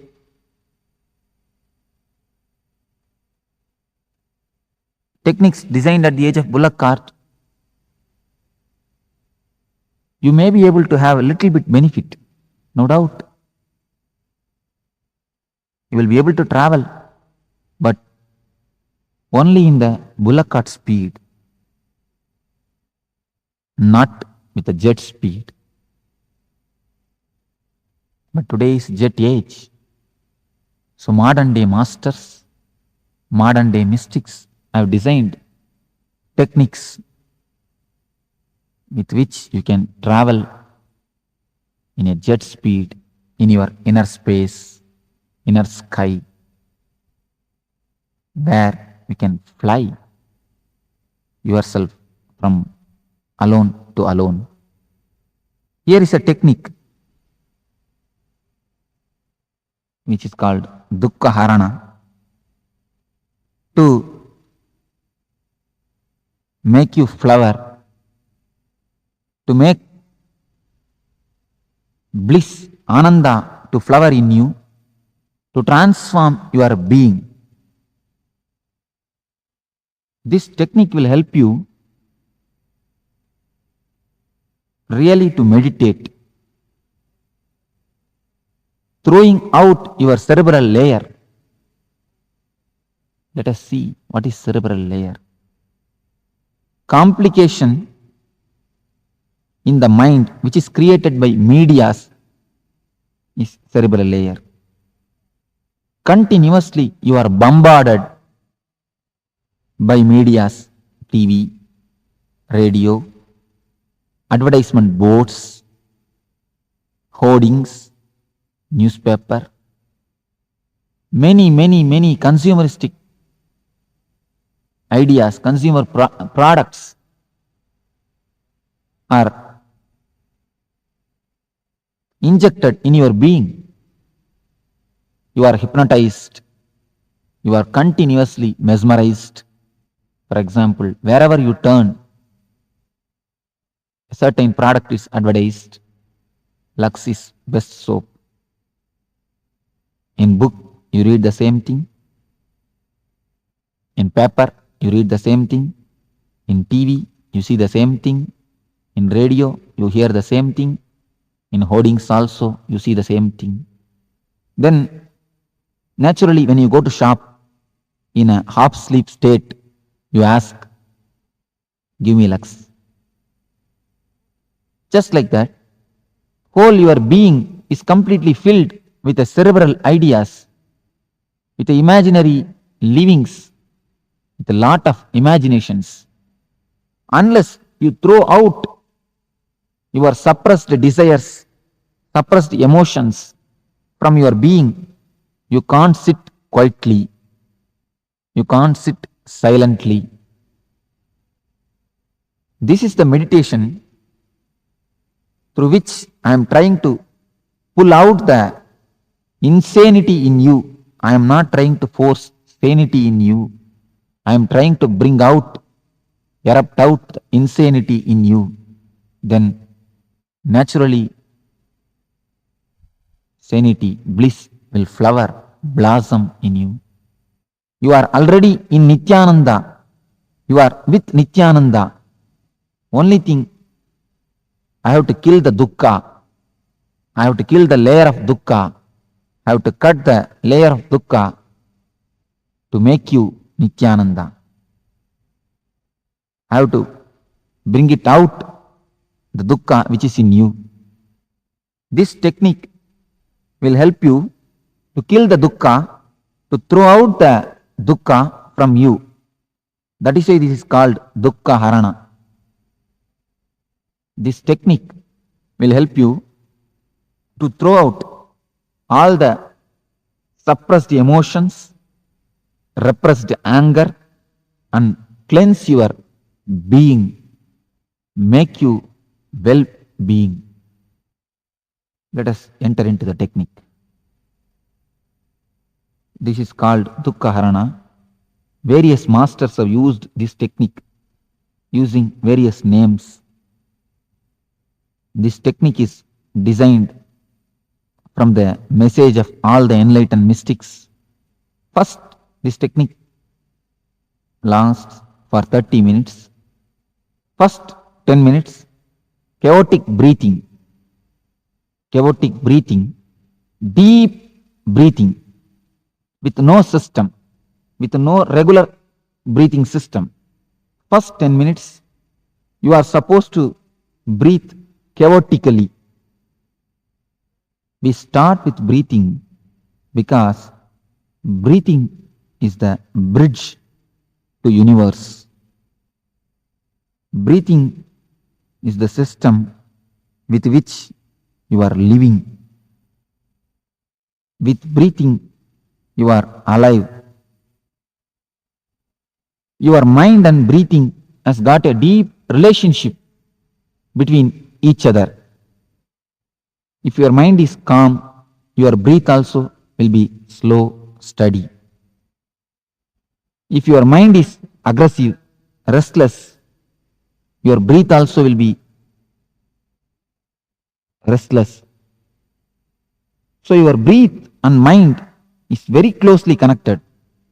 Unless you work with your breath, you can't directly work with your mind. So the first 10 minutes, chaotic breathing to create a chaos in your repressed system. You have repressed lot of emotions in you. So when you deeply breathe, all your mental system is completely made alive. Deep, fast breathing will give you more oxygen. When the body gets more oxygen, you become more alive, more vital. Now, as you are only half dead and half alive. You have to be made fully alive, fully awake. So, with the chaotic breathing, with more oxygen in your blood, your cells will get more energy. When your body cells get more energy and alive, the oxygenation helps you to create more body electricity, more bioenergy. So this bioenergy, this body electricity will make you more alive, will melt all the repressed emotions which are in your being like a ice. The cold, frozen ice in your nervous system, the repressed emotions will start melt. The next step, the second step is catharsis. What is meant by catharsis? What is the need of catharsis? Catharsis means throwing out all the poisons in you. If you want to scream, scream. Give complete freedom to your body. Allow whatever expressions. Just scream, shout, roll, sing, dance, jump, make faces. Speak the language which you don't know. If you know Kannada, speak Tamil. If you know Tamil, speak English. Shout like animals. Through this technique, through this catharsis, you will throw out all the repressed emotions, all the suppressed emotional hangovers. You can throw out in the air. You can cleanse yourself. You can cleanse your being by this great meditation technique. Now, for example, in your office or in your place of work, your boss may fire you for some mistake. Your boss may scold you. But you will not be able to fire him back, scold him back. You will become tense. You will be angry. Your body will be active, alive, aggressive to kick him, to beat him. Just like an animal, your body will be releasing an acid, a chemical to react. But you will not be able to react. You are not permitted to react. You will not be able to react. Then what will happen to the chemical? What will happen to the anger energy which is released? You will suppress it. You are going in two-wheeler on the street. In signal you are stopping. Just next to your vehicle, one car comes and stops. As soon as you see the car, you will have one thought, a desire to possess it. You may repress it afterwards, but naturally a desire to possess it. What will happen to these desires which are continuously repressed? Sexually, so much of desires has been repressed, suppressed. What will happen to all these suppressed emotions, suppressed desires? If they are all there in you, how can you sit silently? How can you taste, enjoy the silence, the bliss in you. So throw out all the poisons. Just shout, shake your body, make faces, do whatever you want. Just freak out. By freaking out these 10 minutes, you will be able to see that all the repressions are emptied. You become vacant. All the repressions are thrown out. You are now calm, cool, collective. When the cassette says stop at the 20th minute, stop as you are. If your one leg is raised, if one hand is raised, if your mouth is open, wherever it may be, whatever it may be, the condition, the situation, stop as it is. Become completely frozen statue of ice. When you are completely dynamic, active in the catharsis, from the full activity, if you enter into the complete stop, like a frozen statue, in between the gap, one moment, you will be able to experience the no mind. You will be able to enter the state of meditation. So, stop when the cassette says stop as it is. Next 10 minutes, just sit silently or lie down, relax and be a witness to whatever happens inside and outside your being. First 2 stages only preparation for meditation. Only the third stage, 10 minutes, is real meditation. When you have cleansed yourself, when you are empty of all the repressions and suppressions, you will see that without your effort, a beautiful silence is flowering in you. A beautiful bliss is happening in you. You don't have to control your mind. You will see that mind is silent by itself. Silence cannot be forced. It can only happen. The last 10 minutes, just relax yourself with a smiling face and blissful mood. This is the key. Silent face and blissful mood. Completely relax. Don't concentrate on anything. Just be aware of whatever happening inside and outside your being. There may be many experiences. You don't have to worry, bother about experiences. Just as you watch TV, as you watch television, movies, layer by layer, film by film, picture by picture, watch your mind, thought by thought. Be completely relaxed. Be completely cool. Be completely collective. Be completely in a state of bliss. This meditation, Duka harana, should be done in the morning. There should be no food taken before the meditation. You should be with empty stomach. Loose white cloths are best. And do it along with this music. 21 days of this meditation will help you to transform yourself.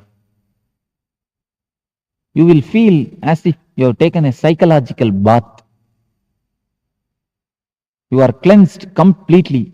Your being itself is reformed, transformed. This meditation will help you a lot to transform yourself. In 21 days, you will be able to taste, you will be able to experience what is Ananda, what is silence in you. So, when you kill the Dukkha, Ananda in you automatically, naturally flowers, blossoms, and oozes out a beautiful smell within you and around you. Let you all use this Dukkha harana meditation technique and kill the Dukkhas, go beyond the Dukkhas, and enter into the blissful state, enter into the bliss and be with Nithyananda.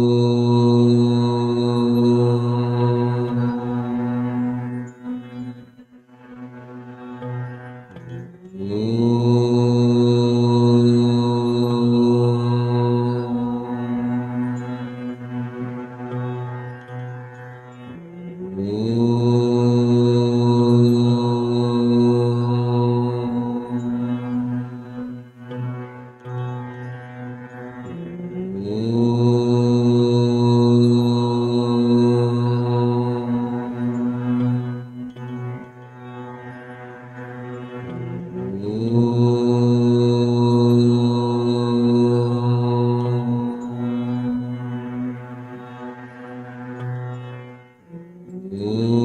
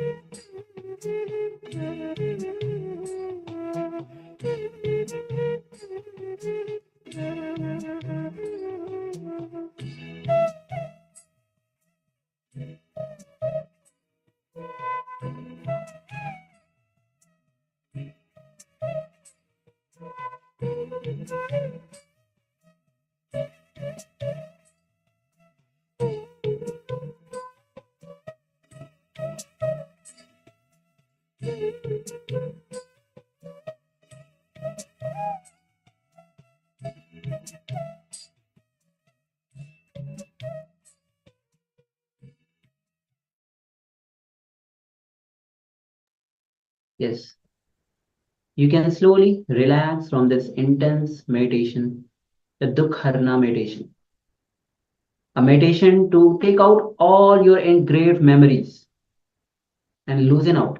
So when you practice this meditation technique, the Dukharana meditation, especially on the empty stomach, that's the best preferred in the morning.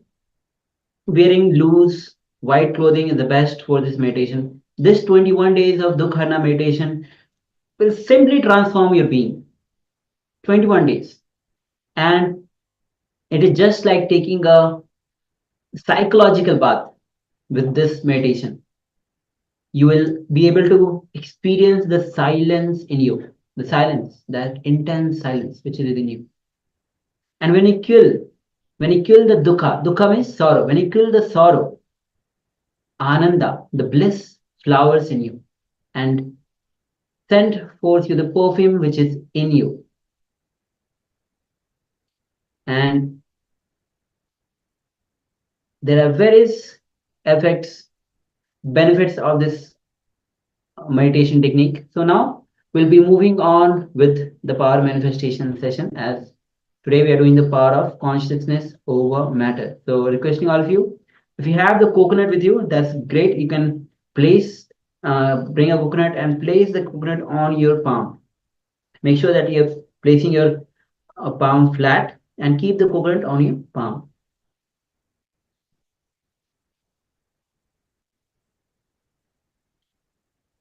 Again, we'd like to welcome all the participants on the Zoom, on the YouTube. We have Ma Kaliwang, Nithyanandam. We have Shu Yong, Nithyanandam. Jeremy Maxwell, Nithyanandam. Aghor Sarpinima, Nithyanandam. We have Yusam, Nithyanandam. And we have Ma Param Satya, Ma Mahasatya. So Nithyanandam, and welcome once again all of you on this wonderful journey of opening the 7 chakras. Understand, when you start working on each of these chakras through various techniques, as Swamiji is going to reveal throughout the day, each of the chakras are having engraved memories stored in it. When you release these emotions, you clean these chakras and you radiate the energy from these chakras. So again, we have started with the Muladhara chakra with this powerful meditation technique of Dukharana meditation. So let's move on to the power manifestation. Yes, so once again, requesting everyone, please make sure you get a coconut. So ideally, we request a coconut. If you don't have a coconut, any round fruit will do. So if you have a round fruit around the house, please go ahead and gather that, and let us get ready for this power manifestation. So in this power manifestation round, we will move the coconuts. In the first round, we looked at feeling the vibration, feeling the energy and the vibration of the coconut while it was on our palm. Some of you who have already done the consciousness over matter have rolled the coconut directly out of your hand.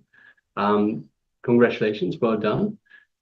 For all the other ones, so we are working up to the higher and higher level. So we have started with feeling the energy, feeling the vibration of the coconut. Now we're going to feel the coconut or the fruit just move on the palm of our hand, and we'll go further and further where we roll the coconut out of our hands to one side, then to the other side. So the idea behind this is that we move further and further, different types, different levels of this power, so you are comfortable with every aspect of this power. So we move on through the levels as we go through. We progress through these levels. So once again, requesting everyone, and if I could please ask everyone to join us on camera. So we have Ma Kaili Wang, Ma Shu Yao, Jeremy Maxwell Daya, Ma Agora Swarupini, Yusum, Ma And Mahasatya and Paramasatya, if I could ask all of you to please switch on your cameras and be available in the camera frame for this power manifestation.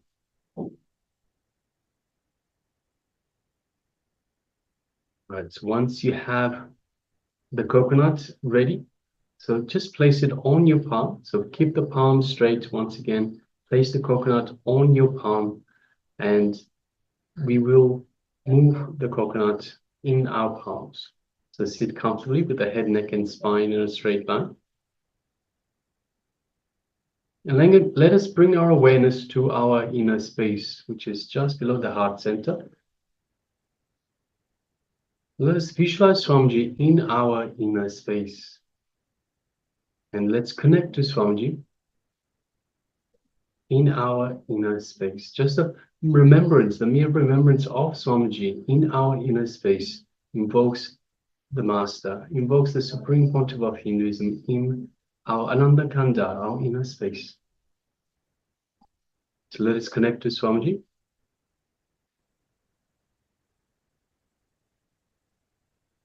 And let us feel this space of oneness with Swamiji in our inner space.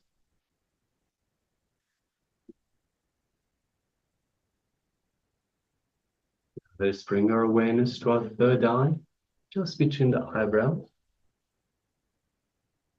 And let us gaze lightly through the third eye into Swamiji's third eye. As we do so, we feel a connection, an energetic connection from Swamiji's third eye into our third eye. And we feel a light buzz, a light energy build up, sensation in our third eye as Swamiji is awakening and energizing our third eye. Go ahead and feel all of that.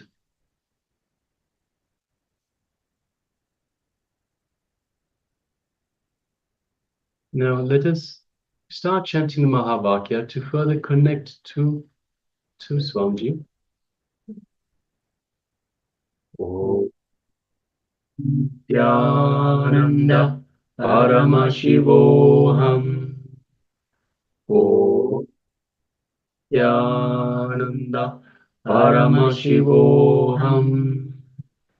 Om Nithyananda Paramashivoham. Yes, continue chanting the Mahavakya. And let us start manifesting this power of consciousness of the matter, moving the coconut on the hand. Let us now begin.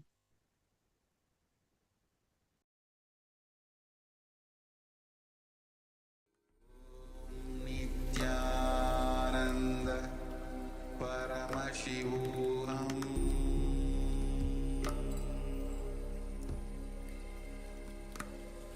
Om Nithyananda Paramashivoham.